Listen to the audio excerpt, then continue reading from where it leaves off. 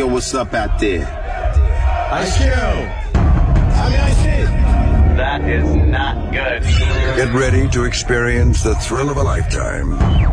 If you somehow find this offensive, just don't listen. But my guess is you'll be sticking around. Let's do this. It's going down, Jack. Hey, it's Larry King welcoming you to the Opie and Anthony Show right here on Sirius XM Satellite Radio. Oh, this is good radio right here. Y'all are cooler than shit. It starts funny and then gets very uncomfortable. One of the most popular radio shows in the world. Radio journalism at its best. Hello, kids. It's the Opie and Anthony Show. They swear and they're vulgar and they talk about awful, awful things. That's what you like, isn't it?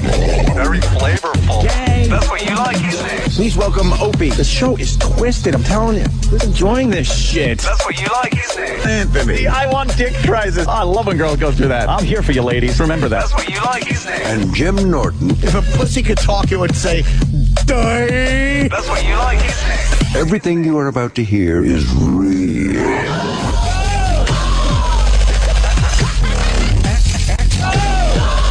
My nipples are kind of hard. Kind of hard.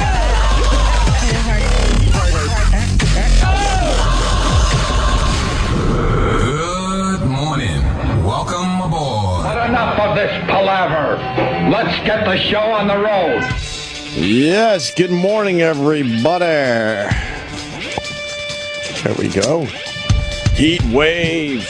How hot is it going to be today? 90s. Somewhere in the 90s. I had to do a quick ride back and forth to Philly. Actually, a ride down and then take a train back. And I'm on the New Jersey Turnpike. And I see it hit 100. The temperature hits 100. And you're on a hot highway. Thank God for that air conditioning. I guess. Yeah. I mean, my AC's all right, I guess. I don't think it could keep up when it's 100, though, and you're on a highway. I love blasting that shit. You like blasting the AC? Oh, yeah. Sometimes my hand gets, like the vent is blowing right on my hand on the steering wheel. It's like, cold? it's cold. I love freezing cold when it's hot out. I'm a fresh air guy. Yeah. Well, you fresh air over down. AC, yeah. Oh, my God, but it's too hot. No, not when I'm riding or driving, whatever. But yeah. In my house, I'd rather fucking open the windows and do the AC. Because we weren't brought up with AC. Were you brought up with AC? Yeah, sometimes. Really? Depended on what year. Really? What year it was, as to what house we lived in, as to what job my dad had, you know? Yeah. I think I told the story. We had 2 fans. Oh, God. In our house. Sounds like this show. I know. I can't do Twitter voice today. It hurts too much. Still dealing with whatever the fuck we have. What this is. What did we make out and we don't know it? Well, with apparently some more people, too, because everyone's sick, everyone right? seems to have this. It's like a dry, just annoying cough with me. That's what's left for me. But anyway, we had 2 fans in our house, big fucking fans. Those square ones, square, huge ones. Yeah, we had a couple of those growing up. Yeah, no AC whatsoever in this huge house out there on Long Island with 6 bedrooms and 7 to 9 siblings, depending on what year it was, who we were bringing in and making believe we're now fucking family members. Told a few of those stories yesterday. They were nice. And the 2 fans, one, mommy and daddy got a fan in their room constantly. Mm-hmm. They had ownership of the one, and then the other one we got to share. Yeah. But there was 5 other rooms. So how do you share? So you get maybe a night where you get the fan blowing on you. Wow, that's it sucks. I remember so many nights in the summer living in my house growing up. It's like Thunderdome. Where you would be so fucking hot, your bed would be drenched. Mm-hmm. The sheets would be soaked. It was that hot. With no relief. No. You'd open up the windows and that would just bring more hot air into the house, I guess. Why did you just buy more fans? Oh, that sounds logical, Jimmy. Why didn't they stop at the Rocky Point the drive-in movie theater? Same shit. I don't know why. Did you ever ask for another fan? Yes. How expensive are fans? I don't think they were very expensive. They weren't, right? Yeah. I do remember those nights where it was just, you'd just hear the fan, woo, and just still be so fucking hot. My dad's theory was great. It was like, let's take the fan, we'll put it in the window, Right. blowing out. And that way it'll take the hot air out of the room. It's like, yeah, but it's just sucking more hot air in. I'd rather have the fan actually blowing air on me. Yeah, what air is going to be replaced? Same I mean, hot air. if you're removing the hot air, what replaces that? I'd rather have the air blowing over me and feel like moving air go over you. Moving that air always kind of feels better, right? Right, that feels better. Yeah. You had AC growing up, Jimmy Norton? Yeah, but we didn't. There was rules for using it. My mother was such a thing. My mother controlled that. With an iron thermostat finger. It was, I don't know, it had to be a certain temperature. We could never use it at night. She would always. That's when you want it. I know, but the Nortons didn't have AC at night because of Nortons. only during the day. And I remember I would. Well, you want it at night when you're sleeping. Please, I know. I've had this discussion many times. Okay, because you could jump in a pool during the day. Who cares? I would get up sometimes. It would just be fucking sweltering, and I can remember the little box and the little hanging thing under that you move left and right like the bottom of a clock. Yes. Right. And I would just move it like to the left, like into this, and then the whole air would go click, yes. click on, and I would just be like, please don't let her wake up. But then I'd be in bed, and 15 minutes later, I'd hear like footsteps, her bedroom door opening, and I would hear and you'd hear shutting down. The Nortons didn't have air conditioning on at the night. Norton's like daytime cooling, but not night. So little Jimmy Norton would move it a smidge. Just to try to get some air on. Just a smidge at night? Yeah, just a smidge. Just to get a little fucking cold air. I hated fucking not having air conditioner at night. Fuck, why have it? So many people have similar stories where... Why have it? The house was chintzy on their AC. Oh my God, was my mother a skinflint with the AC? Just fucking turn it on. You have it. It's a hot day. Well, because I never really had it, I'd rather have fresh air, unless it's a scorcher like today.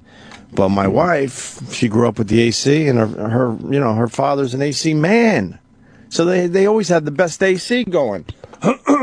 So that's a constant fucking tug of war with me and her. I'd always take the air conditioner. No, I'd rather have the windows open, nice fresh air coming in. Even at our beach house that we're lucky to have this summer.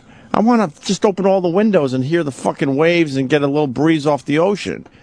The house is locked down so we could crank the AC. If it's in the shade, the what? If the house is like in the shadows in the shade or something, and it's cooler by the water and you open the windows, I could see that. Yeah. If you're just in the middle of your neighborhood and it's blazing fucking hot out, I'll crank that. Oh, no, I get that. And I'll open a fucking slider in back. Yeah. You get the combo of the nice outside air, right? And then it gets cooled off by the AC. Yeah. This is our heat wave break. Do you know what I hate? Yes, I hate when a cabbie does this. When you're in a cab and they put the air blasting. Right. And I like to open the window, too, for a little bit. Yeah. And then they turn the air off. It's like, why do you care what I'm doing with, like, it doesn't change anything. Right, right. And he thinks it's sucking up his gas. It's not saving anything. But even if it is sucking up his gas, whether the window is open or not, it's using the same amount of gas. If I'm fucking paying to go for a cab ride, I want the air on and the window open, let it happen. Right. Just let it happen. I don't understand that either. But they do that. They have really bad AC in those cabs, too, though. It blows a lot of warm air on you, hot air on you. So, I don't know. Yeah, we're fuck this East Coast thing. I know, it's terrible. The East Coast is destined to have this weather for a little while more, so. Perfect. It's nice. Perfect for me. I love it. I'll be somewhere where it's like 12 degrees cooler at all times. Oh. Canada. How the fuck do you clear your throat, man? It's terrible. This tickle is ridiculous. I got the fucking that blob. It feels like that you just can't swallow in the back of your throat. Yeah, right where the nose meets the throat. You just feel like you gotta go. Anything worse when this comes on and you're laying in bed, you just want to sleep, and all you do is just swallow. Just swallowing over and over again. You don't want to admit that you're getting sick. It's like, it must be something. Swallowing, and then whatever the fuck you swallow down, for me, causes acid reflux to pop up. And I was like, it must have been the Don West Cards voice I was doing the other day. Yeah, that must have been why my throat hurts. And then you realize, oh no, it's not it. Well, you missed a fantastic show yesterday, and I know. I'll tell you why. I'll tell you why. try that. I had no voice. Jeff Bridges was in, and he could be the coolest human being walking the earth. Yeah.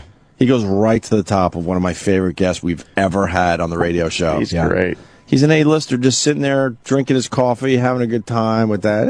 Yeah. I wish I could do that better, Jimmy. How was he doing? Like, I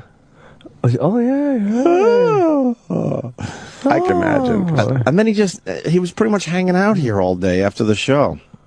Just hanging out. Yeah. Like, you won an Oscar. Signed books for us. I think he was nominated 5 or 6 times, too, right? And then finally won? Yeah. He's had a great career. Was True Grit the first one he won for? No. I'm not sure. Well, I like True Grit. He won his Oscar for what? Was it Crazy? It wasn't Crazy Heart, right? I forgot. He's we should know this. Fucking True Grit, man. Yeah, he was great. The character was on. He plays a good kook. Yeah. When he wants to play a kook. Kook. He plays a good fucking nut job. Kook. A good kook. But that wasn't the highlight of yesterday's show. No? Mm-mm. Danny came in, and he told a terrific drive-in movie theater story. Did he? It was amazing. Should we tell it again? Yeah, we might have to put it on the podcast next week. It was amazing. You don't think you should retell it for Ant, do you? I don't know. I don't know if we can do it justice. That's the only thing that I think. It was amazing. Can you give me a synopsis? I don't know. I don't know. I don't know if Really? I can give it. I don't know if I can give it. It was really good the way he did it. Huh? The way he did it was really good. And we got his walk-on music too now, so that's good. Oh, he's got walk-on music. Yeah. Remember how we listened to the radio? Oh. And I said that's the place to be. And how I got the job as an FM jock the day you married me. It was 2 kids and I was into AM rock, but I just had to run around. It's been 8 years since I left you, babe. Let me tell you about what's gone down. I am the morning DJ. Oh, wow. Well, not really, right, Danny? No. I'm almost the morning DJ. I am the morning DJ when the morning DJ's sick. Yes, I'm friends with the morning DJ. Can we put a little edit in that song and just put almost? I'm kind of. A kind of? No, not even kind of. No. I'm almost. He's going to get the call any day, though.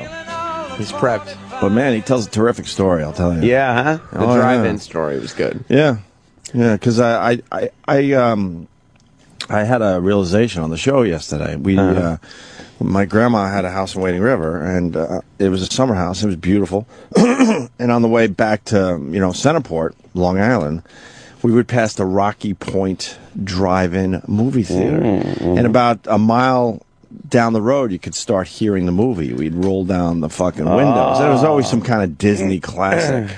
Yeah. A lot of Disney movies. And then if we were lucky enough to make the red light, and yes, I said make the red light, that means we could stop, and now 6, 7, maybe 8 heads, depending on who, like I said, was, in my family at the time, would all stick our heads out the window to watch the movie at the red light. Ooh. And I brought this to the show yesterday as a nice childhood memory. Sure. But then I had the realization that my parents never fucking stopped, and we never actually went into the drive. That's terrible. The drive-in. You should have at least gone once. We never went once, and now I'm like thinking, why? Why didn't we ever go? Yeah. Well, the Hugheses seemed like they were a bit thrifty. Well, it was my mom. So that might have, been she one ruled of the with an reasons. iron fist. Yeah. Oh, yeah. Not going to go sit in that drive-in theater. No drive-in movie, and we had to share a fan.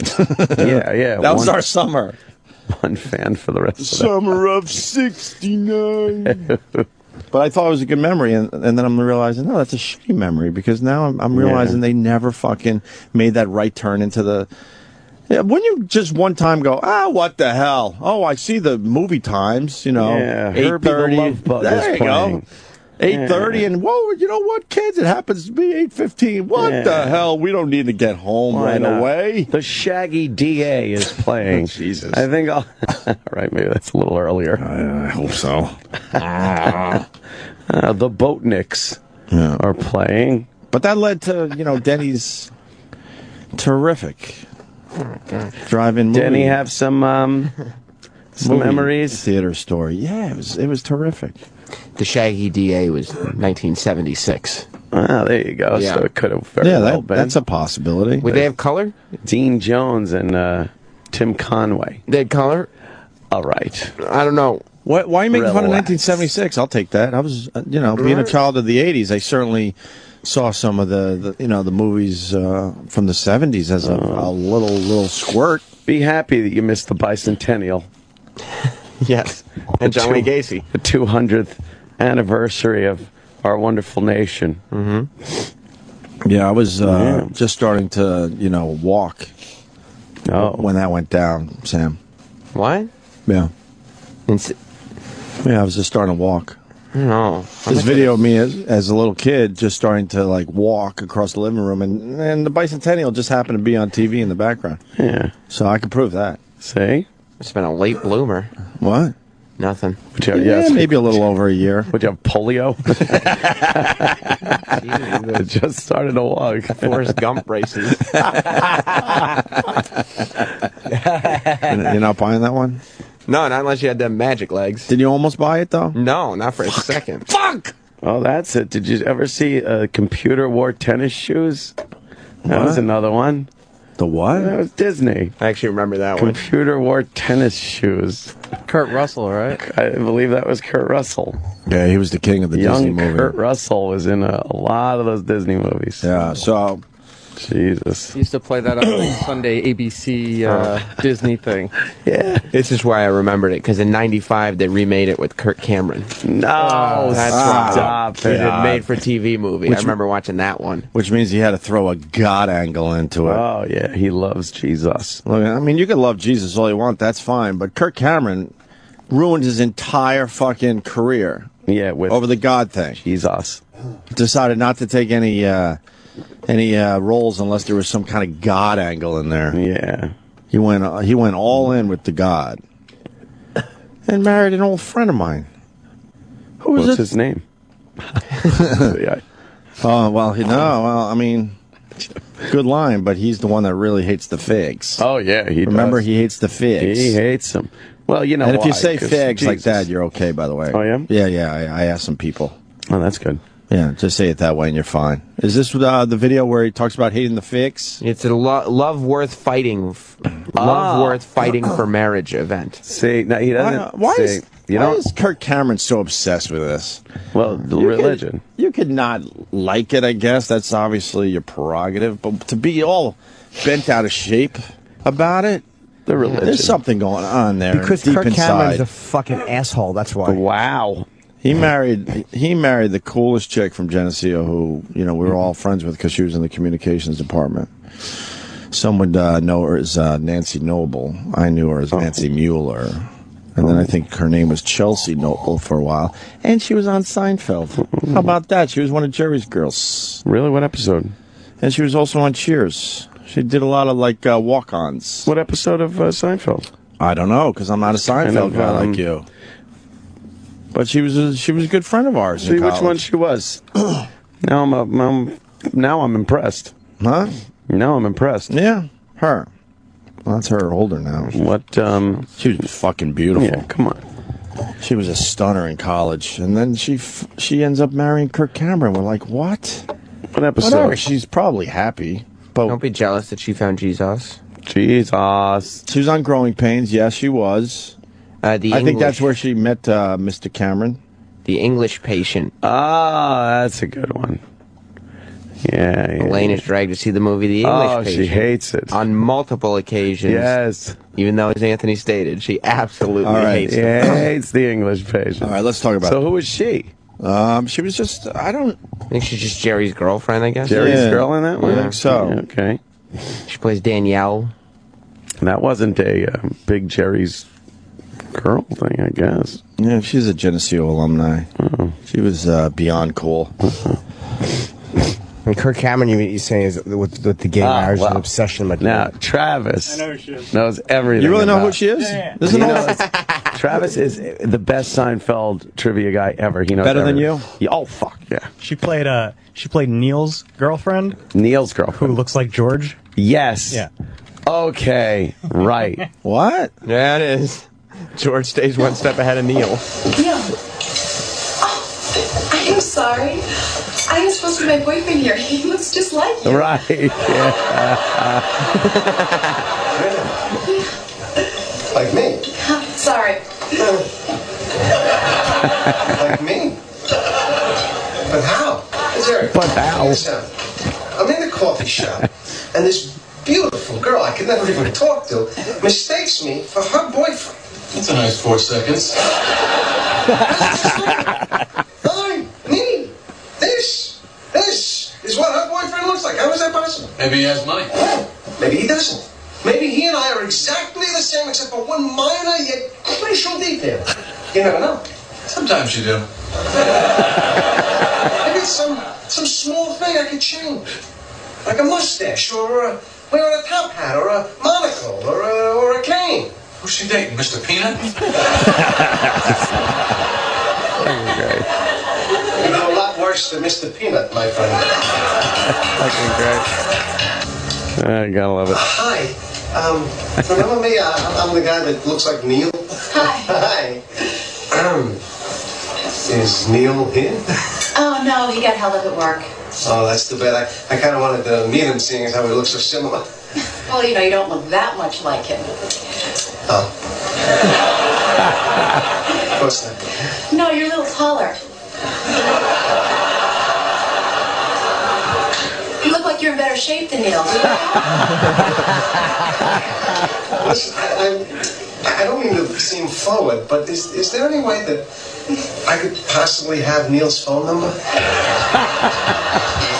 That's fucking great. Now we're just watching. I know. Let's just watch Seinfeld I've all never day. seen. I've never really seen.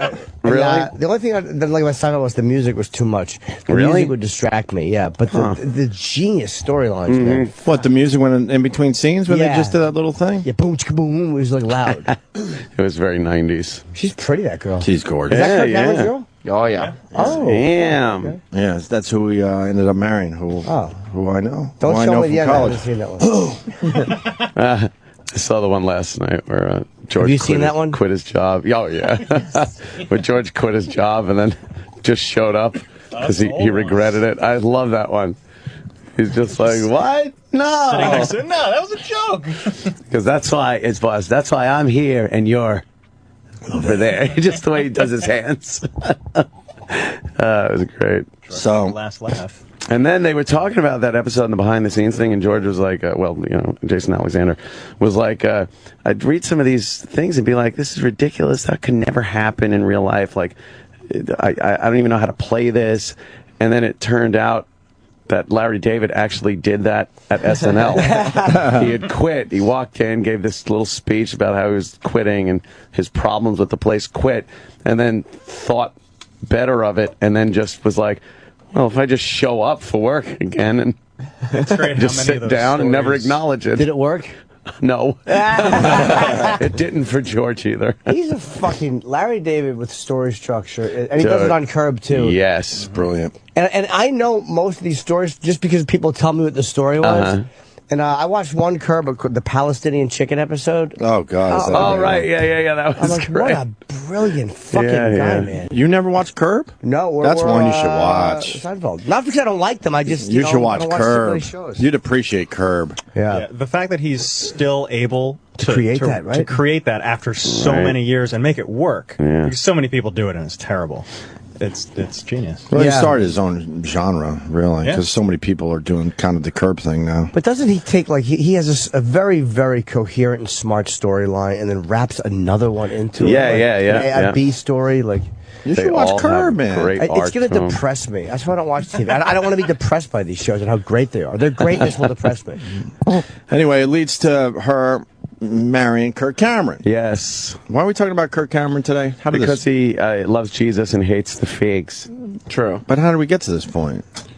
Computer wore tennis shoes. Yeah, we were talking Oh, about right, computer the tennis. remake of the Disney movie. And Wow. Then, and then he ruined his... Oh, because you're driving thing, yeah. And he pretty much ruined his career by obsessing about the Guad thing. and decide not to take any roles because, you know, the God thing comes into play, and I don't know if God would appreciate if I do this role. And right. So meanwhile, there's a fucking a revolution in Syria, and this idiot thinks God cares about who he fucking pretends to be. So then he's decided to start doing projects where he promotes God. I don't know. You know, if my old friend there is happy, whatever, but I can't believe it's the same broad. How old is she? She's probably my age. How old is she older than him?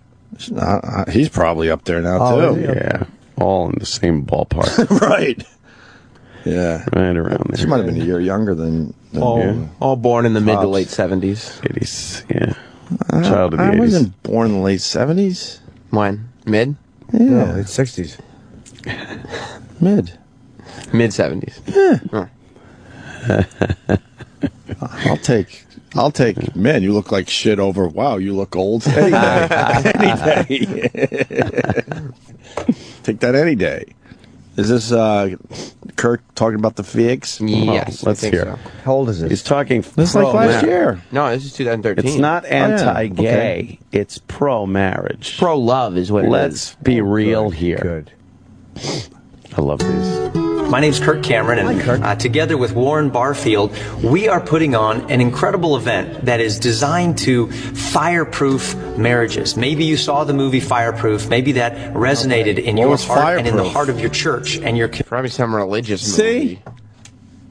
Fireproof. He was in a movie called Fireproof. No, he's watching that movie. Well, he said maybe you saw Fireproof. He means... I realized I had nothing funny to say. I know. I was going to say he means like nobody watched it. I realized there's nowhere to go with that. He means. Yeah. He blew off a major career in Hollywood to do the God thing. Now he's doing the work of Jesus. Some guy named Warren Barfield. Yeah, no, he said that name like it should ring out in every household. Yeah. Working with Warren Barfield. Yeah, you know. Barf. Field. Barf. Well, let's hear the rest of this video. Community. Well, this event, in essence, takes the movie and turns it into a live experience. Wow. Oh, God. We want to pull down as many barriers and walls that would separate us from coming together around the Can you gospel. pause this again? For the sake. Wow. I want one person to prove to me that Christian rock doesn't suck a dick. Oh, it's the worst music. Give me one Christian rock band. It's terrible. Creed. Well. Are they Christian Striper? Stripers, are they officially a Christian rock band? No, weren't they? Creed had some God songs. Oh, yeah. I kind of like Creed. Anytime. I kind of did. You don't like them, Sam? No, it's the shittiest band It's ever. easy to fucking hate on Creed, but I'm going to Because sit they here and suck. go, you know what? They had a couple of catchy songs. No, they sucked always. E-Rock, play one of the catchy songs from Creed. I don't know this. I know you have it just queued up, ready to go. Anytime there's a church thing done in like a stadium with people shutting their eyes, looking up and waving their hands and crying, there's a problem. Yeah. Those people have problems. If you all have to get together in a massive stadium just to talk to God, you're irritating. Wide open! His arms wide open? Yeah. Oh, are they a religious group? Yeah. Well, they kind of went a little... I didn't know that. I don't know. Secret Christian rock. They were secret Christian rock. they didn't tell Fair enough, anybody. Sam. They didn't tell anyone. They totally were. And then one day you wake up and go, wait a minute, I think he's singing about Jesus. Yeah, you're trying to figure out why they suck so much, and then you realize it's Christian I rock. can't say they sucked. They were on the only station that really rocked for a while. Brother. Sucks. Wait, I found a worse one.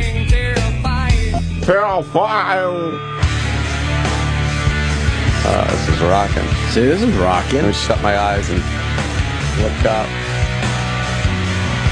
Yeah, but you can almost hear it in it now when you listen You know to what? it. Like, imagine people with their hands up and Totally. talking to Jesus. Ant's keeping quiet, but I think he might have liked a Creed song or two himself. No. Come on. No, that whole... I hate that style. Don't like them. Then you must hate the 90s, Jim Norton. What's that? You must hate the 90s then. Yeah, I don't like electro. I don't. You know me. I don't love a lot of 90s music. Now, we haven't talked about 90s rock in a while. I wish I liked it. E-Rock, comment? Ugh. I was so happy when everybody figured out that Creed sucks. Didn't take long. No. All right, you can turn this. All right. get back to Kirk Cameron. Yeah, let's talking go back about to the video. the wonderfulness of marriage and using that as a guise to hating homosexuals. You think he likes Creed? Who's He worse? loves Creed. Who's worse, Creed or Nickelback? Oof. Nickelback's probably worse than Creed. What's that big song? They've had a lot of big songs. They Oh, all E-Rock's suck. got it. Hit him. Hit us up with the Nickelback song, E-Rock. Come on. All right, hang on. Big hit. Nickelback, Mr. Avril Lavigne, Nickelback is really bad. Yeah. I say Nickelback way worse than Creed. Probably right. Not even close. Both bands really suck, but Nope. Nickelback's probably worse. I could say Creed sucks. They're horrible. Not going to go through a whole album of Creed, but I'll take a couple hits, mix Only to them make with my fun of music. it. No, not fair. Like to sing it and do the voice for a little while. That's fun. Hey, That is fun. The Christian rock fans are checking in. Oh, are they? Brian in Tampa. I know we're all over the place, but the beauty of the show, we'll bring it right back together, and we'll fucking have this all wrapped up nice for you. You want to hear what he thinks are two great Christian rock bands? Oh, yeah, please. All right, Brian, sell us on Christian rock. Go ahead. First of all, Ope, I'm not a Christian follower, but I'm a metal follower. Okay. And for guitar players, there is a killer guitar player in a band called Eden's Curse, and a 80s white band, an 80s band called White Cross. Jimmy would probably like those bands. They have to have the names. Brian, I'm not laughing at you. I'm laughing at the names of the bands. Eden's Curse. Eden's Curse. Hey, you gonna go see Eden's Curse? You get Eden's Curse tickets? Fucking White Cross is opening. Going to see him, man. Look it up. This is a dream in heaven. All right. I like that guitar.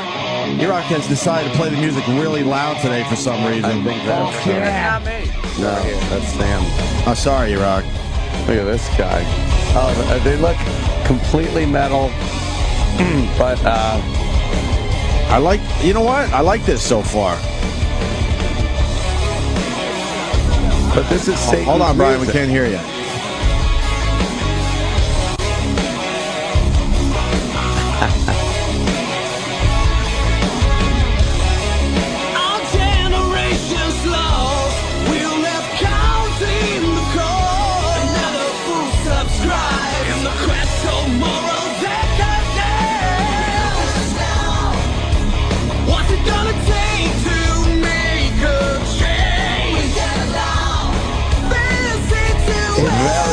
Very produced.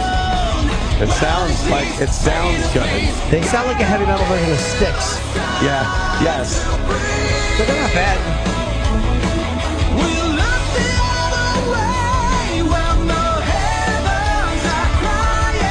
I hate that guy on the keyboard. I don't like him. Let me see the keyboard guy. He's The guy with the long hair and the beard.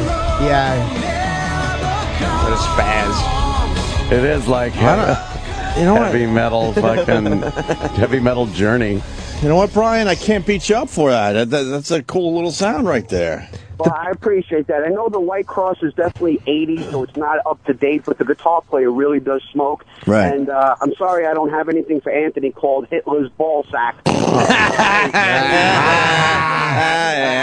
Look at you, racist. Hitler's ball sack. You know the problem with Christian rock groups? They all have to sing about God. Right. Yeah. I wouldn't mind them if for a while they sang about something else.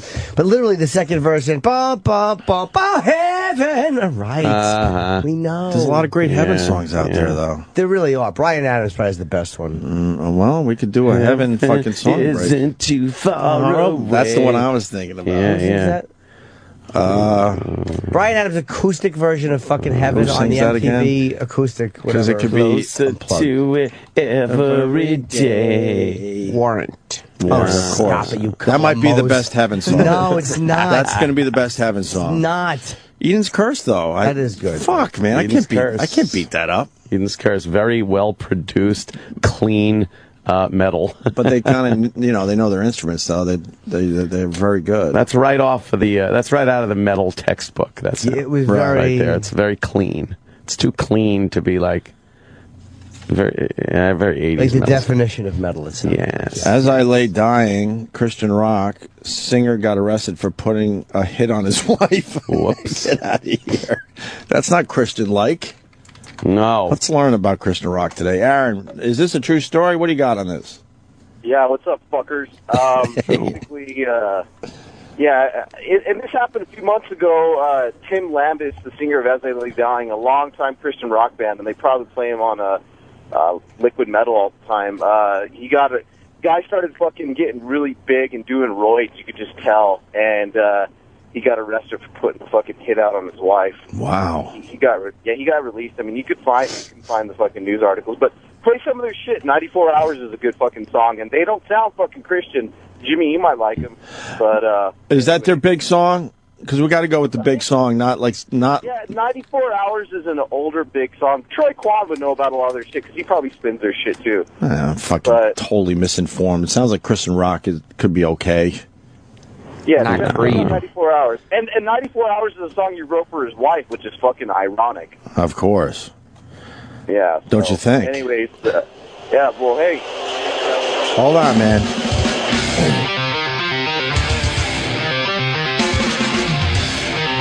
Who's this? As I Lay Dying. The music I like. I don't like that kind of singing.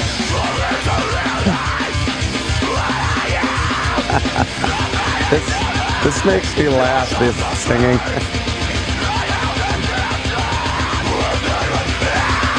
I had never gotten to that throat singing. No, I will say never. what group, they're not a Christian group, does a good job with that is a band called Five Finger Death Punch. Oh, sure. You know them, right? Yeah. American Capitalist. Like, that's fucking great. What, Aaron? Fuck Five Finger Death Punch. They fucking suck. You don't like them? Why don't you like them? No, they're fucking that's like fucking generic butt rock. Well, I'm saying I don't like that you, style Jim. of screaming. Like that style of singing. But like American Capitalist, they do it in a style I like. I just don't like that. That's too heavy. Oh, that band sucks. How do you know this is a Christian rock band, by the way? Because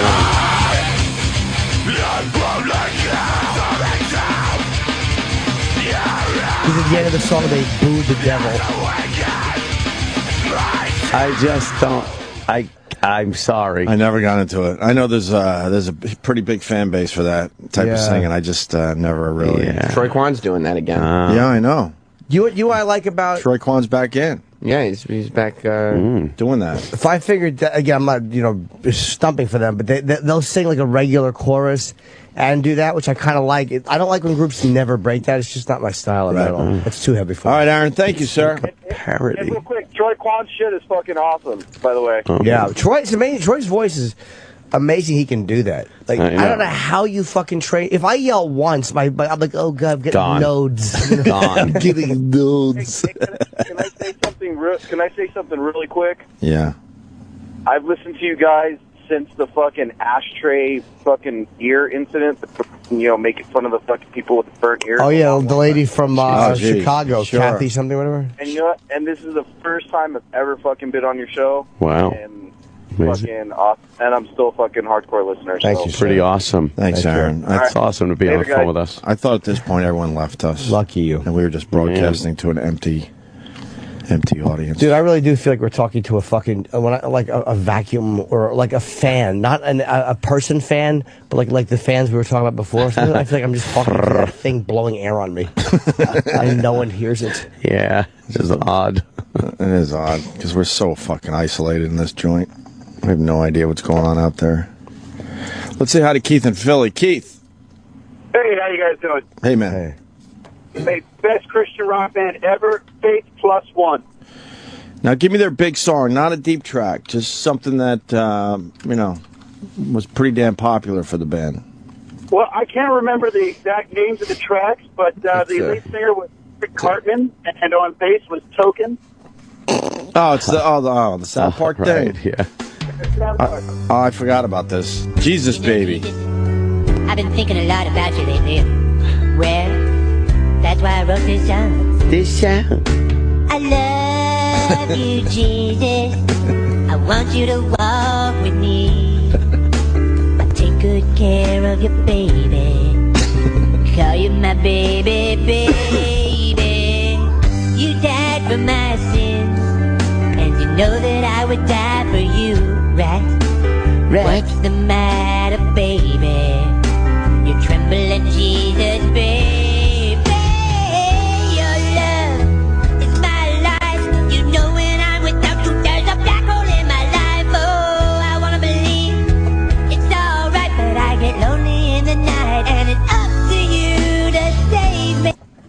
That's it. It ends like that. All right. Back to Kirk Cameron. Yeah, what's up? Let's wrap this whole fucking thing up nice now. With a kiss. So Kirk Cameron is talking about the figs in this video. Well, the sanctity of marriage. And he made some Bible movie that no one saw, but then he's like, well, now we're taking the Bible movie on the road and making it a live experience. This is love worth fighting for. All right. Marriage event. Gospel for the sake of building up our marriages and our families. If we're concerned about the future of the church, we've got to heal the family.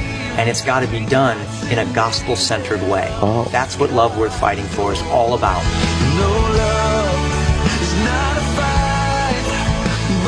A marriage event. He's Jesus crazy. But is that, even though those guys are anti-gay, is that a veiled anti-gay? It seems like he just might be, because marriages are falling. Maybe that's just a pro-marriage. Once they get in there, yeah, that's to get you there. After they close the doors? Once they close the doors, Yes. oh boy. All right, let's talk about the figs. Oh boy, you're homosexual. You think? Oh yeah. There's a little trickery to get you in the door. Just get you in. It's like, this is nice. You know what? Look, it's nice. Our marriage, we got to work on it, and a gospel-centric thing. And it's Kirk Cameron. He was wonderful. And that show. Yeah, let's, and then the doors close. You hear them locking the doors? Yeah, and then just, Ladies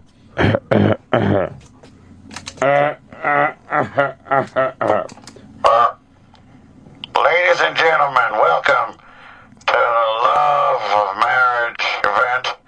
Kirk Cameron will be coming out later.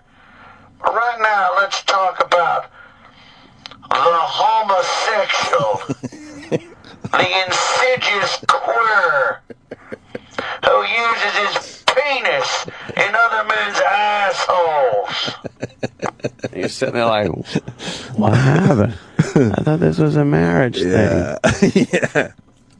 What? Yeah. Some gay activist just got killed in Cameroon.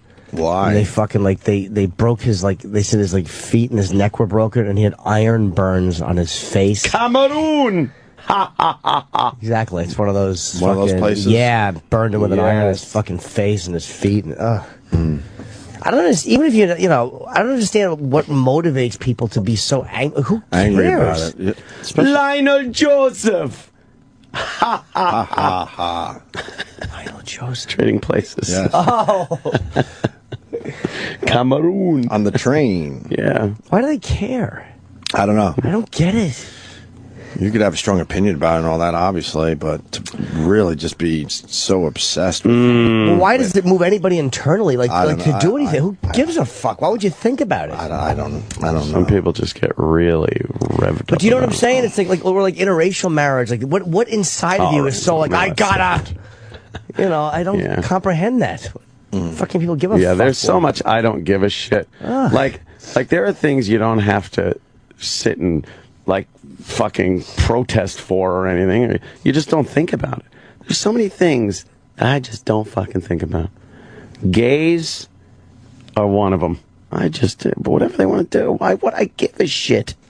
Some gay guys want to get married, gay women. Dude, people are born gay. Gay. So what does Kirk Cameron want? Does he want us to drown all the gays? He doesn't want those gays getting married. It's literally people. I love religious people that go after gay people because they're It's almost like if you're born gay, then I guess God made you that way. So it's like really they're like fans. Who are fucking, or they're fans of a particular performer, and then when the performer's doing one of their songs, they're going, "This song sucks and should be banned." Like, but they made that song. It's like if you really like God and God made gay people, then you're just shitty. Well, they don't see it that way. I know that they don't think you're born gay. Right. No, that's their little out. Yes, God made you normal, and you turned gay because of the devil. Yeah, because there was a big tree with fruit, and Eve came from a rib. Did she? Really? She did, huh? You're not supposed to eat off of that tree. Why wouldn't you? Wacky stuff. One of my guilty pleasures is New Jersey Housewives on Bravo. It's one of my guilty pleasures. And there's a girl on there, a lady, a woman named Rosie. Now, you tell me that she wasn't born a lesbian. Oh, really? Just one of those manly-looking... More manly than any of us. Yeah. Do you have a clip of Rosie? We're not exactly from New the Jersey bar Housewives. We're not the bar for masculinity. No one's going to say more masculine than those guys. Wow. That's why it's tough to argue in this shit, because it's like, I'm sorry. You can't convince me that people aren't born gay. Tormenting my... So Whoa. I'm tormenting myself. And that's her trying to figure out What I'm sister. going to do for Victoria and Rich for their birthday. So next year she's going to start her 20s, and guess what? Rich is going to be 50 next year. 50. Why don't we go to a club in Manhattan? We'll take them all there. No. They have these places that have no drinking in it. She's a lovely voice. Oh, my And God. they're fun? No. I'm not Amish.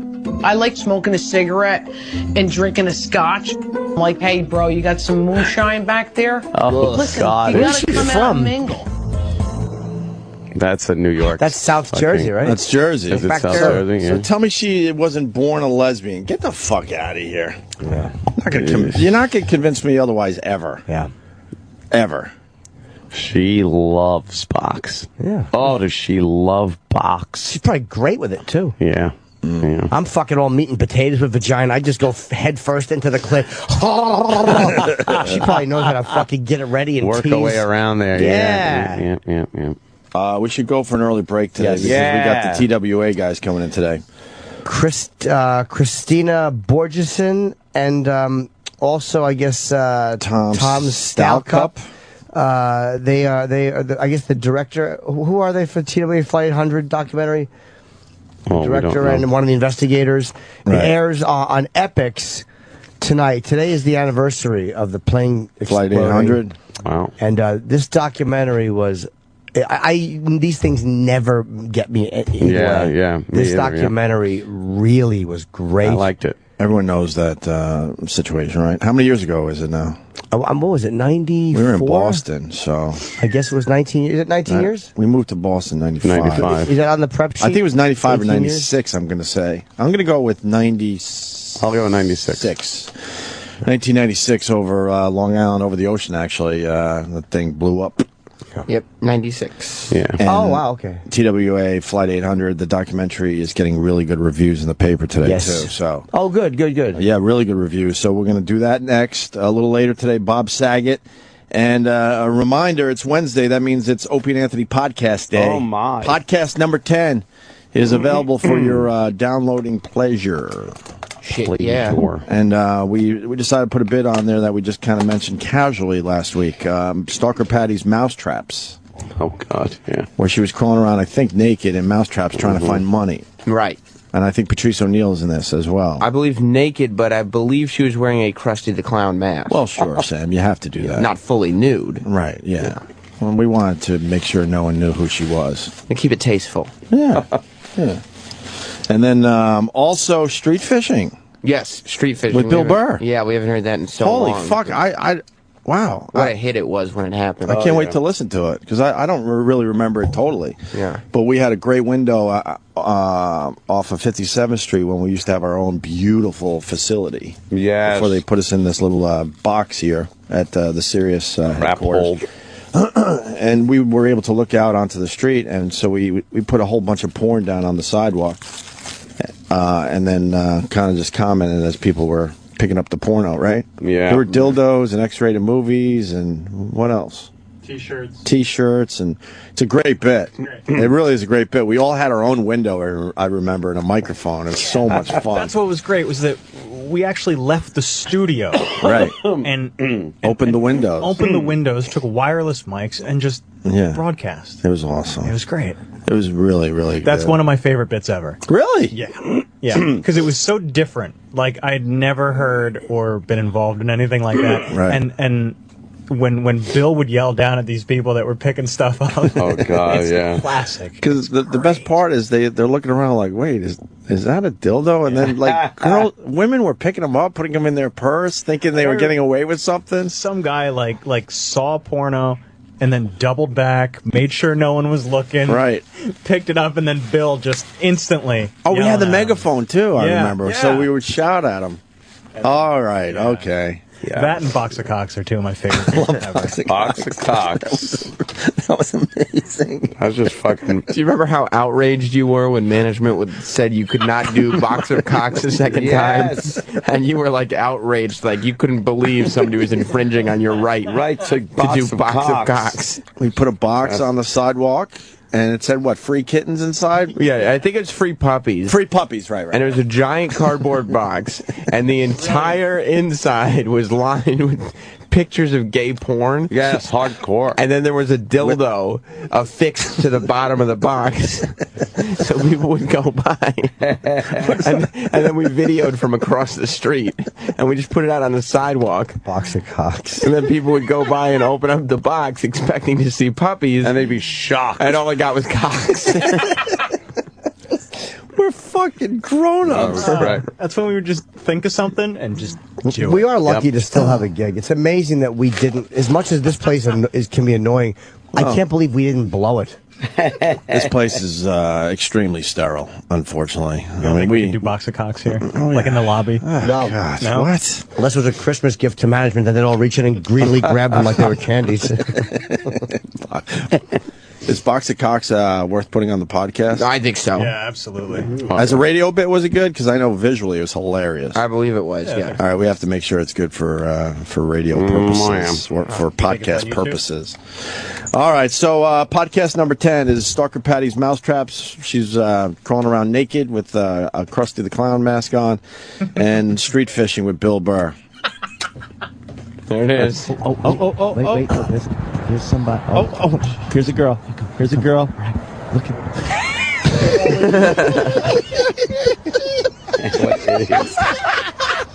She looked into the box and was horrified. A lady looked in and then shut the lid quickly. Lady with a cane. No, what was great was she's Listen to the down audience. the sidewalk and she slowly opens it got a up. minute What left. was great was when she started opening up, more people gathered. As soon as they all saw what it was, they all scattered and made believe they didn't know each other. Bill Luck. Bill Luck. All right, these guys are gonna look. It's obvious. Here, okay. All right. Looking. All right. Puppy. Oh, please lift it.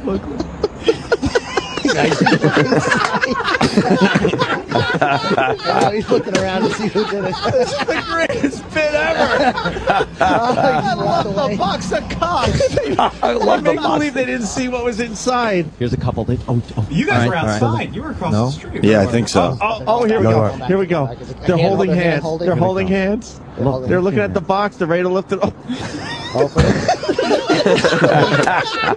Shut it quickly. The audio has been timed up with the video. They passed by the box, and the guy went, "Wait a minute," and pulled it back toward the box, and slowly opened the lid to reveal the pictures of cocks and the giant dildo. They left in disgust. We need one more. Here's a whole group of people. These people will definitely stop. Guaranteed. This is going to be a group effort. Guaranteed. Lift up the. He just looked right in it. He got a good fucking wide look at it. He opened that lid wide. Oh, wow. Yeah, we were looking from You above. hear the audience. It was a studio audience. Yeah, we were looking from above. We were right above the box of cocks as the people were walking down the sidewalk. So. All right, anyway. And what's the nugget this week?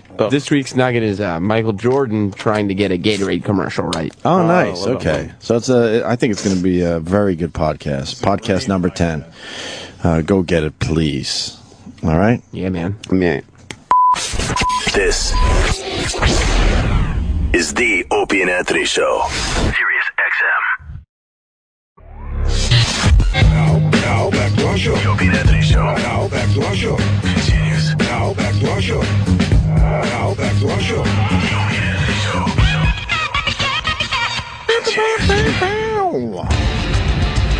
All right.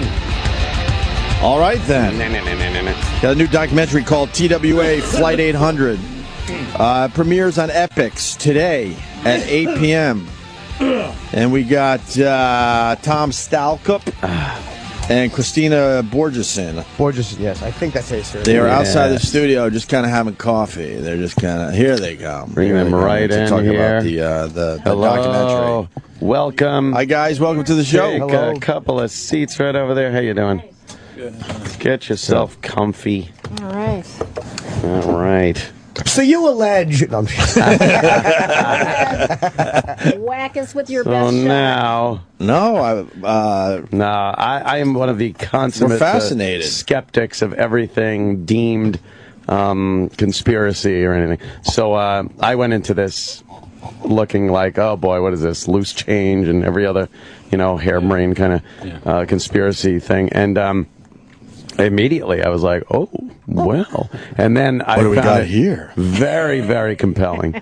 And very well done. This wasn't like, and we spoke to this mysterious guy. These were people that were professionals in the industry, investigators, people that worked for the airline, the NTSB, and just an amazing job. Oh, thank you. Really loved it. Thank you. Yeah. Thanks. Yeah, Hank Hughes was the NTSB investigator who actually laid out the reconstruction grid for the aircraft. Mm-hmm. And he, He rebuilt the interior of he rebuilt the entire interior. He's in charge of that. But he was not allowed to write an analysis of his work. Yeah, I found that odd. They could submit what they found, like a computer that gathers information but doesn't collate the information. And then you have to give that off to the feds, I gather, where they then determined what happened. They then put it in a file. Oh, really? Mark, do not open. No, they passed it around to the CIA. And typically, they would be allowed to write analysis for what they saw. Oh, right? yes, this is Everybody, unprecedented. No, everybody. You remember the medical examiner also said he wasn't allowed to write an analysis. And The generally, medical examiner? Yeah. Oh. So generally, Yeah. what you do is, and that's what happened. Nobody wrote an analysis. None of these groups that were part of the investigation wrote an analysis. Well, at least the ones we spoke to. We didn't speak to. There may have been some, but at least the ones we spoke to. Is that common? I don't know. Well, that's true. There might have been. Yeah, we can't. Yeah. Is that common though? That they're not allowed? It's No, unprecedented. It is unprecedented. I need to put that on the Because record. analysis- That's strange. The analysis is what tells you what the information Sure, says. right, yeah, and of then course. everybody's analyses are supposed to come together and form a picture of what happened. And this is unprecedented that they weren't allowed to write it up Right. there. The That's so weird. The official man. manner of death has never been finalized by the medical. And we're only examiner. finding this out now, many years later. Well, it took us a while, you know. No, you guys found out how many years ago? Well, about that particular thing Yeah. during this documentary. That's what I'm saying. Yeah. Wow. Yeah. That's The crazy. question everybody asks is the main question, and I know you may not have the answer because the documentary was amazing, and I also I hate conspiracy shit. I'm like, I'm right, but this really roped me in, and it made me see things very differently with this. Oh, I'm the same way. Yeah, it's hard to, but when eyewitnesses are saying they saw something that are credible, it's kind of hard to. The question I have is why would they cover it up? What is the motive behind it? Who wins in that? Because Well, TWA, I that's- think, went bankrupt after that, didn't they? That's yes. I mean, that's one of the reasons why we're filing this petition. Because we want them not only to review what they did that was wrong and review the forensic evidence properly, but we want them to tell us who did it. Yeah, and we can't really speculate in our position because if we do, that's when we get nailed. That's when we get placed in those other categories of conspiracy. Right. Because we can't speculate. If we do, we'll get attacked. And with that, why hasn't anyone come forward to claim responsibility? Again, that's one of those questions. There are many possibilities what may have caused this. Right. And I just can't even say which. There are two kind of possibilities here. Which are the two again? For the people out there? Well, I think the two most obvious, we say it was a proximity fused missile. Well, the two, there's probably going to be, the most likely would be either terrorists or a military exercise gone wrong or some kind of test gone wrong. Right. And we're not going to say which one we believe is more strong. Well, I mean, it seems like a test goes wrong. Seems like it's the one because a group would have claimed responsibility. Why blow up an airliner and then not talk about it? Unless, again, purely speculate. Maybe it was somebody in the military who was sympathetic to Iran. Did he go rogue? Yeah. He went rogue. Hey, and this might be... Okay, now you're getting grassy knoll. I am. You're getting grassy knoll. Didn't the U.S. shoot down an Iranian passenger plane by mistake over the ocean? Over the Persian Gulf, yeah. Yeah. So it's like, and then one of ours has shot down a passenger plane. It could be completely unconnected. Maybe I'm just making noises right now with my mouth. You like the grassy knoll? Have you ever been to Dallas? Have you checked that area out? I have not checked out the grassy knoll. It's a great afternoon. We've been there, yeah. You did? It's total. Oh my God, you got to do it. We were there Yeah. for hours, and then you stand on the X where it happened and take your picture and all that fun stuff. Yeah. I can't believe you haven't been there. but they're not conspiracy people. No, but Thank it's a big. you. Thank you. But it's Dealey You Plaza, know. and it's a big event. It's just a good thing to go do. This is because, like I said, I went into it like it's gonna be infuriate me, and it infuriated me, but in a different way. I was like, wow, there really are a lot of loose ends on this one. Why didn't the NTSB have this investigation like it would if they're claiming it was some kind of mechanical problem, a wiring problem?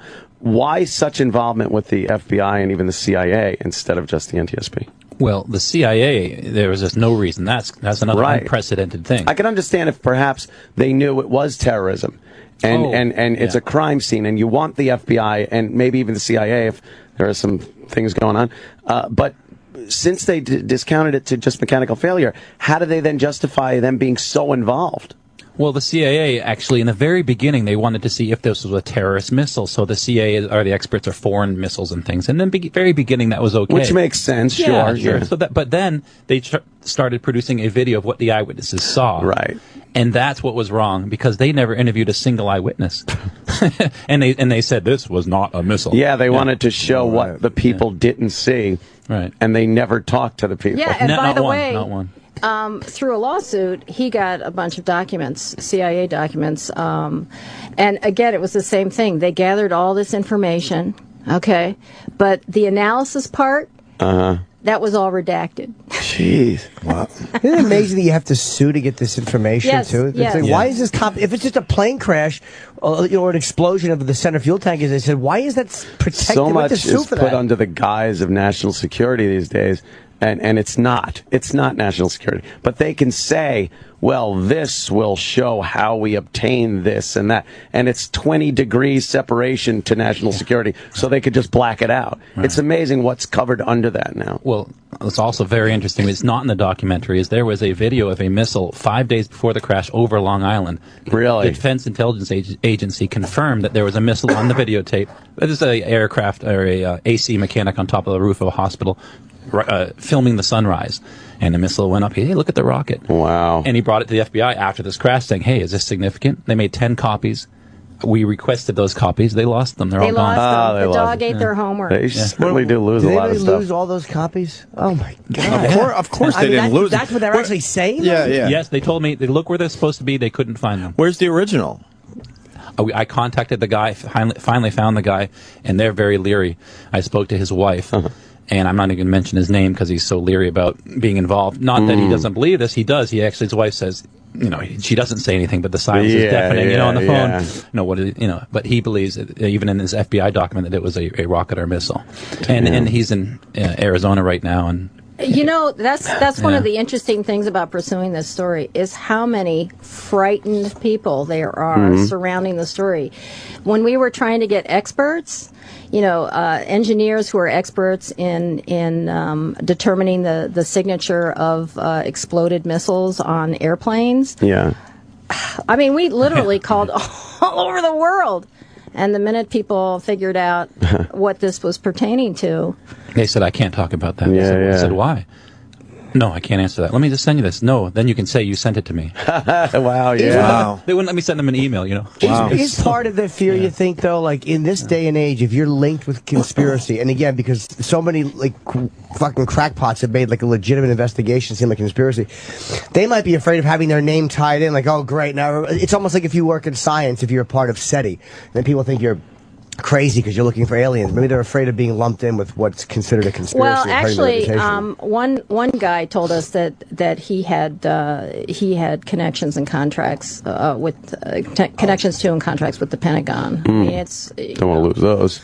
Exactly. Yeah. Exactly. So I mean, but think about it. Think about the implications for this country. That you can't get to the bottom of something like this where 230 civilians die. Right. And then it takes us 17 years just to get to where we are. I mean, this is not the only story out there like this. And so what does that say? It would, unless unless it was some type of cover-up for a military accident, I would like to, like Jim said, know what the end game was for this whole thing. Like, why wouldn't you attribute it to terrorism unless maybe, I guess you don't want to seem like you're vulnerable, but someone would claim responsibility. It seems like the only real end game here is to protect, like, oops, we made a mistake, don't want anybody to know. But then I also heard about that, like, how could you keep that many people quiet is usually the thing, and there would be a guy on the ship. If it was a ship-launched missile, that would be like, you know, yeah, I heard a missile go off at that hour. You can't keep an entire ship quiet. So, you know, Well, you know, it's interesting that you say that, because look at the marginalization of the eyewitnesses. Mm-hmm. You saw that part in the film where I asked the FBI agent, I said, you know, you're telling us this is mass misperception. All these people up and down the coast. That's ridiculous. You know, mass misperception. Who didn't even know each other. Yeah. You know, they all say the same thing, and you're just shunting them aside. And that has survived. That mass misperception concept has survived. I mean, we're fighting, obviously, against it. But think about that for a minute. If you can do that to more than 600 eyewitnesses, in this case, think about it. And they it's kind of terrifying. Yeah. And they cite this case to say, oh, look how eyewitnesses can be wrong. So now eyewitnesses have sometimes they do get things wrong. I'm not saying that. True. But when you have amazing consistency. When you have a mass of eyewitnesses, it's just like, you know, and what I find interesting is, I don't know if you guys, I watch, 48 hours. I've worked with DEA agents. I've worked with detectives, you know, and they'll tell you when they get onto a crime scene, what's the first thing you do? Did anybody see anything? Yeah, you talk to potential witnesses. Yeah, and those witnesses go to court.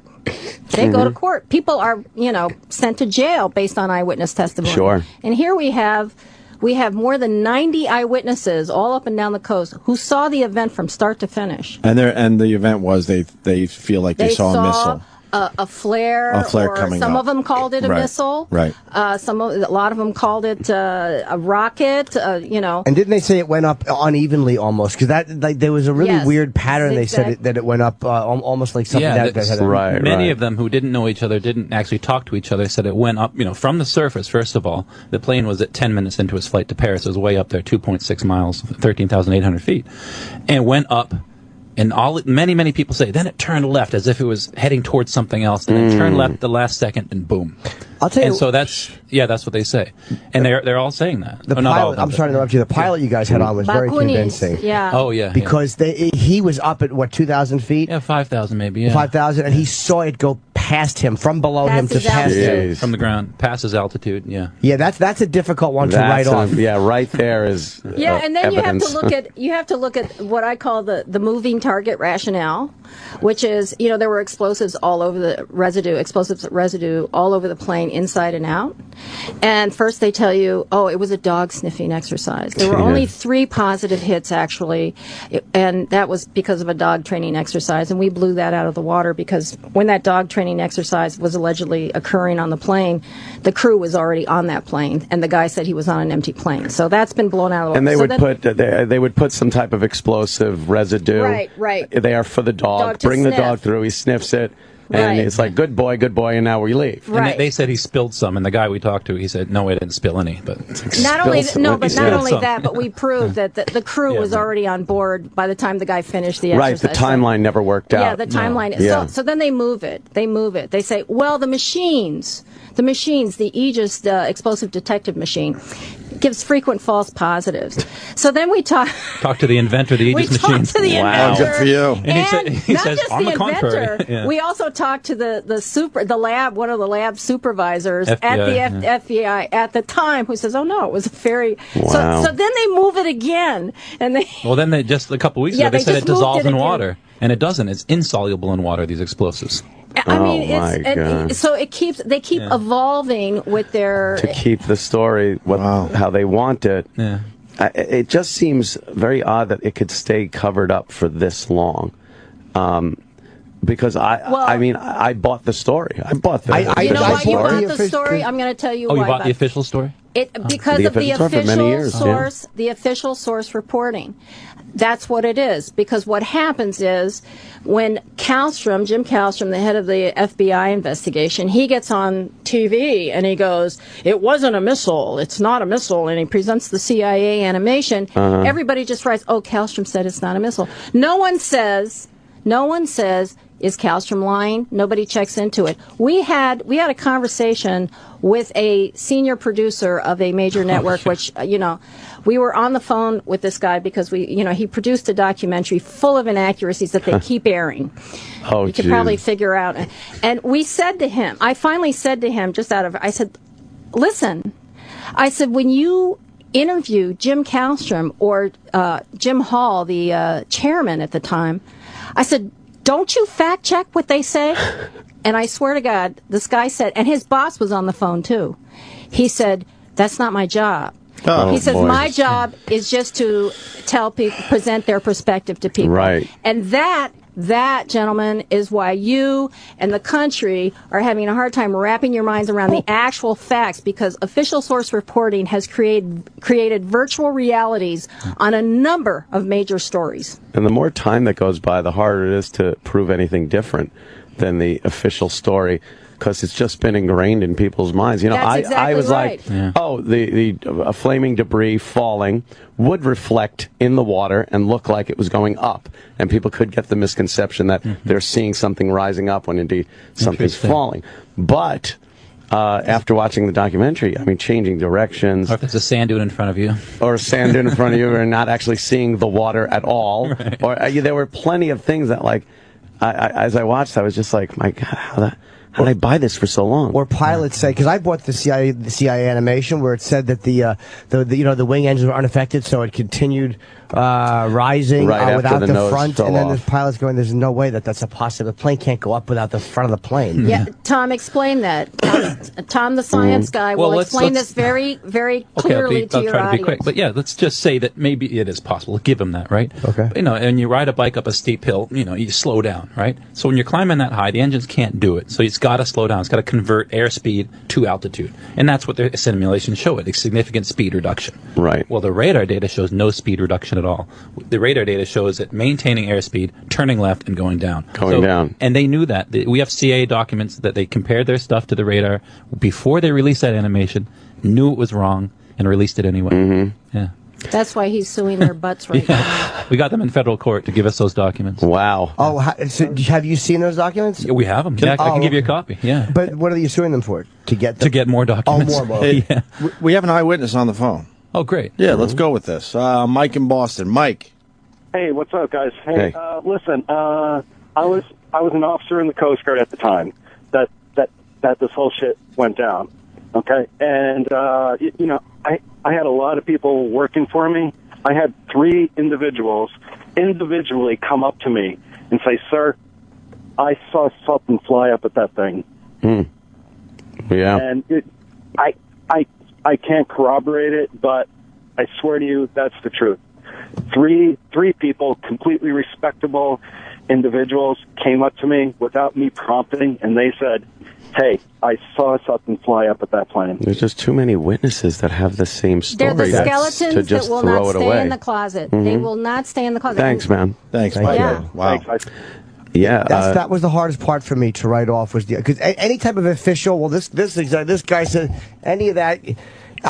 My mind can go, well, the official report. But that was the hard part, was the eyewitnesses who individually and independently saw the same thing. And I'm like, these are not dummies. These are just regular people working. And they look up. They know. People know when they look up and they see something going towards it in the air. We're not that stupid that we don't recognize something going from the ground up. I also can't fathom that you get an explosion, supposedly over the wing tanks, the center tanks. It rips the front of the plane off. How does this now tube at a tremendous speed, and planes are very frail. We look at them like, oh, that's a strong, you need the lightweight. They're pretty frail when they're not put together. The wind just going inside that tube, it seems to me, would blow it apart immediately. Right. Like, how is a plane flying? Like you said, climbing. Aerodynamically, the plane is now shot. Yeah. There's no way this thing is is going to be climbing. Nothing makes sense off of their the official explanation. Nothing. Yeah, you see, because now you've been forced with this film to stop and think about it. Right. Now you're just not being told by somebody who has a big title or who is an authority who's telling you it's this, and so you say, "Oh yeah, well you're the authority." I'm going to say. So we got to believe you, right? Yeah, Exactly. yeah. You don't. The thing is, you have to weigh out what's more harmful to my comfort level here. That something happened to this plane, or that my government is lying to me. So you almost want to believe the wing tank story and the short circuit from some unknown reason this thing ignited. That's easier to believe. It's easy. It's more comfortable to believe. More comfortable, sure. That you can sleep at night with that. Then, oh my God, that's a biggie lie right there. Right. Some of those, what else are they lying about? Eyewitnesses, I mean, really are traumatized by the experience that they had coming forward. Yeah. You know? And, I mean, literally, you saw Lisa Perry. She just started, she burst into tears when she started talking. I like the fact, though, that you don't do too much speculation about the whys, because you're right, because then you get caught in this whole thing. The political and you're admitting you don't know it. No. But I purely, again, as a guess, it's not too crazy that in '96, we had the 93 Trade Center bombing, and maybe they were afraid that if word got out that this was an attack with a shoulder-launched missile, it would destroy the airline industry, and that it's easier, because then you're like, well, why would TWA sign on for this, or why would Boeing or whoever it was allow this theory to go forward, because it hurts their company?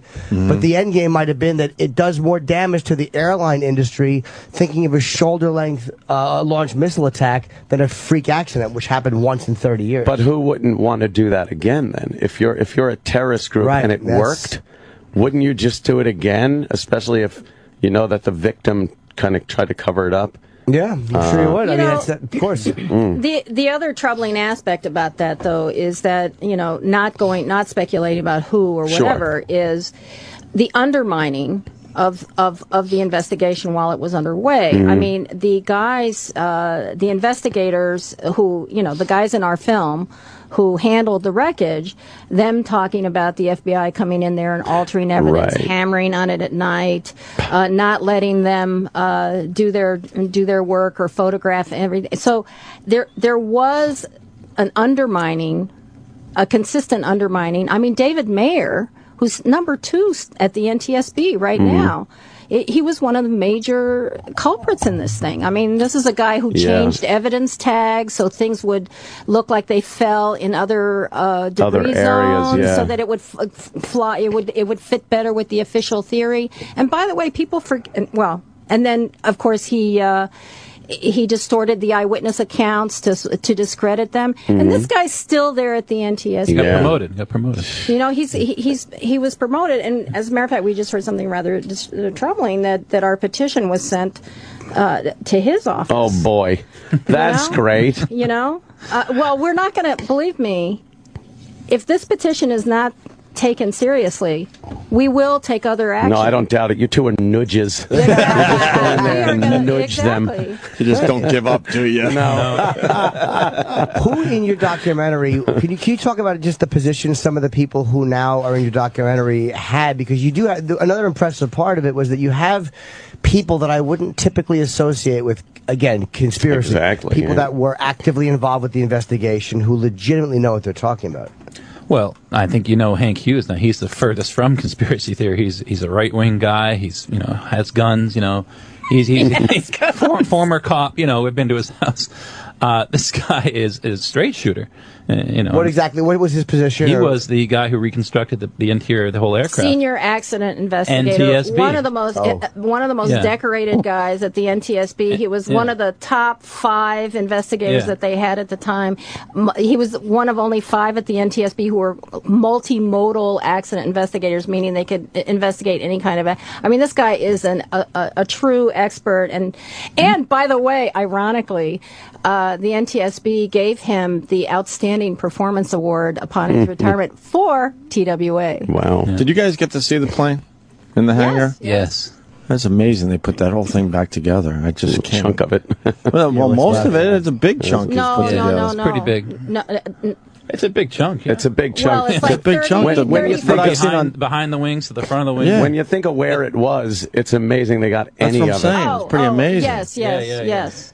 Hey, what kind of criticism are you guys getting from this Oh my God. documentary? They're, Can you get into that a they're little trying bit? to assassinate our character. They're calling Hank a they just put him on the accident because he's a bus accident investigator and they're short-handed, which is a lie. Oh, wow. This guy was decorated. He all the 90s, he investigated almost every air crash. You're a in the 90s. moron. Huh? You're a I'm moron. I'm a moron. I'm a wingnut. I'm an idiot. right. And I'm an armchair physicist. Armchair physicist. I sit in my armchair. That's pretty nice. Yeah, talk about physics. That's a geeky little title. Yeah. Well, I am a physicist. But, yeah. They want you to go away, huh? They do. Yeah. What's the chemical on the wing that became an issue, and they sent a piece to NASA? PET. Oh, on the wing. Okay, that was a splatter pattern. Yeah. And they didn't. That know what wasn't on they the didn't- wing, though. Oh, well, the center wing wing tank. tank. It also Yeah, on the some of the center wing seats. tank, It was splattered, and it proved that it was splattered before the tank exploded, which alone refutes their theory. But it was sent to NASA and it tested positive for nitrates, and nitrates could be from urine.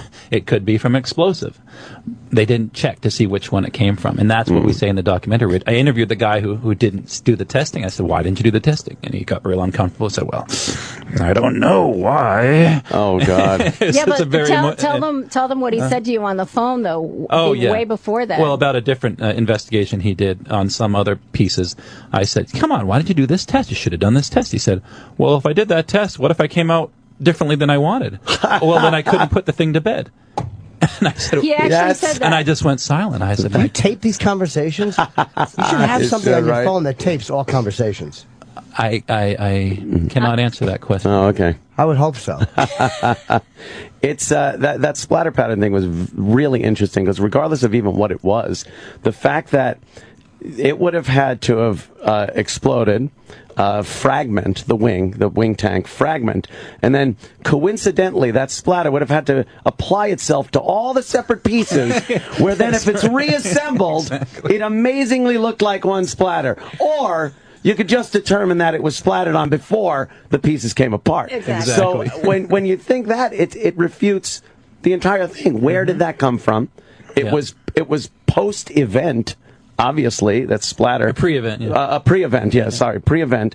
And there's just no explanation. There isn't. And we have a report saying that most likely scenario is this happened before the tank blew up. We have their documentation. Sure. Yeah. So Their own documentation. Yeah, NTSB. Yeah. Which means it's something that you're saying probably the original one blew up outside the aircraft. Exactly. And then some other event happened later where maybe the explosion of the center wing tank happened later on. Right.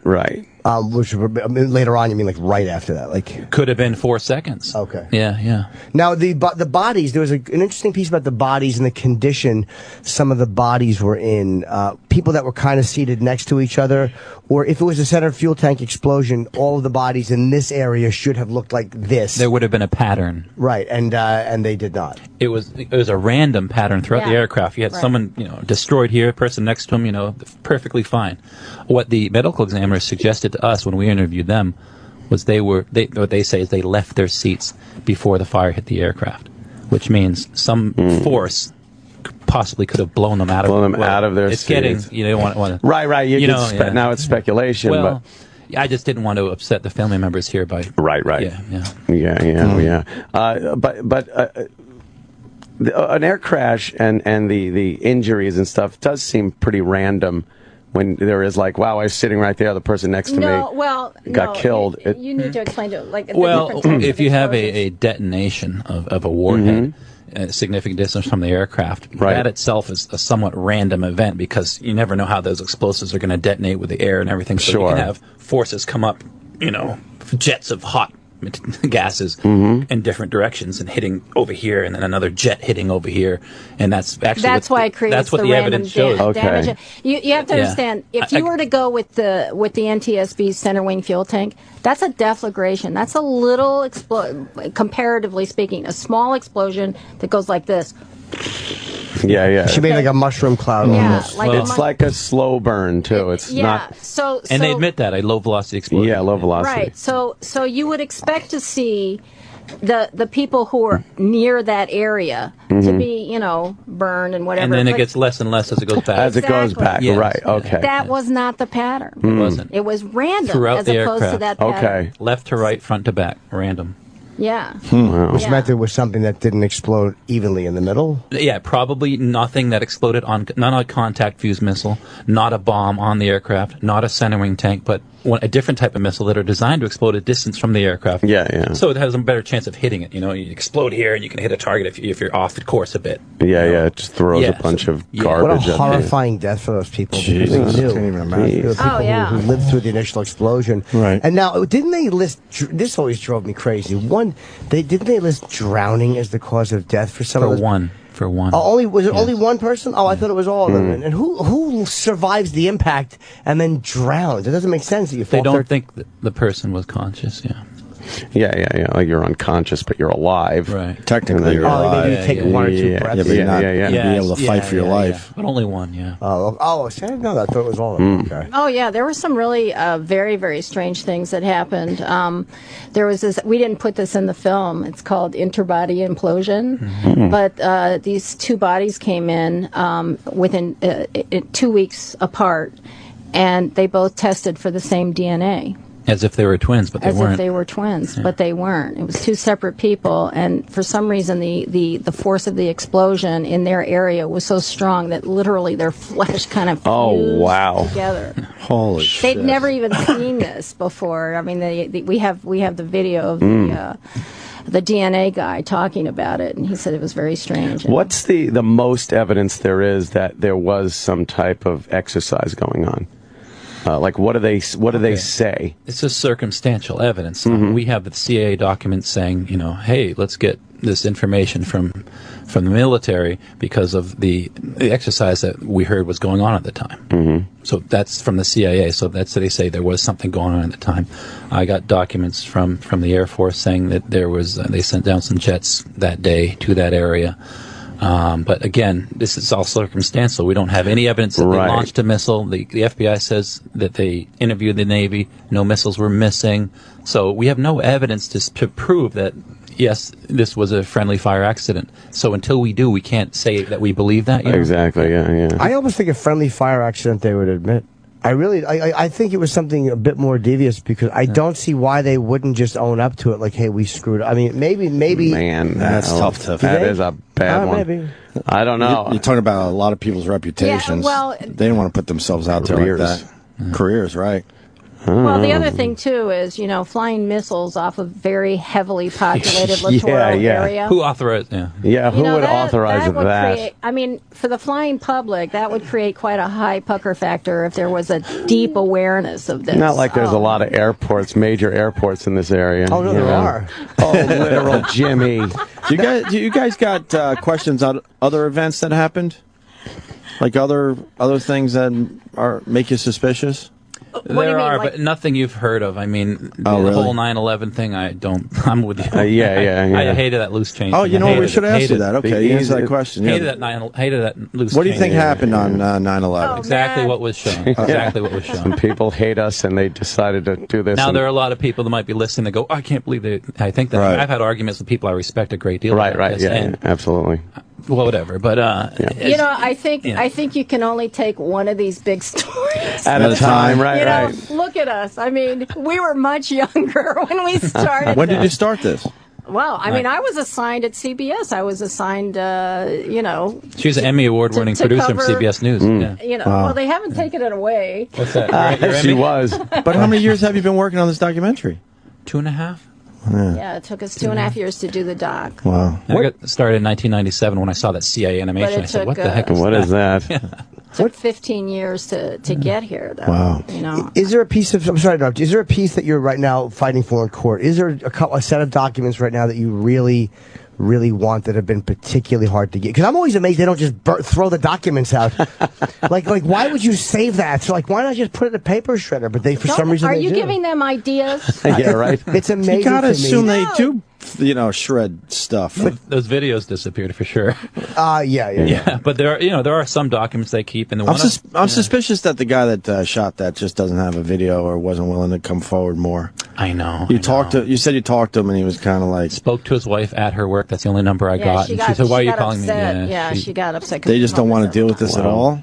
Yeah, he wouldn't send you a copy? I would not be surprised if the FBI intimidated them, just like they intimidated the eyewitnesses. Well, let's Let's not speculate about that. But what do you mean? You think it really happened? Well, of course I wouldn't be surprised. Because they intimidated our investigators. They intimidated the eyewitnesses. How do they intimidate? Because there's always this thing where like just. Didn't you see? No. But I'm saying to explain to the audience because they don't. Sure. It's not like the FBI has a meeting and says, "Okay, we have to intimidate the lady in 15B."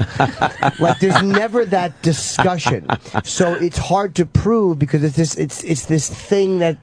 So how would you say that they? Well, why they intimidated, I don't know, but we know that they did. But how? Do the black vans show up and they throw you in? And no, this woman. That one woman was trying to get citizenship. This woman was trying to get her citizenship, and they knew that before they interviewed her. At the end of the interview, they said, "Hey, you're trying to become a citizen, aren't you?"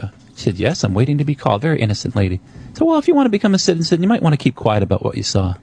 That's what they said to her.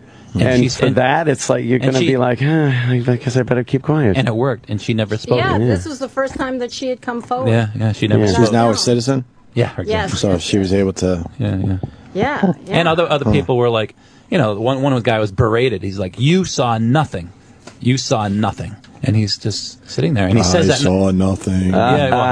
But he says that in our documentary. Mind control. Yeah. Mind control.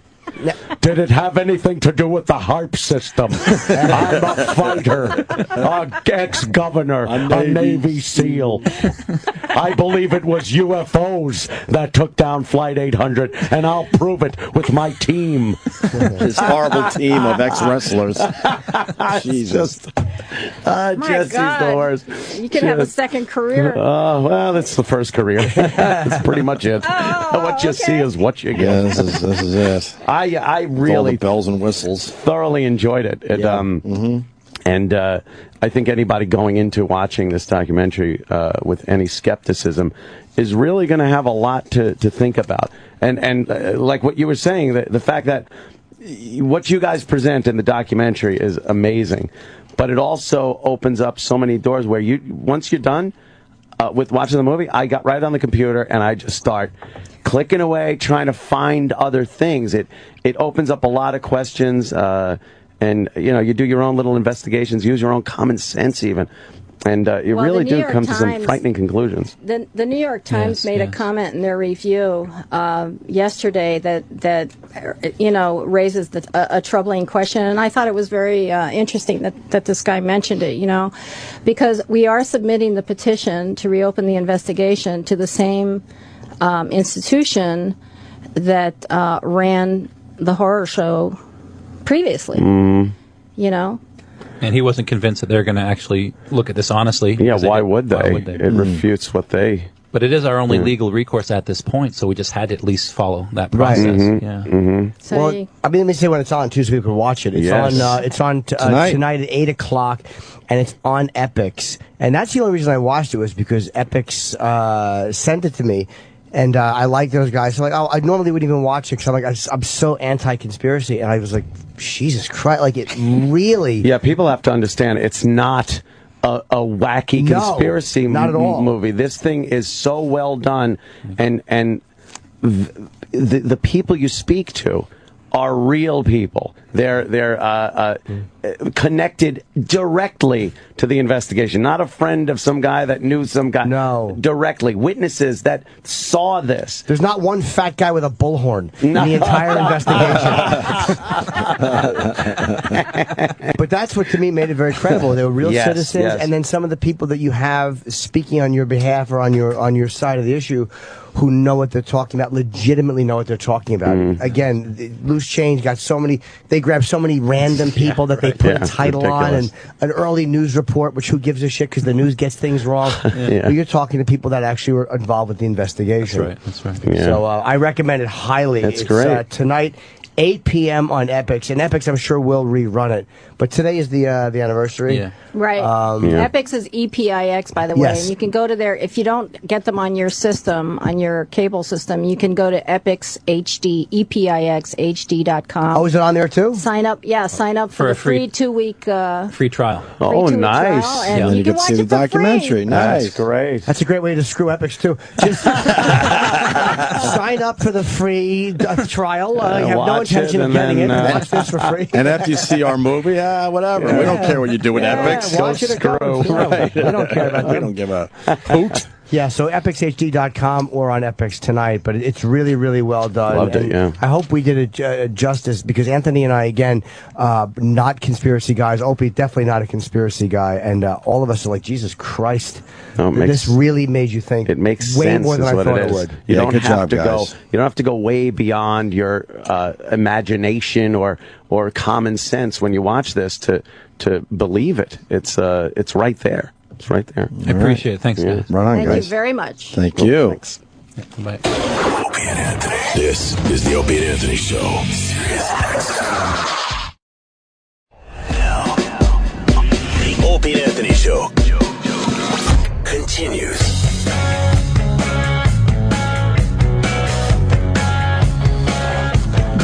Moving right along. How was the All-Star game last night? I didn't watch. I didn't either. I I just find it dull. There were a couple of I just don't like exciting baseball. parts, but I don't like baseball anymore. no. No, I just don't like it. I guess there was a big moment with Rivera, though, right? Yeah, that was cool. Yeah, I guess it's his last All-Star game, so Yeah, well, he's they gave retiring. him quite the ovation. And they didn't need to bring him in the game, so there's a little controversy. Why is it controversy? They played a pickup game last night. Controversy? Yeah, it's an All-Star game. Well, they thought he should be the closer. Yeah, But there was no reason to use him as a closer, so Well, they the thing said, is "Fuck that- it, let's bring him in and let him pitch the 8th inning." Right? Well, yeah, like Jim Leyland had a good reason why, because he said, "I guarantee Rivera's going to pitch." His worry was that the National League would come back, They win, and then you don't have to come and up there's to- no bottom of the Yeah, there's ninth, no bottom of and the then ninth. Rivera doesn't get to pitch. Right. You know, so he's like, "I'm going to put him in the 8th, Yeah, all so right. that he's guaranteed to pitch." All right, Who's so there you objecting? go. But who's objecting? People that don't think about it logically and say, "Okay, there was a chance that it's he an might All-Star not be able to game. pitch." You want him to come out. Yeah, You like know. obviously you would like for him to save the game, but there's a chance that he might not be able to, and Right. you'd rather get him in the game. Yeah. And they still do the home field advantage to the team that wins. That is the dumbest fucking sports I know. thing. No, well, it makes. But there's players playing that know already that they don't even have a fucking shot at making it to the World Series. So why would they fucking care? It is the dumbest thing they've They're not ever gonna come up dive. with in sports, I think. They're not diving for a catch at that point. No, no one wants to get hurt. You're not even. No. You're protecting your players. They're protecting themselves out there. It's What- I don't understand why that went through. Cano got hit in the first. Cano got nailed. Yeah. Why did they do Yikes. that? Should have rushed the mound. He should have. A big brawl where like only your teammates come out of the dugout. Everyone else is just sitting there. I don't know. I don't care. It's just Cano and Mariano. Yeah, that's it. What the fuck? Matt Harvey and You David. can't Wright. have a bench clear at the All-Star game because no one gives a shit about you. But why did they do that? They said to make the All-Star game more make it- interesting. yeah. So how about you fucking put some money on it or something? Yeah, I don't necessarily agree. But to play the game for home field advantage I for think the team with for the best World record should have Series. home field advantage. Of course. Yes. It's the stupidest thing they ever came They up want to with. make it count. Anyway, Good game. that wasn't the big news at the All-Star game, Rivera. No, it was the 5 Orioles that were. No, that wasn't What? it either, Travis. It was the Orioles. And I say this. Gonna have to take that hat off. We had a dope that ran on the field last night. I like this dope. Yeah? So I don't want to confuse the audience. I'm calling him a dope. They but I called like him a this dope. jerk. A jerk. Yeah, they're calling him the City Tweet Jerk. What a jerk. I like this jerk. You like this jerk? I like this jerk a lot. We're watching the video. Where is it on Deadspin? We'll put it on our Facebook page. Oh, it was here. Back that shit up. But the story behind the guy running on the field is terrific. It's absolutely terrific. There he is. Look at him. Ooh, wham! Slammed. What's great about it is that he stops running and he puts his hands up like I'm not gonna run away from you guys. Body slammed. And he still gets body slammed. They have to make an example. They just don't want people doing this. Dude, in the old days, he'd have been shaking those guys' hand. They'd have put their arm around him. They'd walk off the field, and he'd have been waving. Right. Now it's like he fucking like he had a bazooka with him. Yeah, now he gets speared like Goldberg. He got fucking. That guy picked him up and threw him down. And all that guy has to say, look, we didn't know it was a terrorist. It might have been a terrorist threat. Terrorist. We can't fucking assume this is okay. Anyway, city tweet jerk runs on field. His name is Dylan Masonia, it looks like. He's under arrest. He's probably in jail somewhere. But how this came about is just terrific. He loves Twitter. A Twitter-loving twit ran on the... Oh, they had to write that. A Twitter-loving twit ran on the field at the All-Star game at Citi Field last night after saying he would do so if 1,000 people retweeted his message and an online mob egged him on. How many followers did he have before this? I don't know how many he had before, but now he's got about 5,500.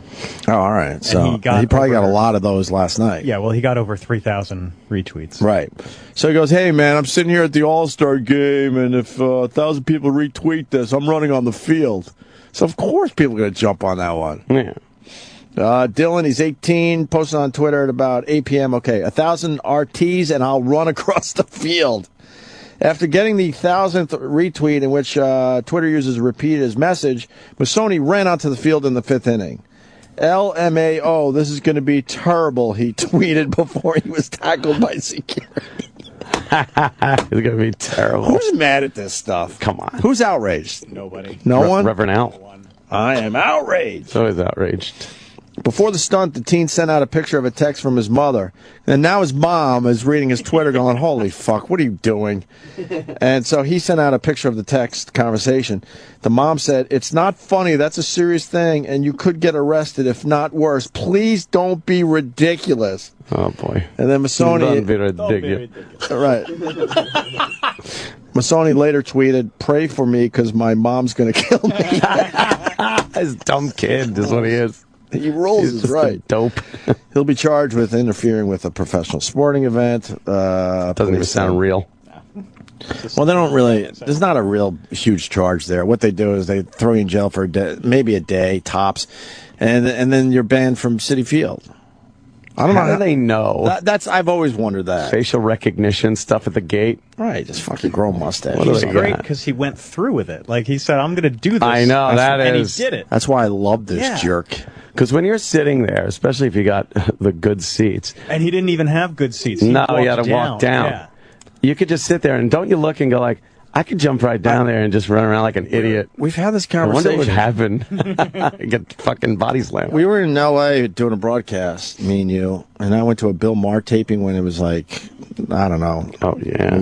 Maybe, was he on Comedy Central for a while? I'm trying to remember where he was. Okay. I think it was when he was on Comedy Central. That's where that politically incorrect started. Yeah, okay. It's been so many years. I'm trying to remember. And it goes to your point. I was sitting in the audience, and I'm like, just do it. Just fucking do it. Tackle Bill Maher. Just tackle him. Who knows? But I think a lot of us think this shit, right? Yeah. You're like, oh fuck. I always think those weird things. Fuck, I think I could make it to the stage. You don't do them, but you think them. Yeah. Right? Yeah. Am I the only one? I want to tackle Travis. If I remember having an inner dialogue with myself, I'm like, just do it. Just go and tackle Bill Maher and see what happens. Yeah. This kid did it, though. He had that same fucking feeling, and he said, fuck it, I'm going to do it. I'm going to do this. Now everyone's talking about him. Yep. Yeah, I love this jerk. He's a star. Hey, did Bobo and Seinfeld have fun together? All right. He was supposed to. Oh, yeah, let's get a all-star update from Bobo, because he was hanging out with Seinfeld there, wasn't he? No. Sure. What? You brought it up, Jimmy. Didn't Colin, Jimmy, you brought it up. What are you talking Colin about? get him tickets? No. Not What? socks. Jimmy brought it Oh, up. it'll not to speak of. It'll just be more nonsense. Well, More of his Drek. He's awake. You brought He it was up. trying to get free tickets right up to last minute. Why didn't you go to FanFest? He asked you to go. Why can't I? Why should you? Let's see how the All-Star You game and Mr. was Maluna cunt.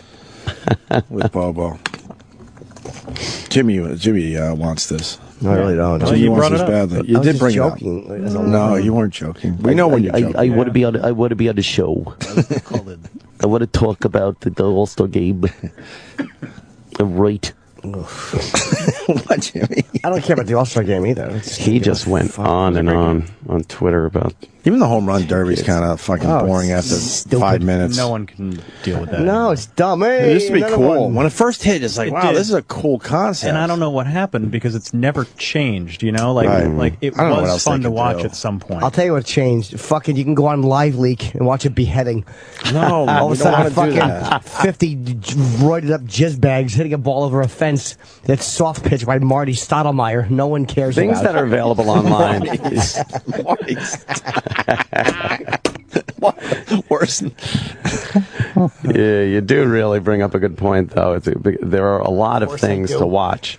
There are a lot of things to watch online that are amazing. Absolutely. And so it's like, well, you know. Kids say the darndest things. You ought to see what they do when you. Whoa. That was a child porn joke. I just couldn't commit to it.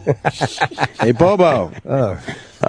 Yeah. Jimmy wanted us to call you today. No, I did not. Yes, you did.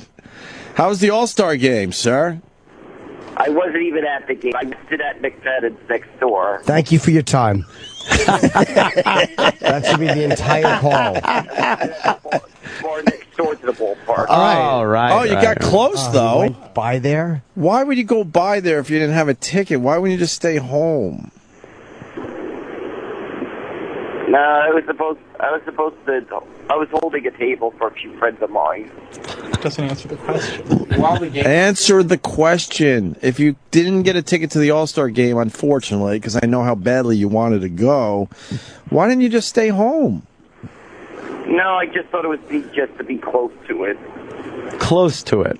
Who does that? Is it Deal with the traffic afterwards? Yeah, you're now in all-star fucking traffic Well, I to take see the it on bus. TV. Well, he takes. Bobo, do you take the bus or do you take what do you do?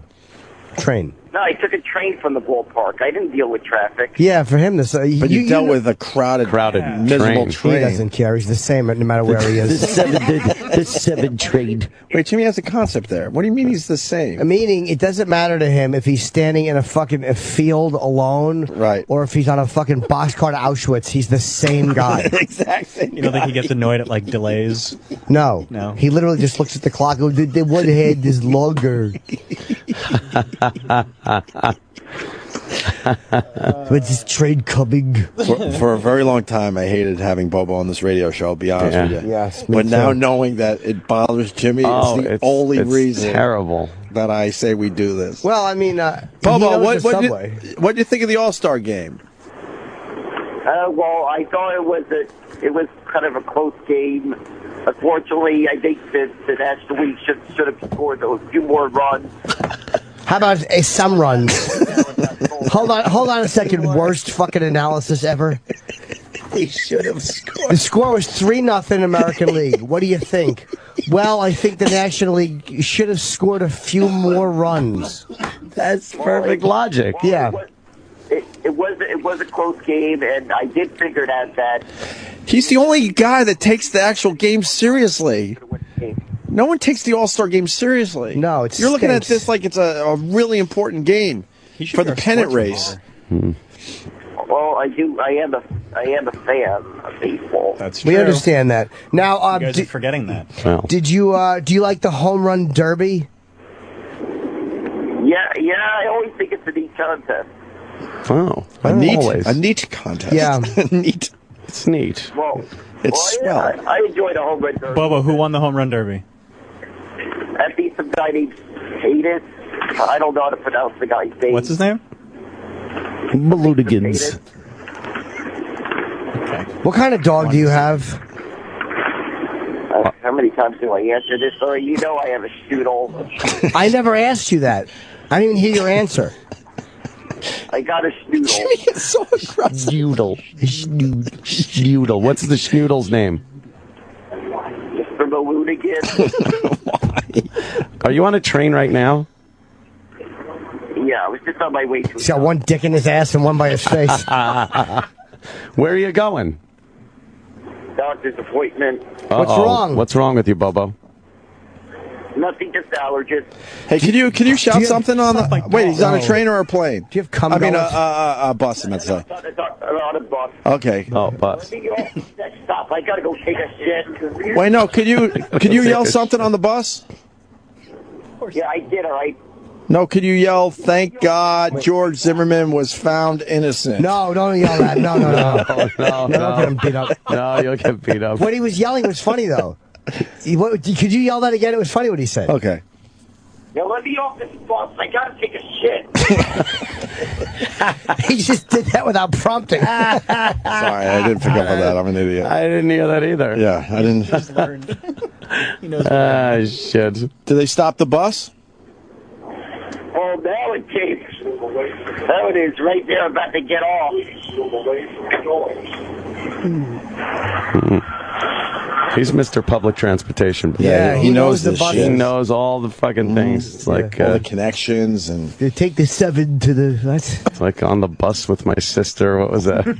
yes. Rosie. Yes, exactly. All right, Bobo. Another terrific phone call Thank to the you. radio Yeah. show. Anything else? One. All right. You good? That's all I gotta say right now. I gotta go ahead inside to the doctor's office. Don't act like you're wrapping up the call. You faker. We are wrapping up the call. Well, we got to ask what doctor. What doctor is it today? Allergist. Oh, you said the allergist? What are you allergic to? I think it's just a little, just seasonal stuff and some stuff. Seasonal allergies. Seasonal allergies. Yeah, but what are you allergic allergies. to? What does he do for you? The pollen. That's the medicine, the nasal spray I use. Oh, what do you use? Do you use Nasonex? Flonase. Oh, Flonex. Flonex for my allergies, Oh, my good. seasonal allergies. I hope they replace his Flonase with a fucking pistol. Try this. Yeah. But you don't know what you're allergic to? It's just seasonal allergy, so that's what, a little pollen? I'm allergic to dust. You're probably allergic to Mr. Maloonigan's. Dust is not seasonal. Why is it a hypoallergenic dog? Yes, I said that. You said that too? How is he smarter today? I don't know. That's He is a little creepy. smarter. A little more alert than usual. What? And then Rosie also doesn't shed really so much. You're allergic to dogs, I guarantee it. I got allergies, which means dogs and cats, that's it. You can't fucking be around them. Some dogs that shed hair, I'm kind of allergic to. It's fur. Yeah, of course. It's fur. It's called an allergy. Right. Yeah. I don't like the pet dander. Pet dander. Right. All right. Some of the pet dander. All right, Bobo, we're going to let you go. Terrific update on the Great All-Star. appearance, Oh, did you see Bobo. the guy run on the field? Oh, yeah, he left. He fucking hung up on us. Cool. I'm leaving. I'm wrapping this call up. Yeah, He he's like, wrapped I'm it done up with this. himself. Exactly. Don't act like you're fucking bailing to run into an appointment.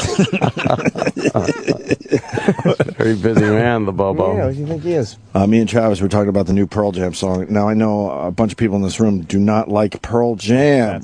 It's not that I don't like Pearl Jam. I just don't. You don't really care. like them. I don't care about. Oh, you don't have an them. opinion either way? No, I won't. There's a couple of songs I'll lunge for the radio to turn it off. Like which ones? But for the most part, I won't. That stupid fucking. You don't like Last Kiss? That one. You like that? And then there's the other one. It's a good cover. A lot of people. It's all right. Then there's another one. Call me daughter. I love Daughter. I hate it. Really? Hate it. Can we hear it? And then that one. You have to be a little more specific. Wait, which one? Old We'll woman get in it. a fucking. Oh, elderly woman behind the counter in a small town. My favorite Pearl Jam song of all time. Oh, God. It just sounds I seem to recognize. Hate it. There's I like only one song Even that Flow. I could live without. What's that? Just Breathe. I like Just Breathe. He loves that song. And I he love plays that it every song. time, and I'm just so sick of it. I like Yeah, it happens. Jeremy and Even Flow and Give me Just Breathe for a second. Glorified G and Glorified G is a great song. I said I like those. Oh wait, which ones do you like? Glorified G. Even Flow. Do you like Black? Jeremy. And how could you ask him that? Should read his Twitter. Yeah, you know. You don't like this, huh? I'm just sounds like a Carly Simon song. It's mellow. It was a very good song when I first heard it, but like it is possible. Is this one of his solo songs that he just kind of brought to the band? Because I don't know if it was this doesn't sound like a intended Pearl to, Jam but song, really. This was on Backstage. Every life must end. I've never heard this. It was good, but alone, I think he's really in love with it because he plays it every. What is this off? This is off Backstage. Oh, I'm a lucky man to When did that come out? 2009, I want to say. What else is on that album? The Fixer, Got Some. Those were the two singles. I like this song a lot, actually. I did. I liked it when it first came out, but now I just don't want to. I don't want to hear it. And he plays it at every concert. Almost, yeah. Have you met him? No. I'd love to. Oh, would you suck his cock? If he asked. If he.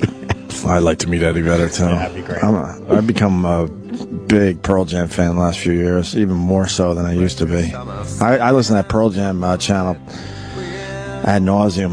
My wife fucking hates this. This is actually a great song. Every time we're in the car, I try to throw that on. Yeah, I get my time with it, but she's like, "What the fuck?" She's sick of Pearl Jam. Yeah. Oh yeah. I listen a lot. And you're hearing pretty much the same concert over and over again. It really just all the channel, yeah. Yeah, but it's fuck, I love it. Anyway, so they got a new song out, and I was listening to Pearl Jam channel, and I was thinking of Travis because I'm like, I know he's gonna have a lot to say about the new song. I was ready and waiting. And is this gonna be a new album? Yeah. In the fall? October 19th, I want to say. Right. What's the song called? Mind Your Manners. Ooh. It's very good. Ooh. I told Travis I didn't like it. I love it. How about Mind Your P's and Q's? I think that was the original Mind Your title. Manners. I didn't like it. It's one of those fast Pearl Jam songs. A new one. Oh boy. Come on, Eric. Why would he say hang on? Because I don't have the song. I didn't know. Oh, holy shit! Well, we're heading in this direction, don't you think? Damn. Don't you think? But I don't like Pearl Jam, so how would I know the new songs? Why don't you like Pearl Jam? Because it's just boring. I thought you liked all jam. Exactly. Oh no. What do you say? If you're gonna fight back, at least turn your mic on. Yeah, What'd you say? I was looking for the song. Oh. Shut up, you aren't. I have it. I if you was. want. I have Liar. it here too. If you Okay. Yeah. I know, but Travis had it before you. I did. That's true. All right, Travis, go ahead. Why don't you play your new Pearl Jam song? Yeah. It's called Mind Your Manners.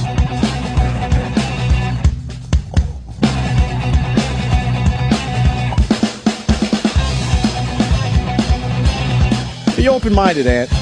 Please. I am. Okay. So I'm not sure I like it.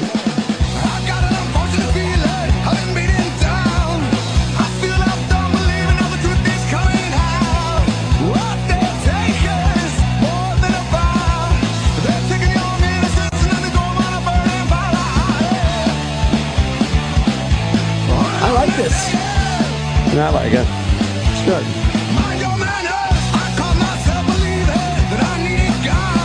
It sounds like someone. I can't figure it out. It sounds like what's the group with Serge? System of a Down? Yeah. Oh, System of a Down. Definitely.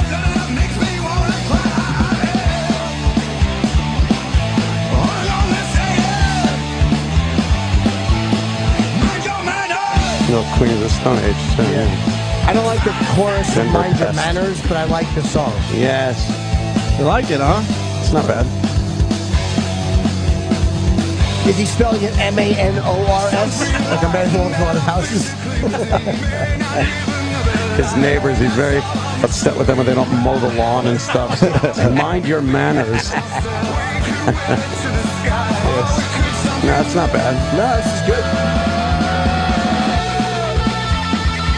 I didn't really like it the first time I heard it. I told Travis it's going to be one of those songs it'll probably grow on me. Yeah, that's right. I actually like that. Very good. I heard a little Scott Cornell in there. Did anyone else? Huh? Vocally, a little bit? Is Chris? he Chris's brother? Huh? Yeah, who's Scott Cornell? Oh, Chris Cornell, Jesus. We don't know him. Oh, Scotty Cornell. Yeah, Pete Vedder's doing a pretty good. Fucking idiot. I like that because it's not Fucking typical. idiot. It's not typical Pearl Jam. It doesn't sound typical to me. Pete Vedder. Yeah, Pete Vedder. Oh, Christ. Yeah, I like Pearl Bailey Jam.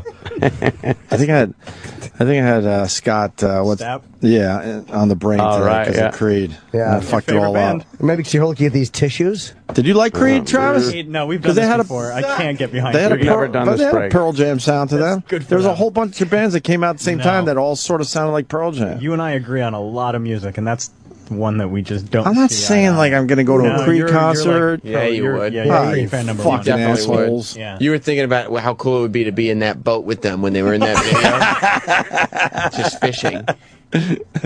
Yeah, like if Roland pitched Scott Stapp, you'd be like, oh yeah. You would take him. No, I wouldn't. You'd be like, will he perform? Well, I would do that. I'd do that in a second. If he came in here and sang a song, I'd be all in. Yeah. Only if we could throw eggs at him while he did it. Wow. He might go for that. Yeah, He needs the attention. but as long as I could do it. Fuck, throw deviled eggs. So, We're just on a nice little roll. Fuck, I was laughing. That was a good one because he's like a Christian guy. That is good then. Fuck yeah. Have some red deviled egg, cocksucker. It's just mean He's and so angry. And it just doesn't even. stupid. He's a jerk. Chip's a jerk. He's a really dumb guy, too. Yeah, he's stupid. Jerk. A stupid jerk is what he is. Chip, would you run on the baseball field? Fucking take my moped out there, my motorcycle. Moped. My fucking dirt bike. The wheelies all over the fucking field. Wheelies. On a dirt bike. Yeah, get some fucking pussy. Wow. Girls love dirt bikes. Fuck Yeah. Yeah. Pop a fucking wheelie on the pitcher's mound. Worked for Kelly Leak. that's right. Whatevs. Whatevs. Chip doesn't know who you're talking No, about. and he can't even play along. No. Stupid Chip's a dumb jerk. Yeah, right. You too. Oh, well. Where did Pearl Jam play last night? London, Ontario. Yeah, I saw on Twitter someone was just, it's the Pearl Jam was them, Twitter yeah. account saying what songs they were playing. I That's thought that the was first kind time of they've cool. done that, yeah. Oh, it is, huh? Yeah. They played a little Clash. Yeah, they apparently they did London Calling. I haven't heard it yet. Learn to killer. The one thing I'm sick of on the Pearl Jam channel, a lot of Who covers. They love Who. I know, but why Eddie not? Vedder loves But there's the a Who. million cool songs I would love to hear Eddie Vedder sing. Yeah, but you he know what? always goes to the same Who songs. What Who songs does he cover? They've done Bob O'Reilly. Love Rain or Me. Rain or me. What? Which ones? Behind Blue Eyes? Never. They've done that. I don't think so. That's my. I'm your wicked uncle. Feel a bit. Feel a bit.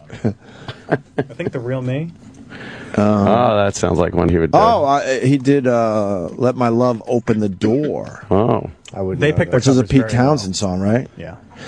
Let me love open the door. You know what that means. Uh-huh. You want to get that The cock in the door pussy. is the asshole. Oh, you're going asshole. Well, it's Pete. Oh, good point.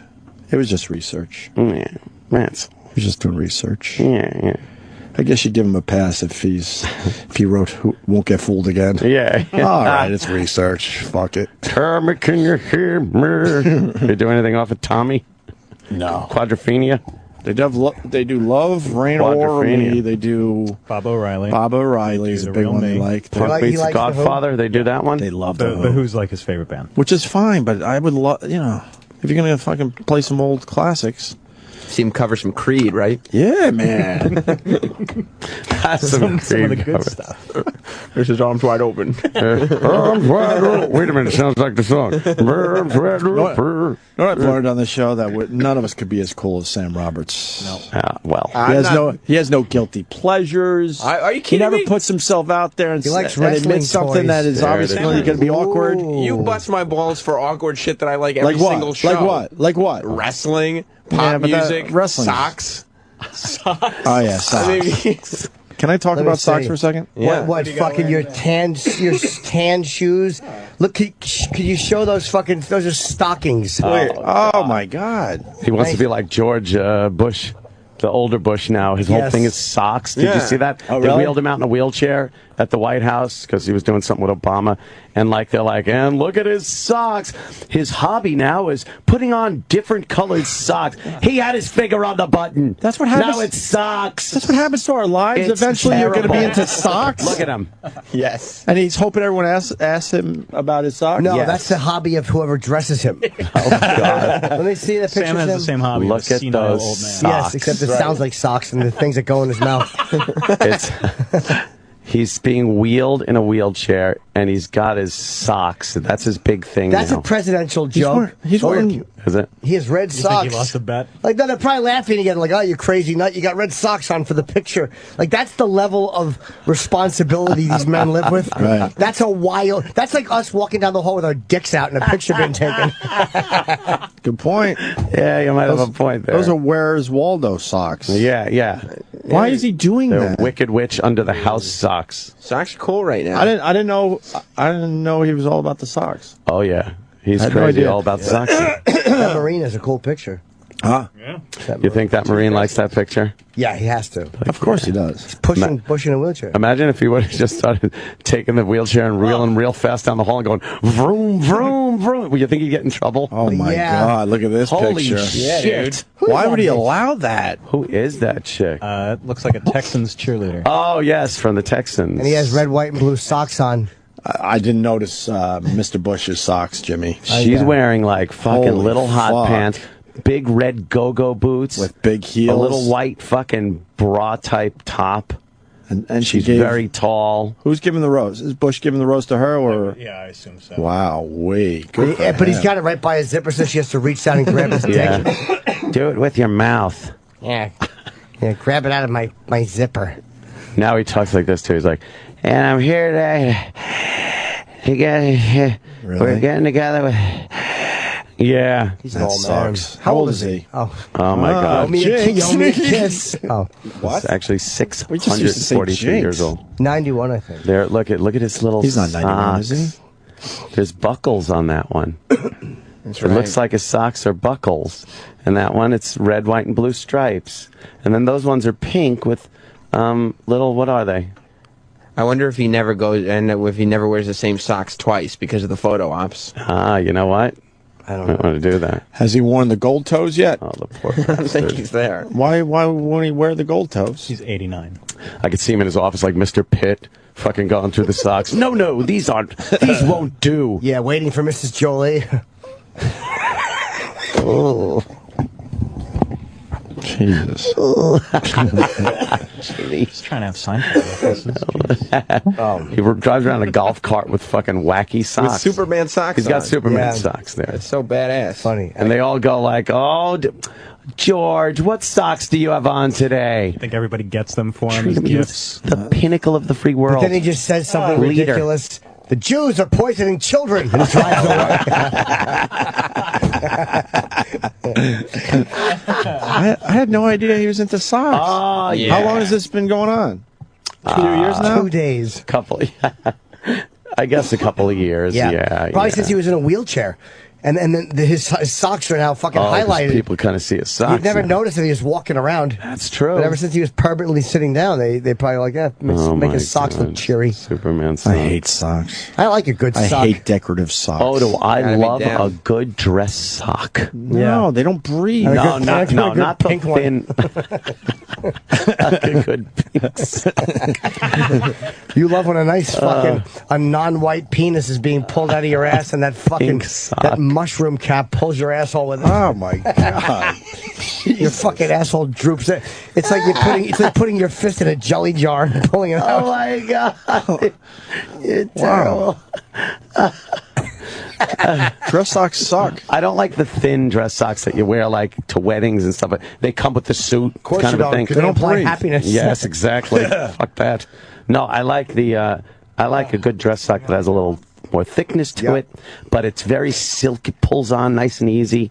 Yeah. I don't like a sock you got to struggle with. Do you like a crew sock where the fucking top gets all loose? I hate that. I hate that. They just fall down. Crew socks hate eat that. ass. I don't like socks you have to bunch up before you can put them on.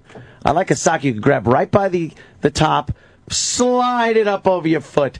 Nice and silky smooth. This is something Andy Rooney would have talked about. Yeah. Socks. Yeah. Yeah. Everyone. You ever want to put on comfortable socks before going on a racist website and making yourself angry? You ever put on dress socks when twittering unpopular opinions after 1950?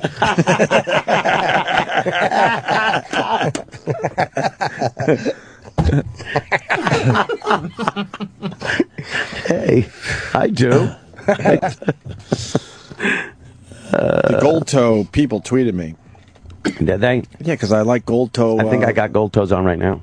Well, I like gold toes. I said it on the show so that their Twitter account, like, they tweet me and they go, "Hey, I hear you're a big fan of our socks." And I'm like, well, fuck you with the tweet. How about you send me some? Maybe they would. Well, they better. That's a good sock right there. No, that looks like it doesn't breathe. No, Yeah. Yeah, and like you had to pull What it kind of up. girl wears dark socks with sneakers? You fucking Japanese tourist? You're supposed to You're supposed to wear white socks with sneakers. No, I don't like wearing white socks. You don't wear white socks? Ankle socks. I wear white socks occasionally. Every when people are day. gonna see I even them. wear it with fucking suits. Yeah, no, you can't do that, you bowler. Why? I just make sure, I don't sit down a lot. No one's going to see my it's socks comfortable. today. I always and wear I'd socks. rather have them like this. This looks perfect. No, man, you don't wear dress socks with No, no, he's sneakers showing and his jeans. cock. Oh. And he's right. He had his leg up. This looks perfect.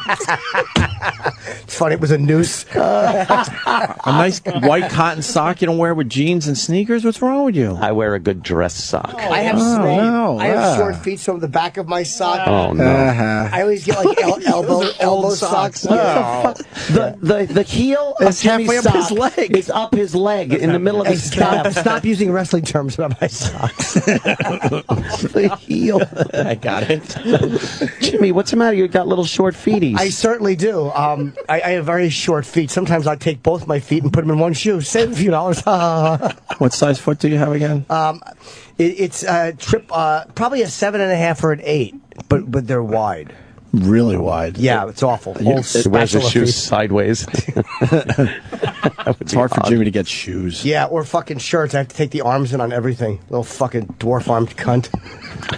I'm a dwarf-armed cunt.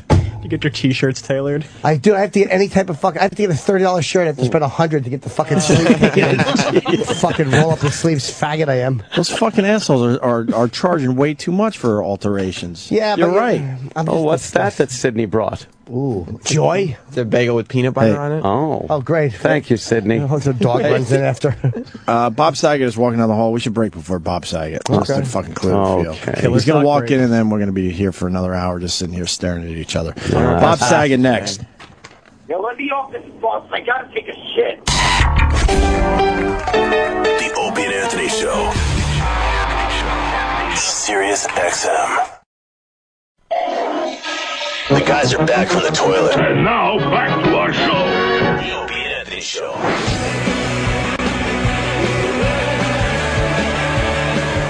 Yay, Bob Saget is here. Yay, I'm here with my friends, and I'm Yes. not calling from the West Coast, I know, which is right? such a pleasure. And you're a real friend. I actually am. We hung out. We did the tour, the virus tour. We like each other. We even went to dinner when I had We someone have gone die. to dinner, Mr. Saget. I had a woman at the time. I'm not going to lie to you. I brag about that one.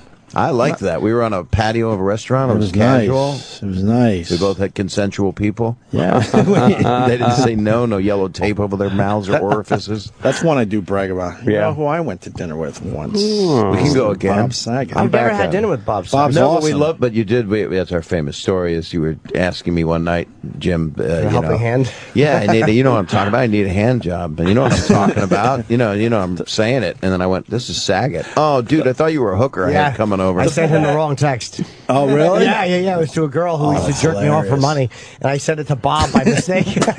we was like so good to see him here. I was like, let's talk to each other. So I was right up next to Hooker Jerk Off. And then we saw each other in Montreal because I hosted this thing. Yes. Jim kicked ass at this comedy festival thing. There's a live thing up there, yeah. Live thing. And then my intro was, I told that story. My intro to Jim was I got to say that he thought I was a hooker that was going to jerk him off. Nice. And now here he is. And then I wouldn't shake his hand. I was scared to shake him. I don't blame you. The one thing about going to dinner with Bob Saget, and especially eating outside while people are walking by, you realize how fucking famous Bob Saget is. He's not going to say anything to that comment, but you are you are so recognizable out like there. Big Bird. I'm like a freaking combination of Anthony Weiner and Big Bird. It doesn't help that you're as tall as you are, right? Because you can't just exhausting like melt into a crowd. I can't wait till I get a disease that gives me a real bad humpback. So I'll just crone over and people. Do you like it? I like. Other times you don't like it, I guess, is the real question. The truth of it is, I was just talking to somebody about this. I actually wake up pretty happy in the morning. I'm not a negative person. It takes the day to kind of beat me down. It takes to find out, oh, that happened, or just turn on the news, or find out that that person doesn't want to talk to me, or that girl's not interested, or my mom won't, have sex with me again. What? Hello? Do you have a 7-second delay? I never had sex with my mom. We don't need that here. I'm just saying, guys, I never had sex with my mom. Fair enough. Okay, we all have. Yeah, that's why we're not I was piping wondering in. why that number machine from the deli was in her bedroom. So yeah, I'm pretty nice to people normally when they come up. I like it, but it's weird because the guy will come over and go, "Here's my daughter," and I think he's like giving her to me, like a sultan, and he's like, "No, she loves you on that Full House. We watch it all the time." You were just saying it. I said that I see you every night. Because they switch from cartoons to Full House when I'm trying to put my kid to bed. So then I'm like, oh yeah, I got to go on demand and get a show for him. But I'm trying to get him into Full House. I'm like, fuck it, check this shit out. I don't remember a lot of it. I mean, they put me in like a Barney suit. They would put me into, I had a cardigan sweater. The wardrobe alone, I don't remember. It's like my cells rejected it. You were the perpetual goodie guy on that show. I was a hugger, and it was patterned by the guys. The guys that produced it are really good guys. It was Jeff Franklin and Miller Boyette who did Happy Days of Laverne and Shirley. So I was Opie. I was Richie Cunningham. Stamos was Fonzie. Right. And Dave Coulier was Potsy or Ralph Mouth. I don't Probably know. A combo of the two. Exactly. I guess the Michelle character. I don't know what Tom Bosley. I don't know. Do you sit down and watch the show ever? No, only when I'm masturbating or have diarrhea. Hopefully at the same time. I love masturbating with diarrhea. There's a little sweater. Oh my god. That picture was where did that picture travel? What year was that show? 87 to 95, I think, something like that. 8 years. You would have been great on that show, Jim. I think so too. I wish you would have been on it. Yeah. I would have been so. I mean, it was really fun having John and Dave there. I've actually obviously been friends with them a long time, so we did a lot of fucked up stuff. I'm writing a book that comes out next year, and I'm talking about stuff I probably shouldn't talk about that we did. Oh, but that's what people want to read. That is. Yeah. But it's not like we did anything bad. It was just like, the whipped cream cans were for the birthday cake, but there was still some residue of the fumes in them. Sure. So let's go in the prop room, before the birthday scene. Nothing special. Nothing bad. Not like we killed an animal or no roofies to the twins. No, didn't have. Don't bring up the twins. He's very protective. I think we learned that last time. We were feeling him out, and he's and my own kids. You don't do your kids on here, right? No, they're civilians. How old are they? How old are they now, the Olsen twins? Yeah, 27. Because my oldest daughter's 26.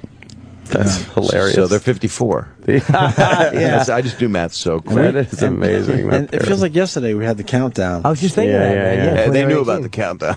When they were 18. Everybody, Everyone knew about the countdown? They're fairly savvy. They're like, when's that countdown over? We're counting down to when they were legal. What's wrong with that, Bob Saget? Time flies. Now they're 27. I can't believe. I just walk around this building, what's in these halls, that trainees are younger than interns now. There's 2 levels now that get you to the point where you're a problem for the guy that works there. Yeah. Have you seen our interns? There's one right there. She seemed very attractive. The lovely Sydney is just walking very down nice. the hall. Very wearing nice. a lovely little sundress. Today. Sundress. Any restraining orders yet? A little sundress. No, I actually invited him over to my house for a party at the beginning of the summer. they came to the party. It was a lot of fun, but you know. Is there a crime scene tape around there? Nah, there's nothing going on. Do you have any? Well, you got all those robots and stuff. You got all that cool shit. All kinds of cool shit. We were just talking about old shows with the are. interns. Do you guys remember Full House? Did you watch Full House? Huh? Oh, so you know Bob. Yeah. Are you starstruck today? People I think it's more creeped. I think people are more creeped now. Oh my God, they're more creeped. Yeah, right. Because it's like, well, he doesn't seem like the guy that was the dad now. Yeah. It's like the guy that was the dad and all sweet is just like talking kind of weird and What happened to bass-toned, him? you know. He sounds bitter. Sounds more like, I don't know, Lou Rawls when he talks.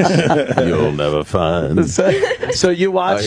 You girls watched Full House a little bit? Yeah, I enjoyed more your Comedy Central roast though recently. thank you. I did. I loved that. Okay. That's nice. That was very my fun. friends. Wow. It's the only roast I've ever done on Comedy Central, thanks to fucking Bob. I wanted you. That's the only reason I got it. One of the few people that got to actually have my friends. I mean, actually were my friends. It was Norm Macdonald. Yeah. I guess you don't want to brag all these people. Yeah. Gilbert. I saw Gilbert last night. He makes me laugh so hard. Yeah.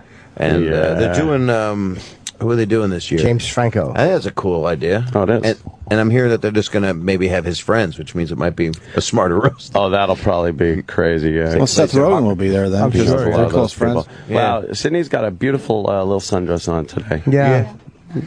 It is a lot. What happens? Is there anything legal that you can do, any kind of action against them just for liking your dress? I know, right? Probably. There would be something in some office where I'd be like, "That's a lovely dress." We're you're wearing kinda today." safe 'cause and the then mics are HR on. would come in and The mics are the only deterrent. Yeah, here? if we said commented on her dress. That means if we said the same thing with the mics off, we'd have a problem. I see. Yeah. I do have the Well, I Forever don't think 21 Sydney would site up on your computer. yes, right there? Forever 21. You're just trying to figure out what different looks would look Yes, good right of now. course. I love that you know that. We should have too. dressed Forever the, 20. we should have dressed the intern day. I've been in a lot of Forever 21. Yes. His favorite store is 10 years till they're 21. At your house, do you have like color forms of all the girls that work here? You have to. You have to. It's have going to be rainy today. Let me put the umbrella hat. Legos, color forms. Right. Yeah, yeah. A lot of toys. And has a couple stories. You know, he's got a couple stories. All legal stories. You know, girls go into Forever 21 that aren't 21. But you can't go that far over 21. You could probably get to 24 and still go there. Yeah, but you're talking about the girls that went there with you that were 18. No, But 40-year-old women shop in Forever 21. They're just small people. They're midgets. They're midgets. Do you see people in there where you're just like, oh boy, what are you doing? Oh yeah. Yeah. You feel a little bad, but. Do you say something to them? Oh no, people do what they want to do. I mean, I'm sure I look like an idiot sometimes, but no one says anything to me. I It's all don't right. think so. How could she look Sometimes like they an do. They idiot? Bob? shush you. That's true, and I shush them back, right? Yeah. That's That's sweaty that guy. attitude. Ugh. It's that Do you guys attitude. listen to this show all day long? So that every day when they do it, you listen to every single thing that happens? Yeah. So nothing shocks you guys? Not at Not this really point. anymore. No. No. I think Sydney's probably more shockable than Jackie is. I don't know about that. Yeah, I don't know. No Really? way. Yeah. Really? She's just quiet. She seems more mild-mannered. She's more quiet, but no way. No, nah. Well, what do you know? That I don't know, can Pete? read people. What? I've always been able to read people. You're not shocked, right? What's that mean? What does I that go right mean? from the dress, maybe the Yeah. eyes. Are you ever okay. shocked, Sydney? Sorry? Are you shocked by what you hear on the show? No. Yeah. I know. You're Okay. embarrassed if it's directed at you. Like this question is probably more shocking than anything. Bob, she walks from Penn Station to here basically in the middle of the night by herself. Isn't this a bad thing to say on the air? Probably is, right? Oh, no, This is the problem. No, she brought it to our attention on the air, and then we kind of, made sure, it's being done properly. Have some GPS device put in yourself. She's got balls, man. Right? She's Oh, got- that's what's different about her. Well, to those guys. Yeah, I'd be working at Penn Station too if I had balls and a dress. See, I would think you were the more mild-mannered one. Jackie was a little more wild or something. Which one's Mary Kate? Which one's Ashley? Which one? Let's see. I still can't tell the difference between them, to be quite honest. Yeah. I mean, I've had all their movies. Yeah. Oh, you did their movies. Yeah, like I had every single one of their movies. Yeah, you from did. when they were So little disturbing to to me. teenagers. But Are they really a sweet $1 billion people. empire? I mean, I don't know. Why don't you get a taste of that, Bob? I know you're well First off. thing, that but- sounds wrong on every level. You can always tell twins apart. You just mark one with a Sharpie. That was always my big joke. you just you today. That's all. But that's a $1 billion empire. That thing is picked up for another. I don't own that show. None of us do. The people that own it are having a very nice time because syndication doesn't exist like that much anymore. And that thing's going to be on for another 6 years, which means for me, it's a breeding farm for my future audiences. You know, Yeah, it's just like yeah. a little place where you have you grow salmon or something, you know, or sea monkeys or something, and eventually it'll become life. Did you ever get syndication money from that? You get nobody. If you get money, but you don't own it. You got to be the owner. Most people don't own their shows. Like all Would the you get cast of residuals and stuff? Friends and Seinfeld, except for Jerry and Larry. Everybody knows all that stuff. Yeah. Not everybody, but it's. But you got residuals. Yeah, you could buy dresses for her for all eternity. Wow. Wait. I want to get into this for a second because shows before you really got screwed. Yeah, you didn't get screwed as bad as. Well, if you got a high-paying fee, you're doing pretty well. If you save your money, if you didn't go spend it all and do something. But I mean, the residuals and the syndication money, like the Brady Bunch didn't get any of that shit. No residual. If you're the Partridge Family and you actually are ending up living on the bus that you traveled on. Yeah. So you don't think you have to be like only Michael Richards and Jason Alexander? They made a very handsome salary, but they didn't get the syndication money. They got other than syndication residuals. money through the Screen Actors Guild. That's all everybody always. People say that they always go, "Hey, that residuals." Residuals usually sounds just like drainage that comes off. It's residue. Yeah, it's what's left if your over diaper's not working when everything else is gone. After everyone else took their taste, took theirs. Right. It's the residue that's left.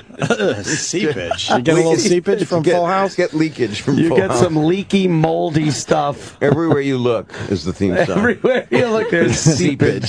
Who owned it? Miller Boyette, Tom Miller and Bob Boyette, and Jeff Franklin, and then Warner Brothers. Okay. Wow. Actually, the person that started me up and hired me, I saw the other night, Les Moonves, who runs CBS. Oh, we know Les. And he I've had a few meetings with him over the years. He's a nice man. He's one of the nicer ones that will say no to you if he doesn't want to do something. He'll just say no. No. I saw him in a bathrobe at a spa with his wife. How much? How many years you could have been on the air taking advantage of that opportunity? But it was awkward. We're in this room waiting for massages, and you had to pretend you weren't waving your dick. And he's in a gay bathrobe. I'm in a gay bathrobe, and our wives are there. You mean they're on backwards? And we had this. You lace in the back. Now that doesn't make much sense. Someone's has got to be on forwards. Yeah, they're both in the I sauna can't give face you a down. happy ending here. And then we had an awkward conversation. We were doing radio for the guy at the time, and then I see him in the one restaurant you could go to if you go to this particular spa, and he didn't pick up dinner. I'm like, all right, that means he's going to get rid of us. So. Really? He didn't pick up dinner? Nope. I didn't eat with him, but I'm just saying. He was Did you think you should have gotten? You think it would have been like? You should have gotten your spa bill as well. Yes, he's worth a few shekels. Why not? Anybody with a lot of money anywhere And he's in your perimeter. All right, how about should be this? Paying for you. How about send a drink over, Bob Saget, or a bottle of wine? I send things over. He was probably saying this Opie piece of shit didn't pay my bill. Oh, man. I'll never forget. Man, we were just right? sitting there in bathrobes. I'm like, he is a very Where were powerful you? man. Where was it? Spa up in Connecticut. I've been there. Oh, that's right. It's a nice little place. You've been to that place? Yeah, but a few girls up. Oh, this is really. You want a massage, don't you? That's so.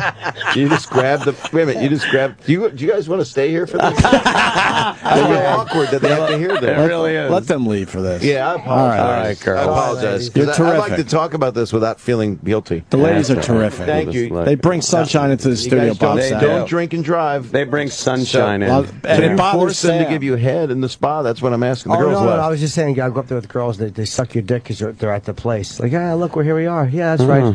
You've been there. But they go, ho, ho, Few ho, ho, times, ho. yeah. Ho, ho, ho. They stutter? Yeah, it's a nice place. I love ho, ho, ho. I'm sorry. I haven't been there since kids, Bob Saget. Oh, I'm man. not allowed to bring kids up there, so Oh, that's fucked up. got some downtime between going. I do everything I do now. Like I'm here in New York for a week. I'm doing a bunch of gigs, and I'm selling my thing, and I'm hoeing it out. And I see my daughters all the time because two of them are here. So I can't, and I'm single. I can't be hitting on anybody. You don't have a girlfriend? I do not. Oh. I do not. Had to put her down. Oh, man. But she'll be okay. Cause Was it bad? Was it an No, she's ugly great. breakup or anything? no, actually, Yeah. no. I just stay on the roof. I'm getting some of the equipment you have. Yeah. Get some surveillance stuff. Yeah, why not? See How what- long are you together? 3 years. Oh, wow. 3 It years. was serious for a while too. Yeah. Yep. Does happen. You were heading toward, maybe Maybe your life. my life. Damn. All those You pictures. had my life already. I did have it. But what's interesting is when I came in and you showed me pictures. Is it okay if I share something personal? Yeah. Is that okay? Yeah. You showed me on your droid the first picture. I thought I was going to see the pictures of your kids first because I hadn't seen you in a while, and we are friends. We do know each other. Right. And you went right to Jeff Bridges. I did. I was bragging. I wanted to show you my dude. You know why? He was surprisingly so fucking cool. I was excited he was going to be here this morning. I thought he was going to be here this morning. And so Bob, you're like, in that category. You're cool and you get it and you hang with us. Still not Jeff Bridges. I mean, I like you guys and thank you, but I thought he would be like, we get to talk to him a couple minutes and whatever. But he was so fucking cool yesterday. He's a cool person. That he's one of my favorite guests of all time. He's on the short list. As one of those actors that are you saying he's short? He's one of those actors that is not a typical actor that's so gross, and you can profile people that go, "Oh, I care about my causes are so important and stuff." But he genuinely cares about the decomposing of the earth. All of his benefits. He's got one benefit I've gotten invited to, which is, just send us money. There is no benefit. And it's a gorgeous invitation. It's this big ball that he and his wife put on, and it heals the bay, and it's just for the environment. But don't come to it. It lists all the chair people. It's all the biggest names in Hollywood. Really? It just is. It does. Just, let's not go out. We don't even have to leave our homes. Just give money. Right. Rumor is he might like a little, He's kind of a hippie guy. Kind of a marijuana. Is he kind of hippie-ish? He's smart. A little bit. Yeah, he was cool, man. He is fucking cool. He's Clint Eastwood cool. Just fucking cool. Clint Eastwood this past year. I mean, Clint Eastwood was my guy, and then this past year, the chair incident, it's still my guy. But oh man, they're still trying to spin that, saying it was still good. No, it wasn't. That was a little goofy. That was a train wreck. I had dinner with him one night. I was in Hawaii with my kids. All right, now you're bragging. This is a brag. That is a big one. Just want to say you're bragging. It's a big drop to name. Okay. And I'm there at this guy's producer's house, and it's this gorgeous house, and I'm with my kids and another buddy of mine, and so I was single and just sitting there and thinking about my life and women and kids and all that crap. And I had a cigar and I had island fish. I was kind of happy. I mean, if I had gotten blown at that moment, it would have been good, And then Clint Eastwood sits down next to me and he goes, "Hey, how you doing?" And it was a long time ago. Pirates of the Caribbean hadn't come out yet. And he said, "Yeah, I heard they made a movie of the Pirates of the Caribbean." And I went, "Yeah, I hear that." He said, "They said it's kind of long." I said, I heard the ride is too long." And he goes, "Hey, you're a funny guy." And then I hung out with him and then asked him about women and stuff. "Oh, I'll never get that right." I'll never get that right. Is that what he said? Yeah. And I said, "Is that your wife?" And he goes, Oh, shit. Were you nervous around Eastwood? I wasn't. I had a couple little booze. I'm not nervous around. I get excited about a few people. Mm-hmm. Who are the few people? Because you're really stupid who I get nervous around. I met Jeff Lynne in a restaurant a couple weeks ago. He was ELO. Oh, yeah. I get excited by like a music. Jeff Lynne. I know. It makes me. You've met a lot of people. I'm a fruit parfait. Maybe I need to get out more.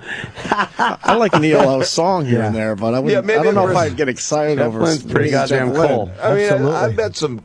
It is right. Am I wrong? No, I think Jeff Lynne. Jeff Lynne was always cool. You got all nervous. To get all nervous is one thing. I didn't get nervous. Jeff Lynne is a cool guy. Yeah, he is. I don't know why that makes me laugh. Were you nervous yesterday with Jeff Bridges? Fuck yeah! Oh yeah. See, I don't get nervous with Jeff Bridges because I feel comfortable with him. Yeah, no. But then Jeff Lynne, I don't even know if he speaks my language. He's from England. Yeah. That's what do they speak over there? I love those people from England. I look up to them. Who else? Yes. Anybody from England? I really shit do myself too. over anyone with a British accent. The second that accent comes out, I just think you're better than me. Yes. You're better than me. Yes. I don't know why that is. There's a lot of accents you should feel that way about.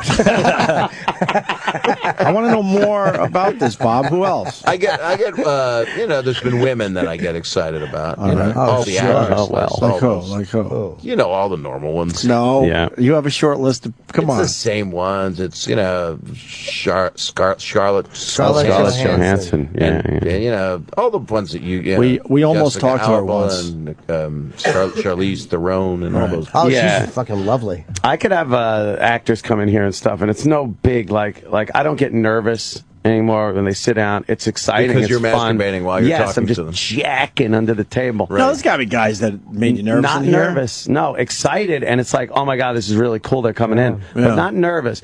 When the Hollywood starlet kind of women come in and you're like, oh my god, that's a chick from the movie, and they have a look.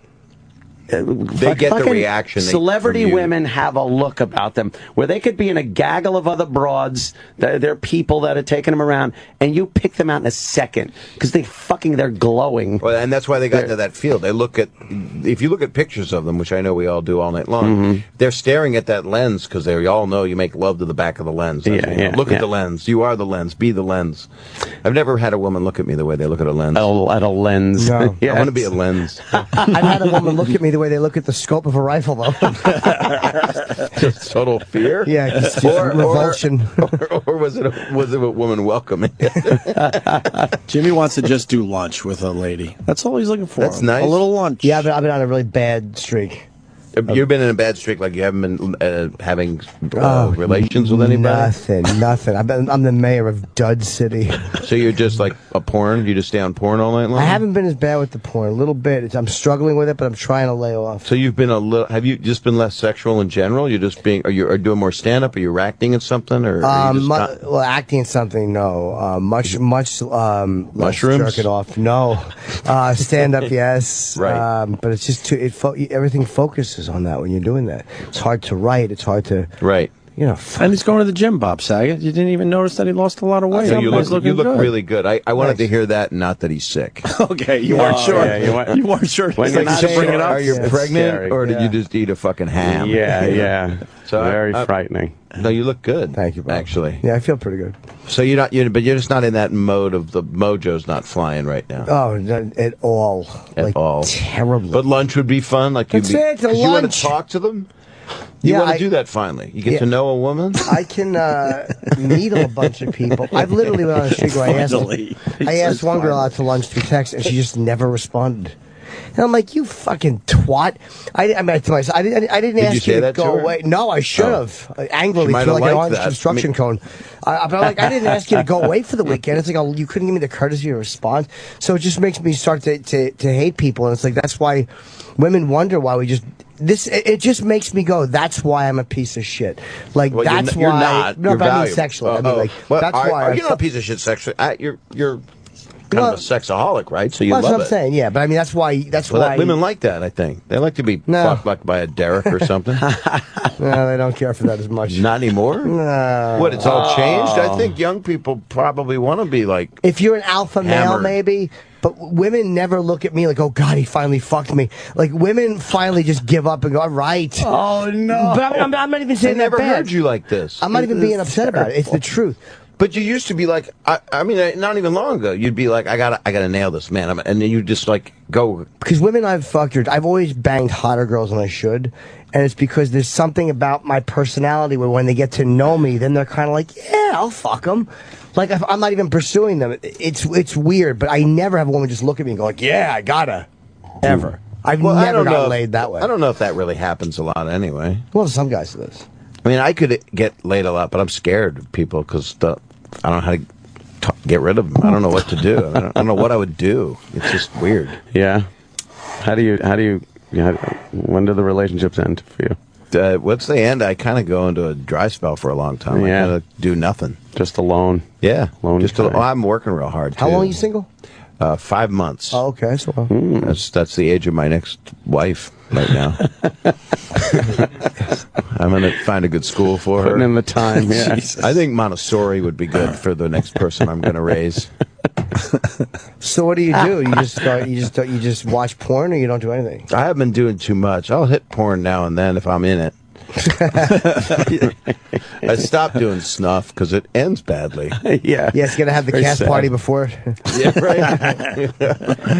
I like when it's potluck right before. I don't know what that means, but I've just been working hard, and this week's like a hard week of stand up, like a fun one that I'm excited about. We should promote your What are you stand-up. doing? Yeah, I should. I'm here to. I'm doing tons of gigs. I'm doing the Morristown, New Jersey. the Mayo Center tonight. Yep. You know Mike Young? Oh, Mike's Rock loves that opening place. for me. What happened? E-Rock loves that place. I'm going to close it? No, E-Rock E-Rock, loves that my place. guy. The Mayo Center. Yeah, no, it just sounds like because that has mayo. Is that what you're saying? It's mayo. Yeah. Oh, I get it now. Oh, there's not even a grin on his face. You mean they're doing a condiment joke? Yeah. That's what you're doing. Well, it was the mayonnaise. A the audience joke. understands. I understand. We pick on Rock a little. Oh, maybe a little too mayo, much. So he loves it. I got it. Yeah, he's portly. And so then, it's and playing the Lard University and the two fat the fuck. Tonight's the Mayo. I'm on Fallon tomorrow. Not the show. Oh, just on him. That's cool. Yeah. I used to do a Merv Griffin show. Whenever you would go, I'm on the Merv Griffin show. I'm on Merv Griffin, not the show. It actually applied. Yes, it did. Yes, well, because he was good to me. Actually. What years did you do his show? Oh God, 82 to like I was on it 13 times. Wow. Really? I was on Carson 13 times. I was also. about to ask you because I just saw a Carson documentary. I started it last night. It's amazing. Yeah. What's your thoughts on Carson? I loved Carson, and he was. It was what did they show his personality in it? Did they show that he kind of that he was a loner, go into that bit of a quiet curmudgeon? Yes, yeah. But it sounded like his fame pushed him that way, where he finally just kind of. It did. People, and he's not the guy that's like, hey, good to see you, everybody. Right. You know, Because he was a guy that used to be out and about when he was younger, in Hollywood especially, and then like that fame just made him close down and kind of isolate himself. But he was so good at that gig. Right. Oh my God. And then by the end, he had basically no friends, and even his wife, that he really loved. The last one there, he distanced himself. And he lost his kid too, so that was a terrible. 91, I think. Right? He had said to his wife or wife to be at one point. He said, "I don't want to do this. These shows are all consuming." To Joanna, yeah. You just, he knew what it was to get into that show, and if it was successful, he knew that would become his life. Period. That's it. Right.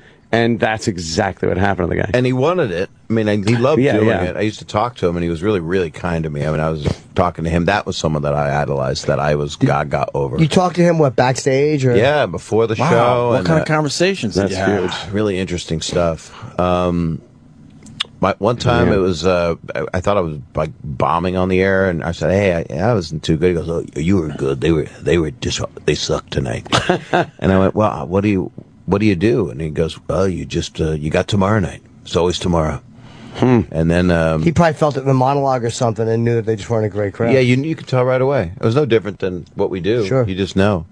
But he was really kind to me. It's funny. I would tell stories that didn't stop. You know, I was like the nephew that would come on and just tell stories. You know, so I'm in there with my my kids, and he's like, I said, "This is true." He goes, "I don't care. Just tell it." Just tell it. He would have said, "Tell the fucking story." You're right. I don't care. Just tell and then he would go, and there was a music act on. I remember just sitting and talking to him. I remember I have the same memories kind of with Letterman years later. Would do that show a lot also, and I'd known David from the Comedy Store and stuff from years before.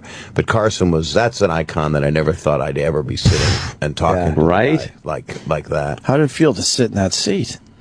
Well, what was funny was I kind of knew Ed because he kind of knew my family in Philly. And the first time I did it, was with Gary Shandling. He was guest hosting. And then I did it again with Johnny. And then I did it once with Jay. And then I did total of 13 with Johnny, as I remember. And then Johnny was, it was 2 weeks before he was going off the air. And I brought him a watch. As a joke, and it said 30 years of great service on it, and I handed it to him. Oh, this is very nice, thank you. 30 years of great service, and then I took out 16 more watches, identical watches, like it was just a piece of shit. And I gave one to Ed, and then Bill Cosby came on after, and he goes, "Give me my watch," and I started jumping on it and trying to break it. And they were throwing watches all over the place like it was shit. But he was That's funny. He took me out to his car once and showed me his Corvette. Yeah, it's my new car. He didn't seem that happy, but he loved funny people. And that's what it looked like. And it responded well because he knew that I loved him and I didn't invade his privacy. I would just listen to him. In the documentary, they talk about how somebody had mentioned that watching someone be funny on the show, it was great because you got to see a funny person, but it was also watching Johnny legitimately laughing at it made it even better and made it feel like was you real. you were in it. You were there laughing with somebody that you cared about. And it's just a weird, that whole time period and everything. He was an institution, man, that just will never There wasn't never any be replaced. competition. There wasn't any. He was the guy. Yeah. No. And they explained how Arsenio Hall bit off it a little bit. Took a little He bit. did a pretty amazing thing, Arsenio. Yeah, Arsenio was a real competitor there for a little bit. But I wanted to talk about the comedians again when he would call you over. Everyone talks about the comic being called over after doing his stand-up. Right. Who are the sad saps that didn't get called over? Because now it's obvious everyone knows about Johnny calling the comedian over if he really liked them. That's the whole big thing. I only did panel, so I was really, really lucky. Oh, you never did stand-up on the show? Stand-up. They wouldn't put me on. The talent coordinator told me when I was trying to get on for like 10 years, I couldn't get on. When I finally had some television of consequence, then I would come on as a guest just to talk to him. But they said the Jim McCauley, who passed away, he was a nice man. He was a talent coordinator. Said your act is like a stone skipping on the water. It doesn't quite dig in. Oh shit! I want to do stand up. I don't want to Pupkin speech fucking from kung fu. I don't I don't fucking need that. I just want to get on the Tonight Show. He brought your cassette back to you and told you to go out and get some nightclub work and do some work, and we'll send somebody out to see you as soon as we can. Send us the tape. Yeah. Do you have a link? I'll wait. Yeah, but your comedy is also, it's like edgier. Well, it was just free association. Oh, so okay. it didn't find it, and it still was edgy. It was like my first joke was, I have the brain of a German Shepherd and the body of a 16-year-old boy, and they're both in my car, and I want you to see them. That was a joke. That's not a joke, but it's just someone you say if you're fucked up. Right. And people would laugh at it, kind of, because like, what's wrong with this guy? Yeah. But I loved the documentary. And then it got into his relationship with his mom, who. Oh man! Apparently, she could have given him a little more support. Just a little bit would have been nice. She was mean to him? She was awful. Yeah, just not. He wanted her to be proud of what he did, and anybody you'd think would be. I mean, what he achieved. But even as he got older, he just couldn't get her approval. Or I guess she was watching the monologue with somebody that was writing a story about Johnny. Time Magazine. Time Magazine. Somebody. Time Magazine. A little publication called Time Magazine. And they're watching the monologue together, the writer and the mother, and they're done with the monologue. And she goes, she said that wasn't funny. That wasn't funny. And walked out of the room. Holy shit. And it wasn't even like a joke thing where she comes back then and goes, Right. Yeah, and the writer's just like, oh my God. You think she wanted to be famous? I don't know. She was frustrated by that? She's just an obvious narcissist. Ugh. But and not a person that understands anything. I mean, that's an ego battle with your kid. That's jealous that your kid has a rise. Yeah. But it's more complicated than that. We were discussing the documentary yesterday, thanks to Anthony, brought it to my attention. That's I went great, home and watched it. When she died, the mom, she had a box in the closet with all his shit, all his press clippings. She saved everything. So in a way, Johnny Carson was like, oh, okay. Maybe she couldn't express, what she was feeling for me in my career. But in the end, she did show how proud she was because she saved it all. And then they said Johnny took that box, put it in his closet, and it remained there until, he died. Probably masturbated to it. Yeah. Oh God. What about his dad? They didn't really go into the dad that much. They didn't. He was a good role model, positive guy. Yeah, it was very simple stuff. There's footage of Johnny. I'm sorry. There's footage of Johnny from back in like the 40s, and the early 40s doing magic tricks around the house. It's amazing that people had some of the footage was amazing. Well, you watch him. Did they show the thing with Sammy Davis Jr. and Frank in St. Louis? They did an amazing show, and Johnny was the MC, and he wasn't killing. I mean, he was young. He hadn't. I might have just started Who Do You Trust, a game show, and he was just a fresh, spry, good-looking guy that was just like he was kind of awkward in front of the camera, gangly and likable. But very likable. You wouldn't expect him to become what he became. That intersection doesn't happen. And where was he from? Nebraska. Because his father really wasn't in that a lot, but they said something about like somebody from the dad that he was the type of guy from Nebraska that loved his family so much he almost told them. Jay Leno said that. It was Jay Leno. He loved his family so much he almost told them. He almost told them. What a great line. His wife. He loved his wife so much he almost told them. Yeah, that was it. Loved his wife so much. Sad is that people don't. Right. I guess it's ethnicity too, because Jewish, Italian people maybe get a little more gregarious in how much. It's a cultural thing. A person from the Midwest doesn't go around hugging their family. No. That's what sets people off. Who are the guys you came up with at the Comedy Store? You mentioned Letterman, but who else was in your little group? Like Jimmy has his group. Yeah. That comes in here and we're. Well, I had a lot of friends actually. Kennison, I helped get his first spot at the Comedy Store. Wow. And Michael Richards, I helped get his first spot at the Improv. I helped get him his last spot at the Laugh Factory. It went well. You can do so much with a good iPhone. And I was friends with Mike Binder, who was a filmmaker. Mike Binder. A lot of people. Shanling was a friend. I mean, I was not close, but hung out with Seinfeld. And one time I took everybody to Disneyland. George Wallace, Seinfeld, Shanling. I took everybody to Disneyland. We were like 24 years old.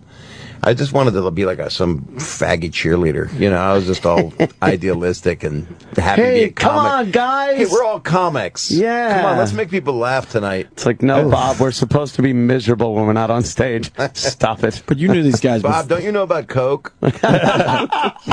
But you knew these guys before, obviously, they were famous. I always find that fascinating. I would sit in the back of the room. With this. I would sit there, and Billy Crystal was really nice to me, and he had just gotten on Soap, and we were sitting watching people, and Pryor was going on, so I started emceeing a lot, so I would bring up Robin a lot, and Robin he had just gotten Laugh-In 2.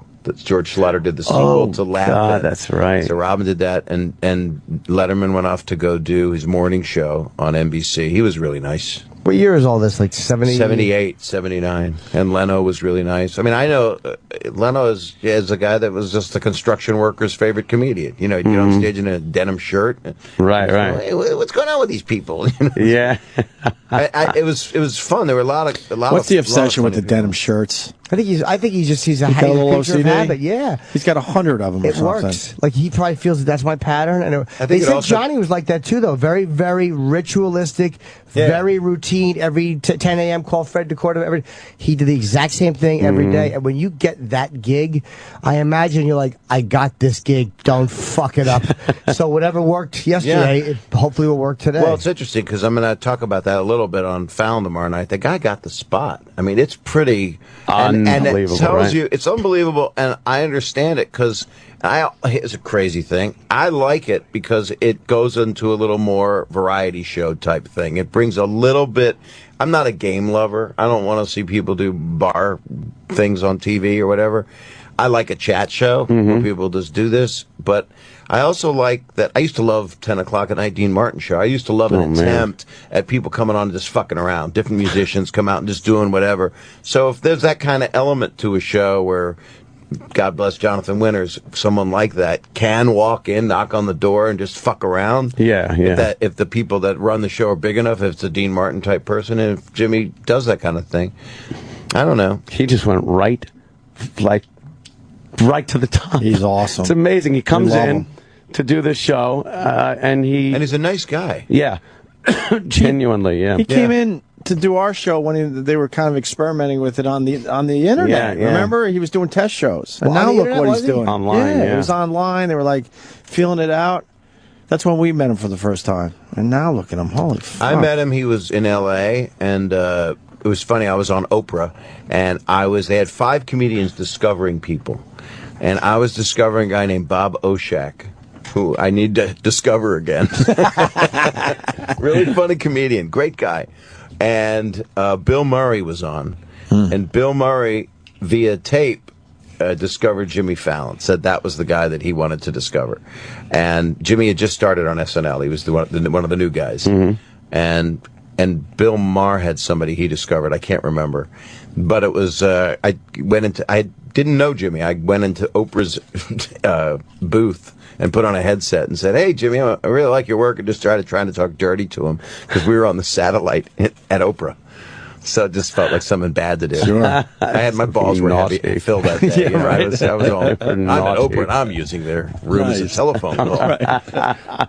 But I met him. Sorry. The first time I met him, I think we did a show in Bryant Park. It was an outdoor show, obviously, and I went up and it bombed completely.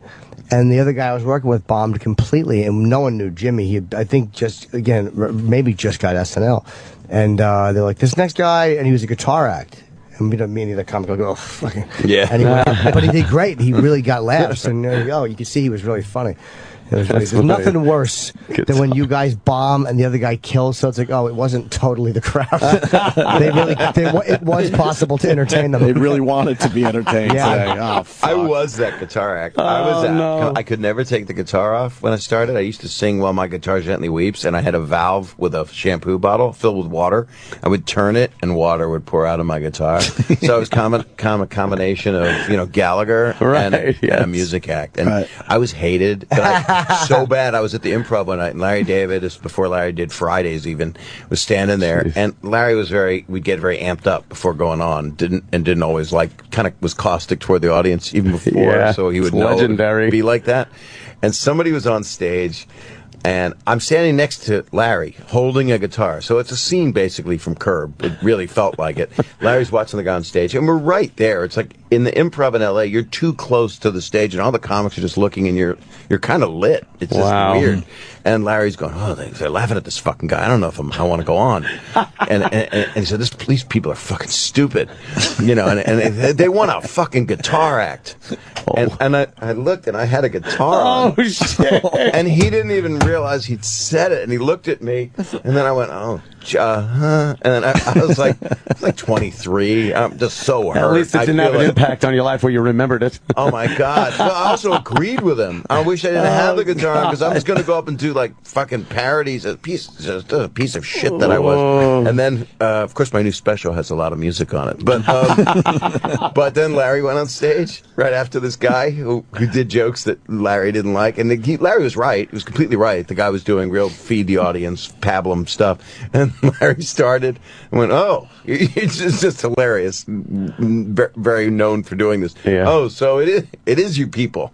Or someone like, you know what? Fuck you. Wow, it is you people. I don't even remember what the joke was. I just remember him going, fuck you. And next thing I knew, they said, ladies and gentlemen, Bob Saget. Because he was gone. And there I was with my guitar. Feeling like he was right, and this is going to work, and I'm a piece of comedic shit. There's so many stories of him. Of course I killed. Pitching like that. But it was, I would do just parodies. He would leave the stage, just yell at the audience, pitch. In the middle of doing something, he would just go, fuck this, and walk off the stage. It's like, what the?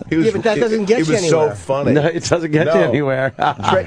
Tracy always does the opposite. Tracy would be like, well, even the virus tour, he would go, I'm going to walk him, Bobby. I went, why are you going to walk? I'm going to talk about things they've never heard. Abortion. I went, now they've heard that. I'm going to walk them. They're going to leave. I went, well, why do they have to leave? Because they're going to, Bobby. You'll see.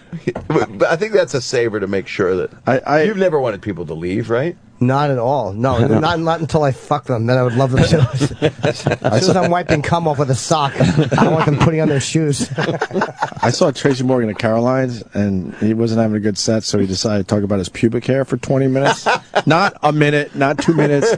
For 20 minutes, he would not stop. And then there's a lot to talk about. He was basically going to every girl in the front row asking if they wanted to see his pubic hair. And he made it into a thing, and he turned the whole fucking place around. That's nice. It's unbelievable. I kind of have to shit. All right, why don't we take a break? Come back. Then I'll plug my special. Sure. When's it on? It's on right now. It's on Amazon and iTunes. It was on Showtime last month, and now it's sold yesterday. Finally, it broke on. It broke. It's broken. It's broken. You can't fix it.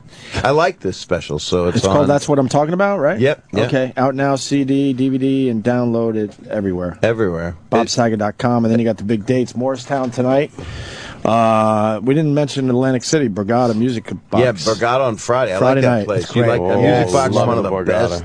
Wow, You want to come to it? I would love to. You can pick a show. I will not be going though. Okay, I would love to, but I'm not going. Pick what you would have gone to. Which one? I would have went to the Borgata show. Then I'm going to dedicate it to you. I got a beach house. I got a beach house this summer. Yeah, it's right in Atlantic City. Yeah, it's right there. But so I'm keeping my weekend. This is a monorail. Monorail takes you into the music box. I would see you in a second. I love seeing Bob Saget. It doesn't take long to see me. Mm-hmm. Yeah. And Saturday, I think the Bowery's sold out. Come back I never to New played York. the Bowery Ballroom. Have you played that? I have not. Playing that, and then the one I don't think is sold out is the Williamsburg Hall of Music. Same in night Brooklyn. you're doing that? Yeah, Brooklyn. I'm crazy. So you're doing an early show at the Bowery and then go in the music hall? Yeah, for doing the some show? crazy. hipster, weird, fucked up hipster guy thing. Subway Hyper, series, fucking Red Bull. Nice. Impress my kids. Yeah, Stay away man. from their friends kind of show. You have to take a shit. I'm sorry. That's all right. All the You know what? dates- He has to take a shit. I go into plugging. That's fine. fine. It's ironic. That is I'm leaning kind of on my ironic. left elbow, and right now my fucking cheeks. There's nothing popping out, but like my asshole is open. Like, but there's ready nothing to go. coming out. Groundhog? Yeah, it's almost like my asshole's like You're ready to go. ready to go. So you've got a firm little nugget coming up. Oh, it's crowning. His shit is crowning. I don't know how Should we, firm- you want to name it? I've been taking. You want to call it? What do you want to call it? Do you know how many names just flew by? What's the first name, boy or girl? That was just a celebrity name. Which one? Bob Saget. I didn't see that happen. The Opie and Anthony Show will return in a moment. After all, millionaires have to piss too. The Opie and Anthony Show is back. Go on, sit down. The celebrities are ready to entertain you some more.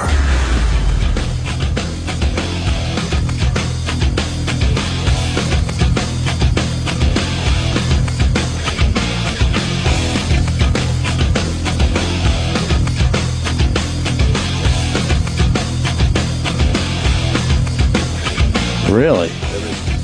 I find it really. There was nothing then.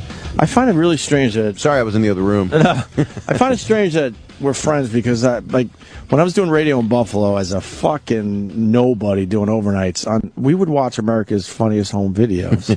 Yeah. And we'd have pizza. It was the radio. It was the thing to watch. It Yeah, was but like- the radio guys would get together like we got it was the show to watch. Right. And I remember we made a point of picking a house, getting beers, pizza, chicken wings because it was Buffalo. Right. Watching you, and then fast forward, here you are, and we're kind of pals. Yeah. It's just strange to me, man.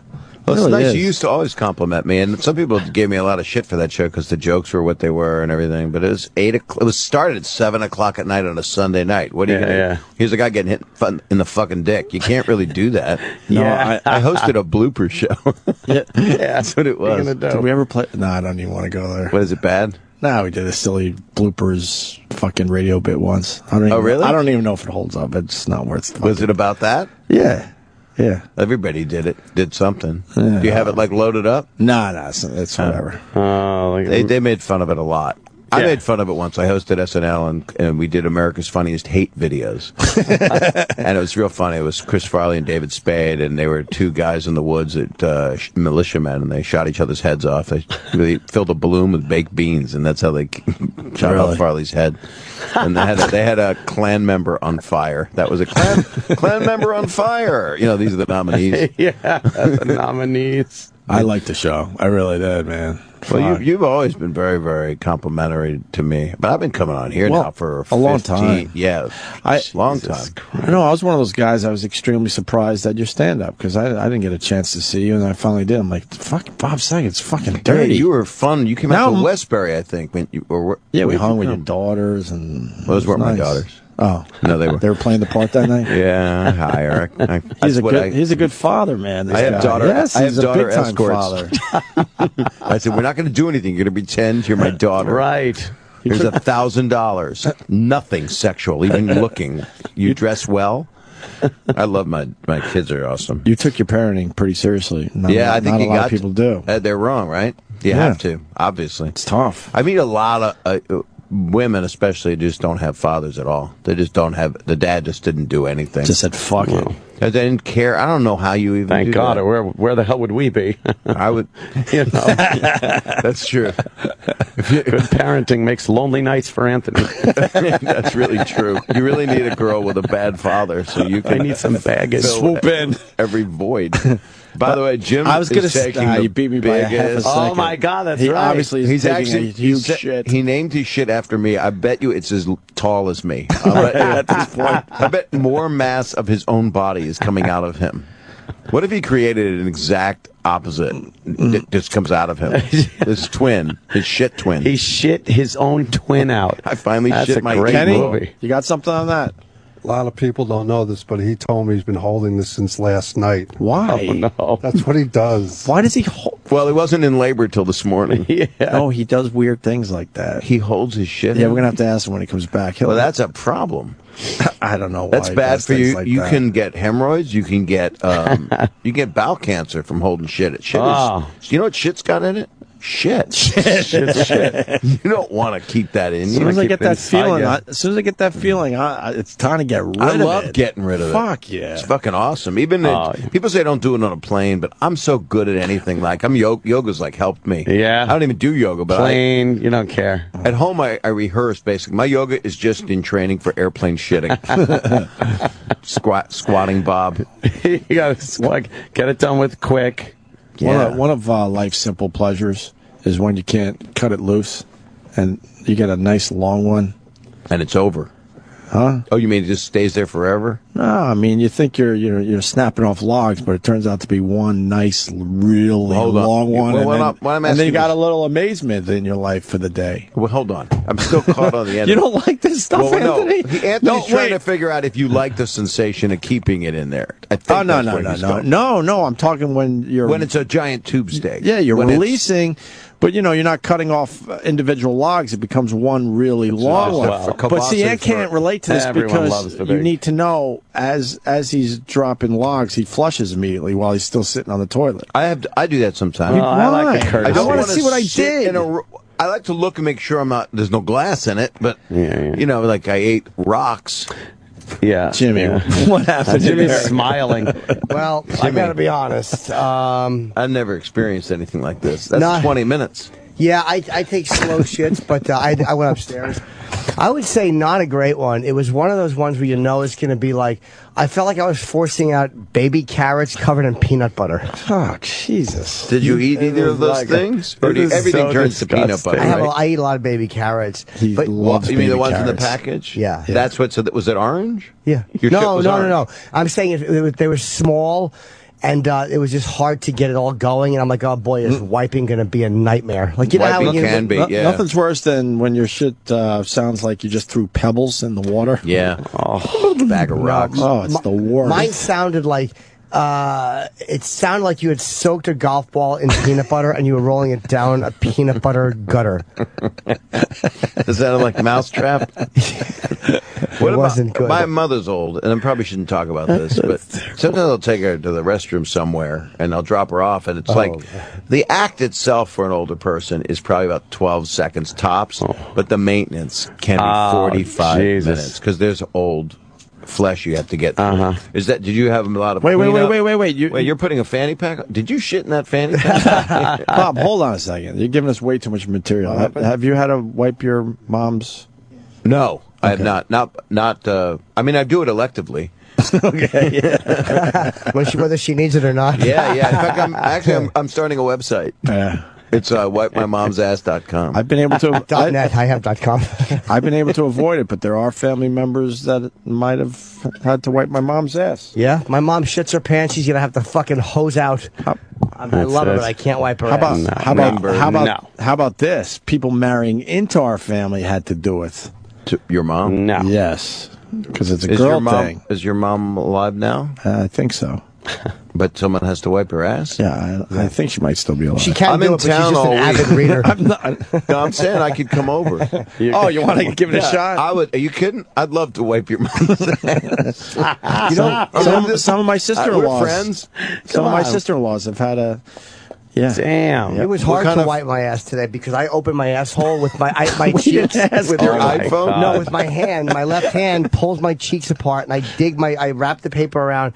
I do it gently, but I put my finger in. Why do you have to open it apart? I want to clean the inside of the asshole. I want it clean. So you're using one hand to do a spreadsheet? You're using it like you would your iPhone. Yeah, I'm not open a picture. I'm not taking my two fingers and opening the cheeks. I'm taking one hand and just pulling it apart. It's almost like my asshole's going. And Edward G. asshole. I have a sore left hand, so it made holding the cheeks open. Bob, I have a did you hear what happened? You're not paying attention. He cleans inside his asshole every single time. And you had nothing on that? No, I'm trying not to throw up. Okay. Why? I like my asshole clean. I was voted boy with the cleanest asshole. But he doesn't 4 years in a understand, row. like, we don't accept this. I think that's weird. But no, people do clean out there. If you have But he puts a finger in every time. He wraps toilet paper on his finger and puts it in every time. I actually did miss that. I did the cardinal sin of thinking of your next thought. Right. Which was, still want to get it out, which was you need an assistant.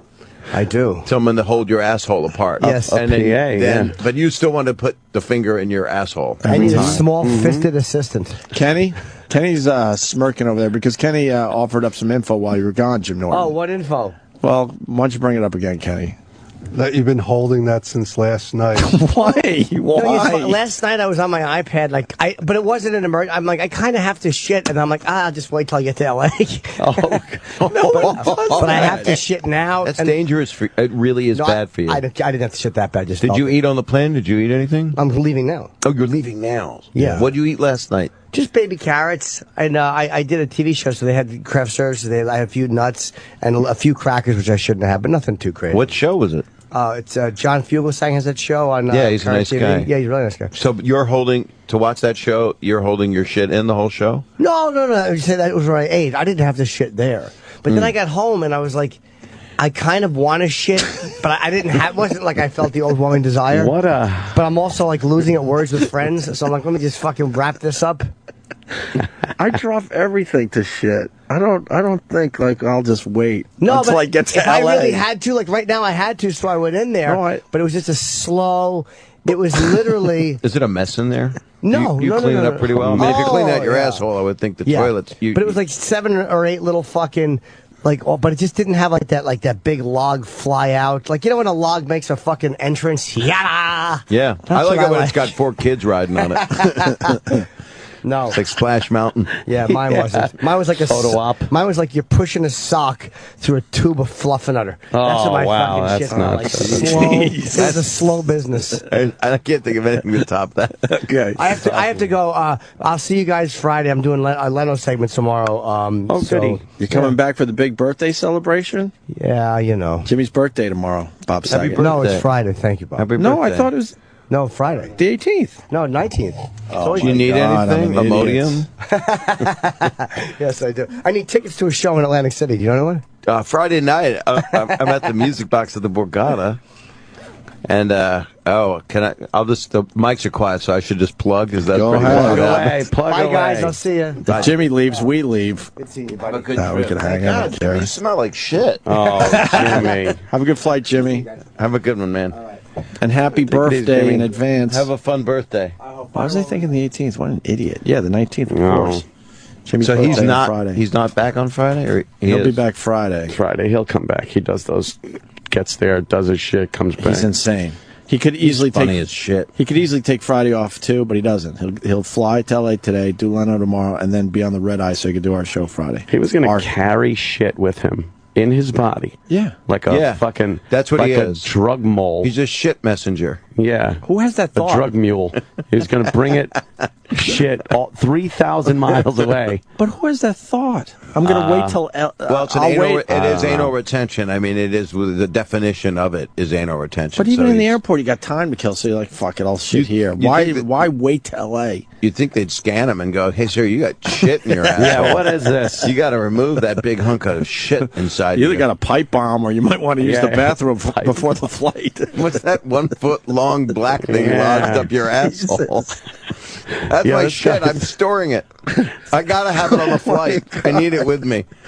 He can put stuff I don't in fly there. without my lucky shit. I got it. He lets it turn into a horseshoe shape. Maybe 4-leaf clover style. Right. It's good luck. Oh wait, said I was you're gonna ending wait. now. You end now, right? We don't have to, unless if we gotta get out of feel here. like we have no material left. All I then was we'll going to do fucking is end. plug my thing because I'm proud of it, so I might as well. It's plug called it. That's What I'm Talking About. The Bob Saget special is out now. I'm going to download it. I like it. I'm really proud. Why do you of like it. this one? I like it a lot. That's Why? all I have. I don't know. I didn't. That's all I have. I thought it was a good hour. It took a couple years to come up with an hour, and Okay. it's got 5 songs in it, which I liked. And I don't play guitar that well, but I liked them. They're fun. Jeff Lynne would be proud, though. Jeff Lynne would not know what to say to me. He'd be so embarrassed and excited, so nervous to see me. He would sing telephone line to me. I was going to ask you what your favorite ELO is. Evil Woman. Which one is your favorite, though? Probably telephone line. We're going to play telephone line. How are you? But I shot like the Strange specials. Magic. You like what? Strange Magic is good. Strange Magic. But then there's the one that was at the end of Boogie Nights. Yeah, it's the Boogie Nights one. Yeah, that's a big hit. Fuck.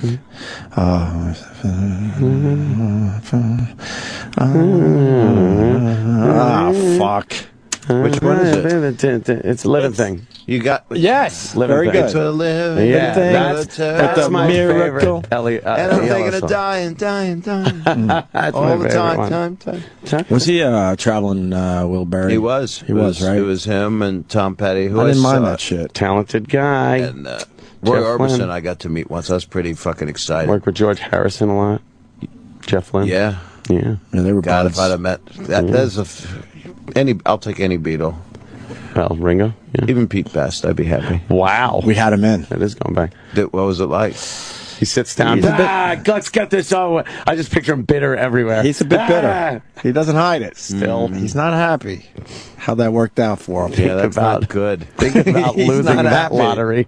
But you also had to bring a lot to it, so he could. Yeah. It wouldn't have happened. I mean, Ringo wrote great songs. I mean, everybody did. Everyone goofs on Ringo.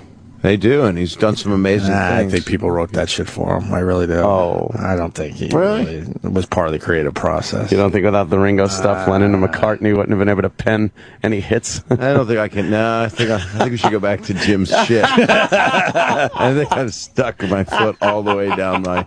The sad part with Pete Best. Oh, Bob. Pete Best was trying to reinvent himself. Do you remember what the band was or anything from that interview? Because all we're thinking is you were so close to being. He also has the worst name. That is such a rough name to live up to. Terrible name to have. He's the best, and he was the last. Yes. It should be Pete Last. Well, Pete Last. Well, the Beatles didn't think he was the best. No. No, not right. Pete not as good as. Right. Pete mediocre. Pete mediocre. Yes. Fair to Midland. Pete poor. Yeah, Pete poorly. He was cool to us, though. Yeah. We did like him, but you could tell he's like, he's still having a tough time, man. You can't move on with your life in that situation. He wakes up every morning in shock and goes, "I'm gonna be a Beatle." Yeah. That's his first thought every morning. Well, he was just. I think they used him. I think because he had the recording space or something. I'm trying to remember. They did. Well, my none of Beatle their- trivia. I think his mom owned the place where they could play. That's what I. But I think it was, and, You don't and that's why they realize- brought Pete in. Like, fuck, they basically said, "Well, if that we what bring him Downbeat's in, we about? could use his mom's joint."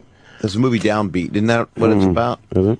I don't know. I've Is never my seen mic it. off? You know, it's a It good should time. be. I think I'm so tired. It's probably a good time to just turn my mic off. Okay, you guys talk to me, and I'll just answer. This is the best time to talk to you. I love. A tired Bob love Saget? when it's 5 in the morning in L.A. and you're always nice. So you go, okay, Bob's got to plug something. 'Cause it was when the Showtime special came on before I plugged it today to sell it. And Bob Kelly's in here, and I'm listening to you guys, and they go, "Okay, can you hold, Bob?" And it's 5 in the morning, and I'm like, "Holy fuck, can I hold?" Okay, hold. And I'm laying there, and it's like 20 minutes. Oh, Bob no. Kelly. I don't even remember the conversation. It was it was good. It was good. You guys are, and I'm going, oh, I like those guys. I'm thinking to myself, I wish I was there. Yeah. I can't go to the bathroom because I can't leave. What do they go, Bob?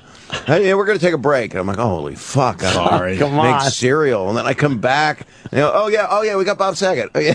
And I go, hey, what's going on? Not much. And now I've got no energy. I woke up out of the gate, with what little 5 minutes of queefing I had left of energy. And then, I got my special. Yeah, you're special. And then Kelly started going off on whatever he was talking about again. You really have to be here. It's it's really phoners not. No, you do fine phoners. I hate phoners, though. You do fine phoners, Bob. No, they're not as. I've never thought you did a bad phoner. Bob. You and those phoners. Phoners. Why don't you drink a pint and enjoy? Those are good phoners. Don't think about Jimmy's shit. You let Jim's giant shit take over your mind. Always after me, good phoners. Always get take a outta shit here. after. Yeah, I'm out. I gotta go. Thank you. It's good to see you guys. I got to talk to Roland for a little bit. What's the matter? Okay, guys. What's the matter? Got a problem? What happened? Yeah. We're still on. Are we on still? Yeah. My pack up? Yeah, just pack up. As long as the mic's in front of me. Yeah, I got to go to a thing soon, I think. Oh, you're, yeah. Oh, I'm I see late. something that says Bob has to go. Oh, I'm late. You're late for something else? Bob Love Saget, you, thank love you. you guys. Bob, So thanks, the special, that's what I'm talking about, out now, CD, DVD, and you can download it everywhere. You don't have to wait around for this. I like hearing about BobSaget.com for all his touring dates. Tonight it's Morristown, New Jersey at the Mayo Performing Arts Center. On Friday, Atlantic City, Borgata Music Box. And then 2 shows in New York on Saturday, the Bowery Ballroom early, and then he goes over to Brooklyn to the Music Hall in Williamsburg to do his comedy, man. And Bob And then Saget's I'm going to great. hold my shit in myself until Sunday. Nice. I'm not Where are taking you a shit taking until it? Sunday, and then I'm going to film it and send it to Jim. Where are you going to take? You're flying your shit anywhere? Like I'm going to FedEx it home. Nice. All right, Bob Love Saget. that he's carrying his shit Thanks, to LA. guys. It's good to see you. Yes. Absolutely. We'll see you soon. Thanks.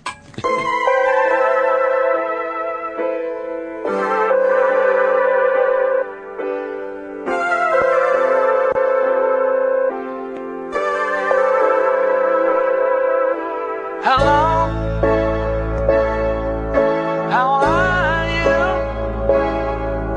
Have you been alright through all those lonely, lonely, lonely, lonely nights? That's what I'd say.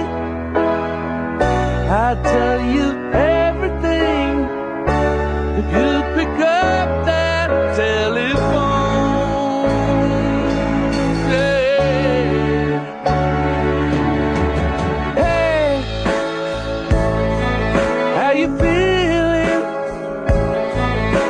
Still the same. Don't you realize the things we did were all for real, not a dream. I just can't believe they've all faded out of view. Yeah, yeah, yeah, yeah, yeah.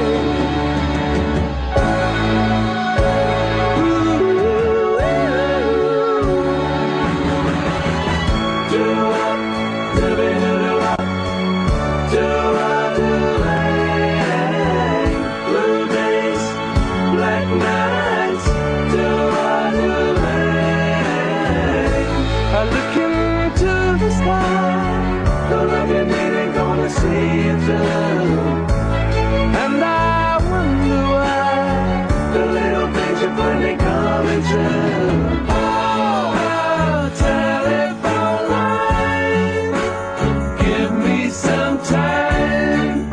I'm living in twilight. Oh, telephone line, give me some time. I'm living in twilight.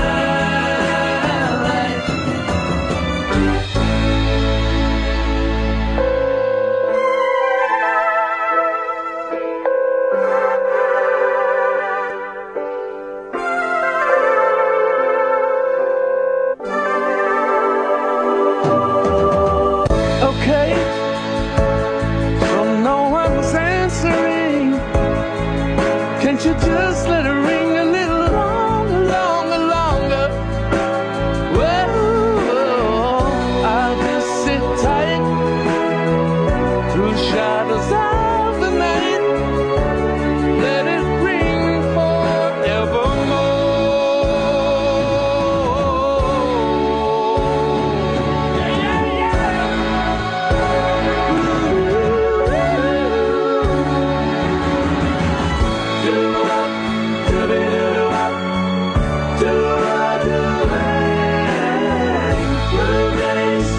Black nights, I look into the sky. The love you need ain't gonna see you through. And I wonder why the little things are finally coming true. Oh, telephone line, give me some time. I'm living in twilight. Oh, telephone line, give me some time. I'm living in twilight.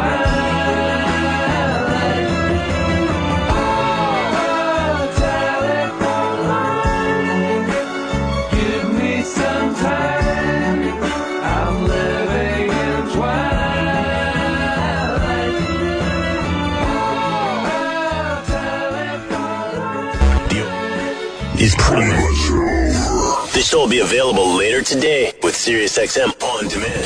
After ONA Live is next. This is After Opie and Anthony Live. Here's your host, Sam Roberts.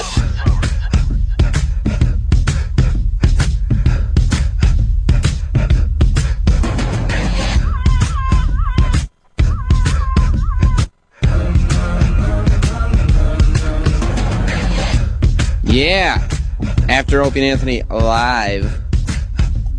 Trying to get everything straight for the big Montreal trip. That's next week. I think we'll be up there Thursday and Friday, right? Montreal's Thursday and Friday? Yeah. Do we know what the deal is with people coming? I've been getting tweets from people who say they want to come and watch the show. They say if they bring a snack or a treat, they get in. Okay, you're going to be the door guy then? Yeah. It's going to be in a conference room, and now we're talking about maybe being able to get like 30 or 40 listeners in every day. We'll figure it all out. Yeah. Because there's definitely an interest, because I've been getting tweets from people who are like, I'll be there. And we're blah, a blah, big blah. fucking show, Sam Roberts. Of course there's interest. You sound surprised. You wonder. Listen, I'm just saying we know for sure there's an interest. Okay? Let's not all get carried away with ourselves. Well, we knew before that. You act like you're just figuring it out now. Get the fuck out of here, Jawbreaker. Why? I don't even know what that shirt is. You like that one, Roland? Yeah. I just read his t-shirt. It wasn't a good joke at all. What'd you get so upset about? Opie's leaving. He was just showing me Coke Logic animated the Gary Busey production piece on YouTube. Yeah.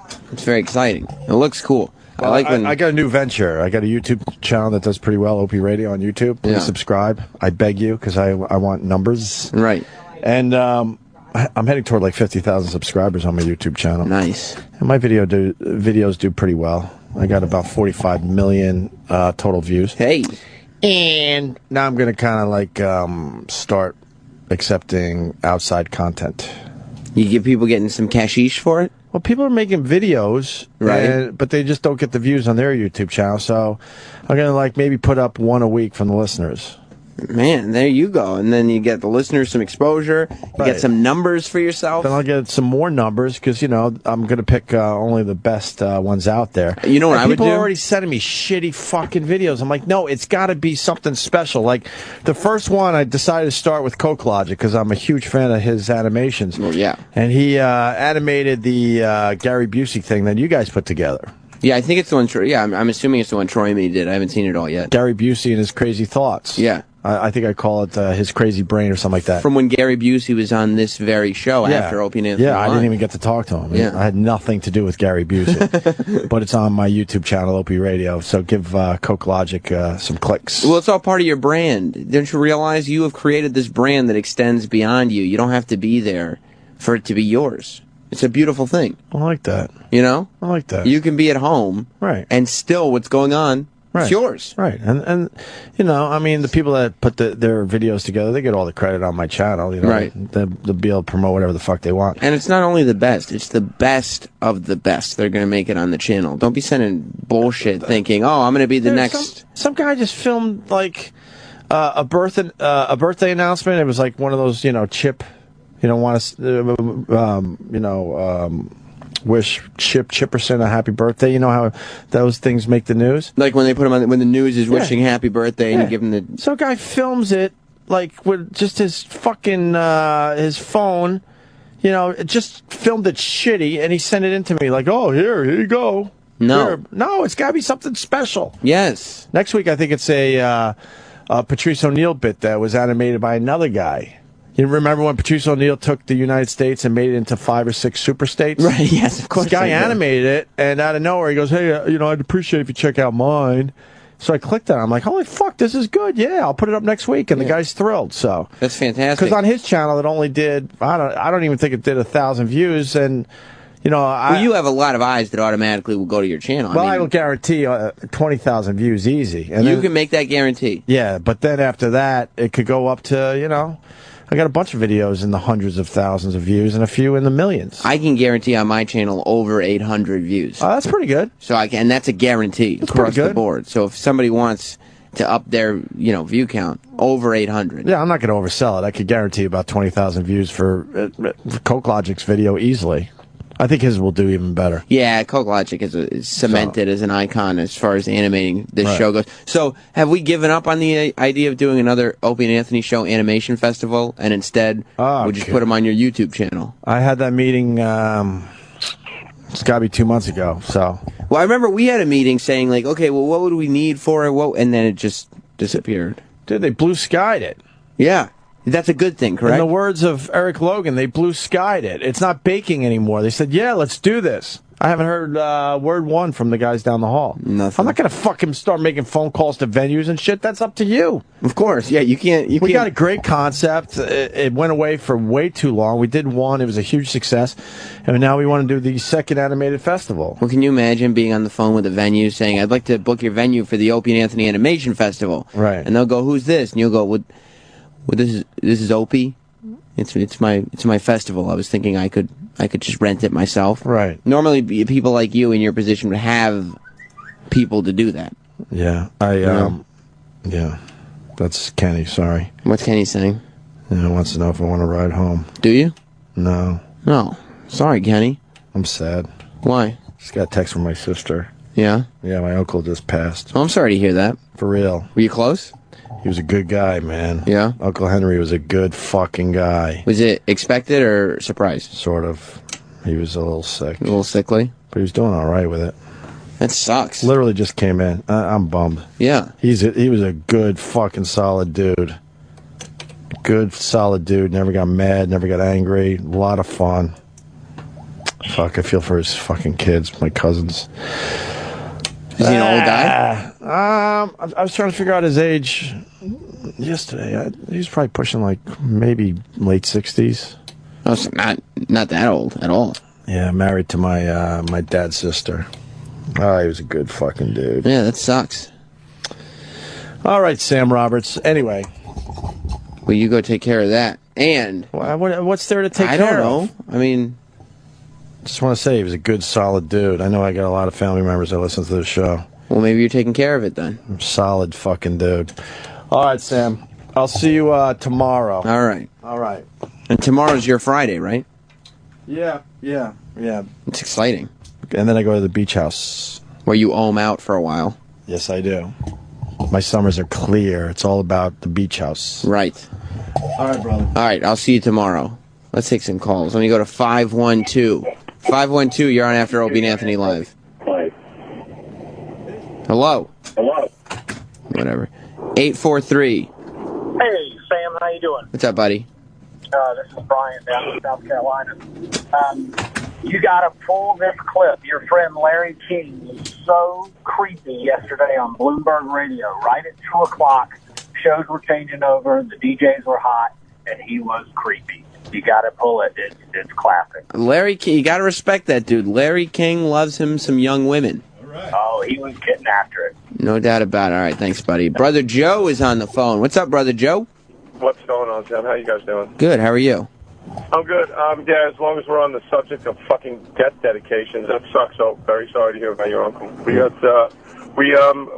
just wanted to say real quick about Pappy. I guess you guys, everyone's heard Pappy Marcello from the Good Rats passed away. He's my lead singer's dad, Gene Marcello. And to let everybody know, Gene appreciates the absolute outpouring of sympathy and condolences from everyone that have been kind of close to this thing. I played for Pappy for some years, and he was a good dude, you know, with all the faults and everything else that went along with him. He was basically a good man. That being said, Friday is our first show back at the Beach Hut, Smith Point Beach in Smith Point Beach, Long Island. This Friday we're doing the Journey show, and then we leave for Disney for a week. So we're doing Epcot for a week down in Orlando. That's amazing. Is that the best gig there is? The Disney gig? It's awesome. Yeah, I can't even tell you, man. It's you actually are treated like a rock star for a week, and being working blue collar, working guys like we are, it's a treat. Yeah. That every year. We've done it for 6 years. It's our 6th year in a row. So we'll be down there from the 21st to the 28th. My 54th birthday, July 21st. How the fuck did that happen? Perfect. Yeah, it's awesome, man. It's definitely cool. And we're there until the 28th, Saturday the 28th. So Awesome, man. Sounds good. Yeah. All right, guys. Just wanted to drop that. And, again, condolences on your uncle. All right, cool, man. I'll talk to you later. All right, guys. Be well. Later. Yeah, so check out Brother Joe in Long Island and in Orlando. How do I come out of a goddamn death dedication? I'm just kidding.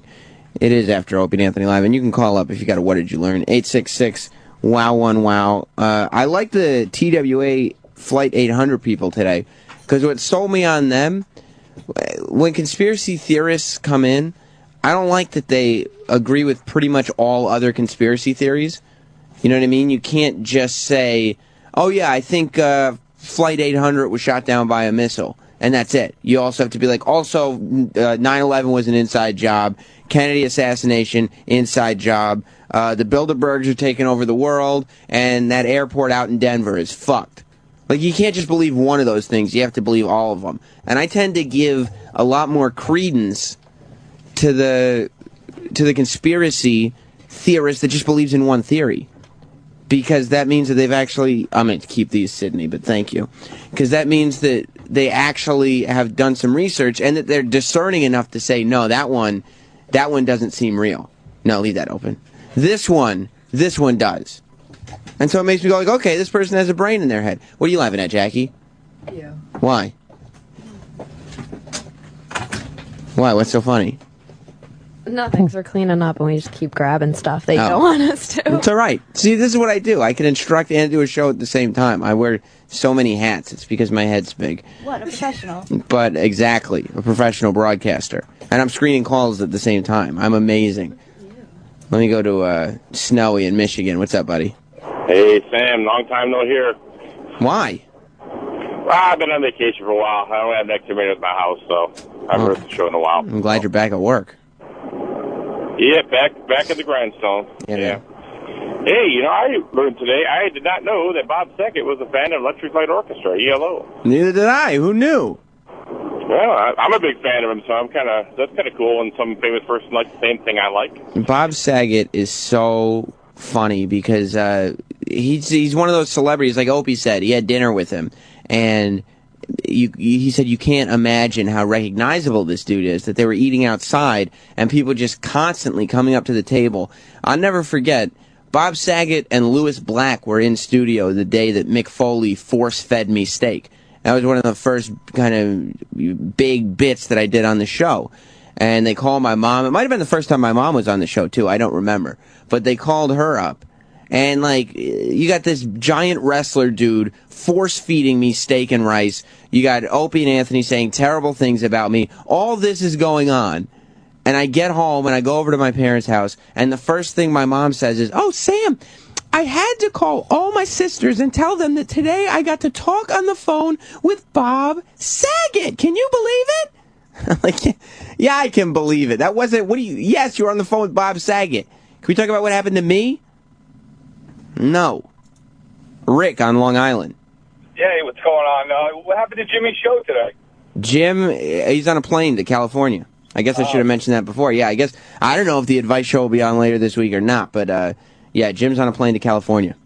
Gotcha. And also, too, one thing I don't understand, I know they touched a little bit on this today, but, here it is, they're so glued to this Flight 800 conspiracy, yet they're shutting down, like, every other conspiracy. I understand, listen, if Jesse Ventura comes across as a nut. Right. But, I mean, there are a lot of, like, real legitimate, conspiracies on 9/11, and they just, Opie, Anthony, and Jimmy, they're constantly shutting them down. Well, I haven't seen the documentary, the TWA 800 documentary yet. I know it's going to be on Epix tonight, and it's going to be on Epix HD as well, epixhd.com, I mean. So I haven't seen it. Apparently, this documentary is like ridiculously compelling and has convinced at least Anthony and Jim that this is at least worth looking into. I know, I mean, at one point, Jim did kind of give some kind of thought to the idea that 9/11 could be an inside job, but he watched Loose Change. He said, okay, this is worth looking at. And then he got the guy on the phone that did the movie, and there was just so many holes in the theory that just don't add up, that it didn't, I mean, I think everybody here realized that that stuff. It just didn't make any sense. Yeah, but there are a lot more documentaries besides that Loose Change one. I watched the Loose Change one once, and there definitely are a bunch of empty holes in that one. But as far as the Flight 800, I live on Long Island. I lived in Coram for years, but I have family in Mastic, and I also have family in Suffolk Police Department. And they've been saying since this thing happened that it was a missile. Yeah. Well, I was talking to Sal about it earlier today. That everybody from the beginning, like you said, people thought it was a missile that hit this plane, and then 9/11 happens, and everybody forgets about Flight 800. It was the same thing when everybody thought Gary Condit or whoever had killed Chandra Levy. And then 9/11 happens, we forget about Gary Condit, we forget about TWA Flight 800, so nobody realizes that Gary Condit was found to be completely innocent, and this Flight 800 thing was never really solved to the liking of most people. Right, and then I think another thing, too, that people don't tend to tie into that, I think it was within just a few weeks that the bombs in Atlanta at the Olympics happened. Right. I'm not saying they're tied in, but, maybe it's a coincidence. I don't know. It's worth looking at, though, isn't it? Absolutely. All right, listen, I got to sign out. I'm at work. All right, buddy, thanks. I'll talk to you later. Yeah, but, every time anything happens, there's a conspiracy theory. Like, this Boston bombing thing happened, and it's amazing what's happened with the Boston bomber, because at first it was open and shut. When we were all watching CNN, and you remember the live show we did here. We were all watching CNN and Fox News and every news channel. It was around-the-clock coverage while police scoured the Boston neighborhood where they were in, looking for this Boston bomber. What's it? Jakar? Is that his name? What's his name, Eric? Is that how you pronounce it? I guess so. Jafar? A lot of letters with no vowels. Yeah, because it starts with D-Z-H-O, but it's definitely pronounced like a J. And so they finally find him, and everybody's like, yay! And it takes 2 seconds. First of all, Alex Jones was already shouting about false flags. But they find this guy, and I guess all the teeny bopper girls think that he's, cute. And so it takes no time for a giant teenage Twitter campaign to start supporting this dude. And he's on the cover of Rolling Stone this week. He went out and he's pleading not guilty to these charges. But if you look, all the news sites have it up. The cover of Rolling Stone, on the side, it says, in this issue, they're talking about getting on Willie Nelson's tour bus. They're talking about Jay-Z's new album, Magna Carta. They're talking about Robin Thicke and the great summer he's had. But a giant, dreamy photo of the Boston Bombers on the cover of the Rolling Stone. Yeah, they shot him like a boy band. Yeah, that's exactly what they did. I don't think that they shot him. I would assume that this is a photo that they found. Shoot. No, yeah.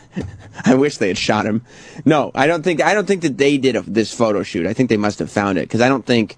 Well, I guess he pled not guilty, but I would think that he would not be going to photo shoots. He still got his jaw all wired and his face being reconstructed. That's true. Yeah, he's all fucked up. So this is not anything recent, but they did find the dreamiest, boy bandiest picture possible to throw him on the cover.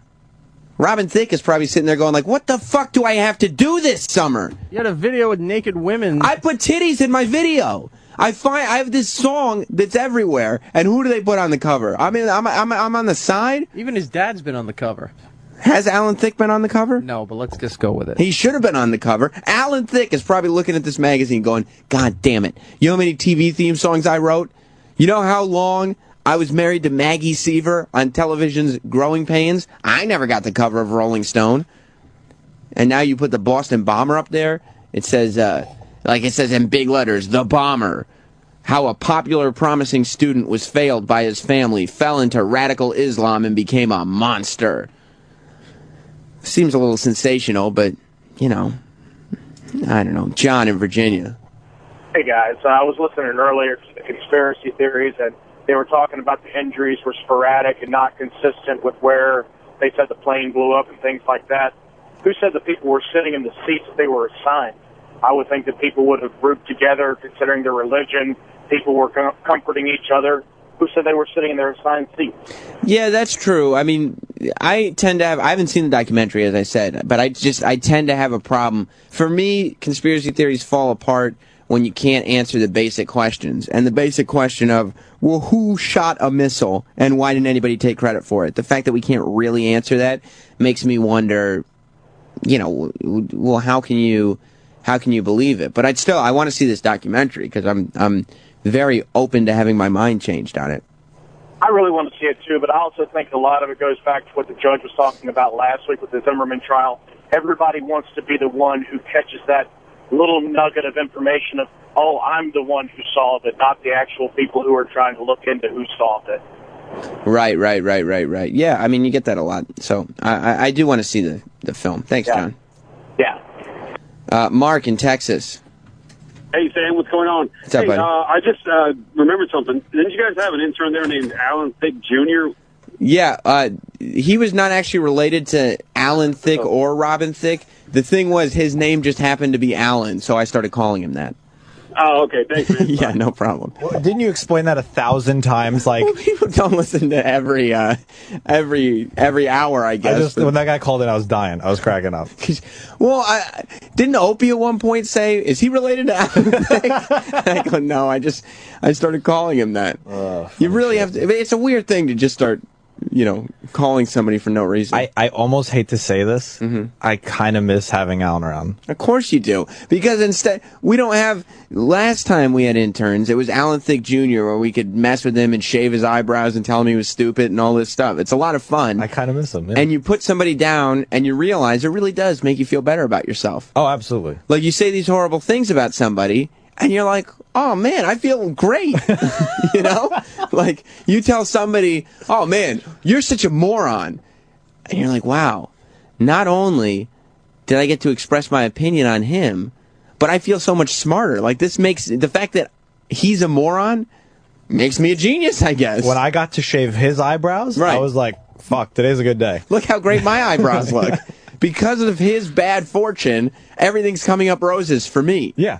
But now you're stuck with the girl interns, who just everybody's fawning over. Yeah. You can't replace a doldrum with two cute interns and think it's going to be just as fun. It's pretty much a 180. Yeah, it's a complete 180. Absolutely. Competent people and Alan.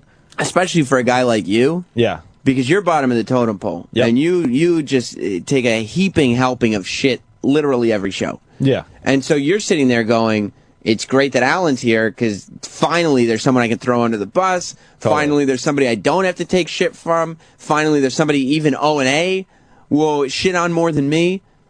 And then he gets replaced with these two interns that have, quite frankly, skyrocketed over all of us. It's true. I mean, every single one. It's true. Yeah, I was thinking about Alan the other day and his just... oh, man. You know when the last time I thought about Alan was? Right now, when I just mentioned him. But before that? When he left. Yeah, when he was in studio getting his eyebrows shaved. I haven't thought about him for 1 second since he walked out that door. He sent me a random text like weeks after his internship. He goes, "Hey Sal, are there any good bars in New York City?" No, not one, Alan. It's like they're New York City, especially Manhattan, is free from any good bar. Alcohol consumption in Manhattan just doesn't happen. It's terrible. I've been getting emails from Alan Thicke Jr. actually. Really? Yeah. You know who he doesn't like? And I should, we're gonna get him back in for a reunion before long, probably this summer at some point. Cool. He does not like our current boy intern. He went to school with him. Right. And I think we talked about that when we first had the boy intern in here. But our boy intern, who's never on the air, mainly because he doesn't wear summer dresses to work, has, I don't know if he knows it, but Alan helped. I don't know if I wouldn't even say helped him, but Alan introduced him to the show and said, "Hey, this is it. This is where I'm interning." And he sees Alan with all these pictures of celebrities and working in radio. He's like, "Oh, I want to do something cool like that." Mm-hmm. Alan's been emailing me and telling me what a douche this kid is. See now, and he told me he's like, "Look at his blog. It's such garbage." I'm like, I'm not clicking on a blog. You're definitely not. I'm not gonna, no. What difference does it make? If you're writing a blog, good for you. Like, you should be. Don't think about me the same way you don't think about internality. Right. The same idea. What was Alan doing? Nothing. I think about you. Yeah, there you go. I think about you with more esteem than I think about intern Alan. All college kids should be writing blogs. You know how much opportunity there is out there for kids right now? Just get on the internet and put content out there. Who knows what people are going to latch on to? My personal hustle. That's what I'm trying to do. I mean, it's very douchey when you say it like that. It's so horrible. But just say I'm writing a blog and I'm putting out what I want to put out, and hopefully people like it. Don't say hustle. Like, leave that for rap songs and stuff. To refresh some people, right? Please do. Alan said to us before we met Tyler, he said... Tyler's the boy intern. Tyler's, yes, our current intern. He said, Alan said... I posted a photo with me and Mark Maron on Facebook, and then Tyler hit me up asking, like, oh, where do you work? Like, all this sort of stuff, trying to inquire about it. He basically made the assertion, Tyler, that you, the boy intern, wanted to intern for the Opie and Anthony show because you thought you might get a photo with Mark Maron. Yeah, that was not the case. I needed an internship for the summer, and I've been wanting to be in radio for a while. Why? And I just saw... Why? Yeah. Why did I want to be in radio? Yeah. I don't know. It's a a mistake. waste of time. No one told me not to until I got here. Yeah, terrible guidance counselors at college right now. Awful. Yeah, they're all about like following your dreams and stuff. It's crazy. I don't know why anybody would dream to be in radio anymore. It's 2013. Somebody get the memo. And the other thing that Alan said, and I wholeheartedly disagree with this, is he called you a hipster like douche. Yeah. And I was like, when I met you, and even to this day, I don't consider Tyler a hipster at all. No. Sal, you're a hipster. Borderline, yeah. I would say so. Okay. You're not a hipster at all. You're like just a... I get it a lot.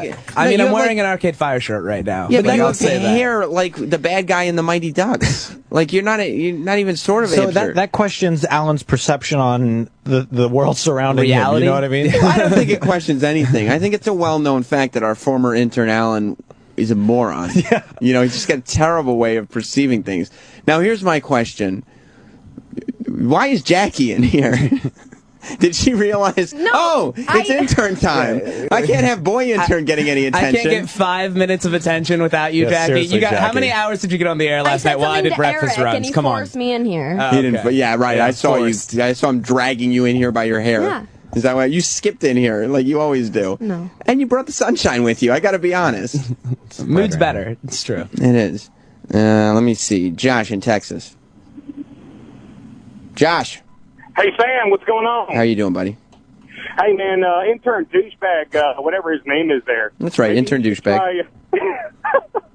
Maybe he should try wearing a summer dress to work. He might get some attention. Have you ever thought about dressing like a pretty little girl and seeing if it would help? I've thought about that a lot, regardless of my internship here. You have? But I know, like, maybe. Eric told me, like, one of my first weeks here, I should do frosted tips on my hair, and that would get me some attention. Oh, come on. I did not say that at all. That's Eric's Yeah, you own did. You thing. told me I should go blonde at least, or something like What? that. That was one of the recommendations for attention. Eric, are you giving the interns hair tips? That's what I do. Eric feels like the only way to success is to make sure you look as much like the lead singer from Smash Mouth as possible. So that's why He's an all-star. That's why he's giving you that advice. That's exactly right, Eric. And it hasn't steered you wrong, has it? No, it hasn't. You won't frost your tips? I don't have tips. I don't know. Don't you have to have short hair for that? Well, you'd cut your hair and then you'd get your tips and you'd frost them. I don't know. I think I'm growing my hair out right now. Why? I might do locks of love eventually when it gets like long enough, but like I also want to just like see how long it can go. I had it long in middle school and now I just want it to go like. I see. Hipsters keep their hair short, isn't that right, Sal? Generally. Yeah. You remember, your intern boss? That's him. No fucking way. Okay, intern douchebag is actually laughing at a photo of Eric with his hair bleached blonde. Eric, how do you respond? Yeah, I did that. But he's laughing at you. Okay, doesn't matter. I did that. Are you saying that the problem here is that he has bad taste? Bad taste, bad a lot of things. I have a lot of bad things. Ouch. And Sal, of course, is taking it upon himself to Google image every embarrassing photo he can find of Well, E-Rock. Eric's got this cool one with Paris Hilton. That's a famous photo. Is it? Yeah. Oh, very nice. I mean, not Reg in New Jersey. Hey, what's up, guys? How you doing? I just wanted to say that I was an intern at Sirius 5 years ago. Who'd you intern for? The comedy station, Steve Dominic. It was like comedy by request or something. Okay. But anyhow, when I was there, all the dude interns pretty much get ignored, and all the hot chicks get all the airtime, and that's just pretty much universal throughout, not just on the O&A channel. So just wanted to put that in there. It's bullshit, and you know. So you're just you're coming to Sirius XM trying to have a good time and like get on the air and everything, and then some little college girl comes along, and guess who's getting the attention? Oh my God! Yeah, but dude, if you had a show, Reg, if you had your own show, right? Right. And you had one girl, you had a blonde college girl who's sitting here in a summer dress, just giggling and batting her eyelids and laughing at everything you say. And then you got some other kid who's got like jock hair, an Arcade Fire shirt, and has been accused of coming to work smelly in the past. Who do you think? Who do you think you're going to spend your time with? All right. Power will corrupt me every time, so I'll give that to you. I don't blame you. I'm just saying. It sucks when you're in the position. It does suck when you. As soon as you have the power, forget about it. All bets are off. But you know. Right. Tough. I mean, thanks, Reg. The only reason that, quite frankly, that you're in here now is the same reason why you're growing out your hair. What's that? Charity. I mean, I feel bad. It's like you want to grow out your hair for the cancer kids because you feel bad for them. They're kids with cancer, and you want them to have at least some wigs. It gives me an excuse to grow my hair out. I get it. Like that's... And then and also it's like, well, no, I'm doing it for lots of love. You can't make fun of that. Yeah, You're like, exactly. well, he's a good guy. Whereas me, nobody can make fun of me for being like, why would you put intern douchebag on the air? And I'll be like, cuz I feel for the kid. Yeah. I feel bad for him. You definitely do. More than most people here, I feel like. Well, most people don't know you exist. Exactly. They didn't know your internship started. They thought it was over. They don't know. So what was Alan saying in the just that he was a douchebag. He was trying to turn me against this guy, but I don't know why. Did you and intern Alan not get along? I mean, like, we were like 2 rooms apart in college, but we didn't really interact that much. He was always really loud. That was like the main thing I took away from. You probably did a lot better with women than he did, right? I didn't do too well either, but I still think I did better. Yeah, he complained many times about not doing well at all. Okay, not that. You didn't do well? You're not a to bad-looking guy. He's not a bad-looking guy, is he, Troy? Sorry. I think right. Nicole wanted to fuck him, right? No, that was Alan I'm talking about. Oh, I'm sorry. No, now this guy, intern douchebag, he's not like an ugly guy. You'd think he'd do all right with girls. I mean, college girls just give it up. I'm not about like that. Well, you should be. Awful? Yeah. What are you, like a little Joe DeRosa-y, you know what I mean?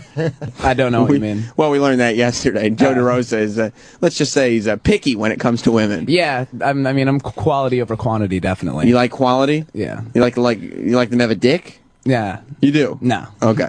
Because Joe does. I mean, he's made that clear. Well, I don't understand that. You'd realize that at some point you won't be in college anymore, and you'll look back and be like, what the fuck? Yeah, I'm aware. Like, Troy, do you think it's a good move? How old are you? 21. To be making that kind of decision? To not be fucking as many girls as you possibly can be? Yeah. Yeah, no, that's a bad It's terrible, right? Because I shouldn't be turning down 4s. Like, I shouldn't be like, nah. No, I mean, you should be taking whatever is coming your way. Because, first of all, you're only going to be in college once. You can only really kind of go through that one time where you have that many girls at your fingertips. Right, like it's literally any given weekend, they're just bars full of girls. They're so dumb. But it doesn't matter. You're not trying to play Jeopardy with them, okay? You just have to stick your penis in them. And then when you find a hot girl that's like a 8 or a 9 that you're like, okay, I'm going to hang on to this girl, you've had a lot of practice, then you're like, you blow her fucking mind. Yeah. You fucked all these pigs. Right. That's what they're there for, isn't it? And they're like, wow, where did you learn how to do all this shit? It's like, I learned, on these fucking... So you only like girls you can like have a conversation with? Yeah, you do. Yeah. You're That's a really relation. lame, isn't it? No, I get it. I mean, you're relationship type. I guess, but I've only been in 2 relationships. So how many women have you been with? Slept with 4. Okay. So you are. I just said that on the radio. No, is that not that bad? Oh, how old are you? 21. 21. Yeah. I mean, these days the kids are getting around a little more than back in the day. Yeah. But I feel like I'm behind. I'll be honest. A little with you. bit. I feel like it's not bad. It's not bad. But yeah, I mean, I would clean up. But for the like, rest here's of the the thing. time All you're right, there. so I had a roommate that was all about like just getting it in every single weekend, and like I would watch him like try and do this, and I was never impressed with what he was bringing back. Yeah, but and like I was like, I'll but he got to blow a load like every weekend. Yeah, it's just fun to stick your penis in a stranger. Here's the thing. This is the whole thing. I get being. I haven't learned that yet. I get being. That's why you never hear somebody disappointedly say, "Oh man, I got some strange last night." It's always an exciting thing. Yeah. Because it's something brand new. Take my word. This is what you'll realize. That I was in relationships when I was in college, not with Jess. I didn't get with I didn't start my relationship with Jess until after, well, like around senior year of college, and that is I'm happy with. But before that, I was always in relationships. Yeah. And I look back on college now, and I regret things. Because these girls that I was in relationships with weren't worth my time. You know what was worth my time? Strange? Yes. Of course. Of course. Yeah. And strange just leads to more strange because these girls see that you're sleeping with somebody else and like, oh, he's sleeping with all these girls. I want to sleep with them. Yeah. I mean, I don't know if they'll consciously say, look at that guy. He's fucked a lot of girls. I'd like to be one of those girls. But I think you know that the psychology of a girl seeing other women around a guy makes like them desire that guy. They'll sexualize you more, I think. Right. Is what happens. And your confidence will grow. Because you'll realize, like, if I don't end up sleeping with this girl tonight, it's fine. The confidence that's just been shattered by the O&A show. No, and the confidence that when you get an 8 or a 9 and you're like, okay, this chick's pretty banging, the confidence that you can go in there and be like, I'm going to fucking roundhouse this bitch. So something like that. I mean, I don't know if you'll ever get to roundhouse. Is that a technical move that I've not learned yet? Let me go to Steve in Pennsylvania. What's up, Steve? Hey, Sam, how you doing, bud? Good. Hey, who's the knucklehead who's 21 and said he only slept with 4 girls? Which one of them knuckleheads? That's intern douchebag. That's me, intern douchebag. Hey, intern douchebag. Yes. You're half a homo. 4 chicks? Are you kidding me? Okay, so Troy and me are saying, okay, that's not that bad. Some people are saying half a homo. Joe in Tampa. Hey there, Sam. How you doing? Good. Hey, intern douchebag. When you're saying quality over quantity, who the fuck are you meeting in college that's not quality? Like, do you just go to really shitty parties? You should be seeing quality every night. Joe, how old are you? I'm 26. Okay, well, we both realize, because we're not that removed from college, but we are removed from college. And when you're in the moment, you don't think that college girls, like, there is a spectrum. But when you're away from college, you realize that it's still college girls. There's nothing below a 6.5.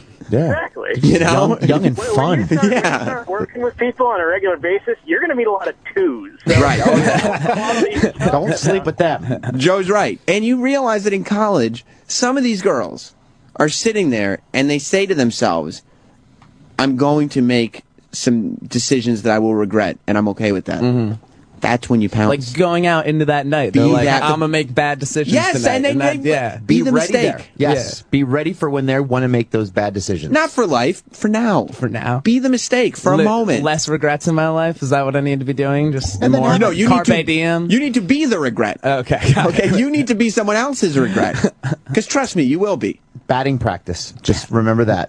Yeah, and you know what Batty's talking about, right? Not really. It's your penis. Oh, okay, got it. It's your penis.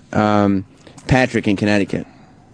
Yeah, hey, first of all, that other guy who started yelling at intern douchebag or whatever his name is, he sounded like a douchebag himself. True. I mean, it's a good point. Secondly, you know, if I started dating my wife when I was 20 years old in college, and I love my wife. Listen, I love my wife. But I'm 29 now. And, you know, I look back at what I could have done in college without a girlfriend.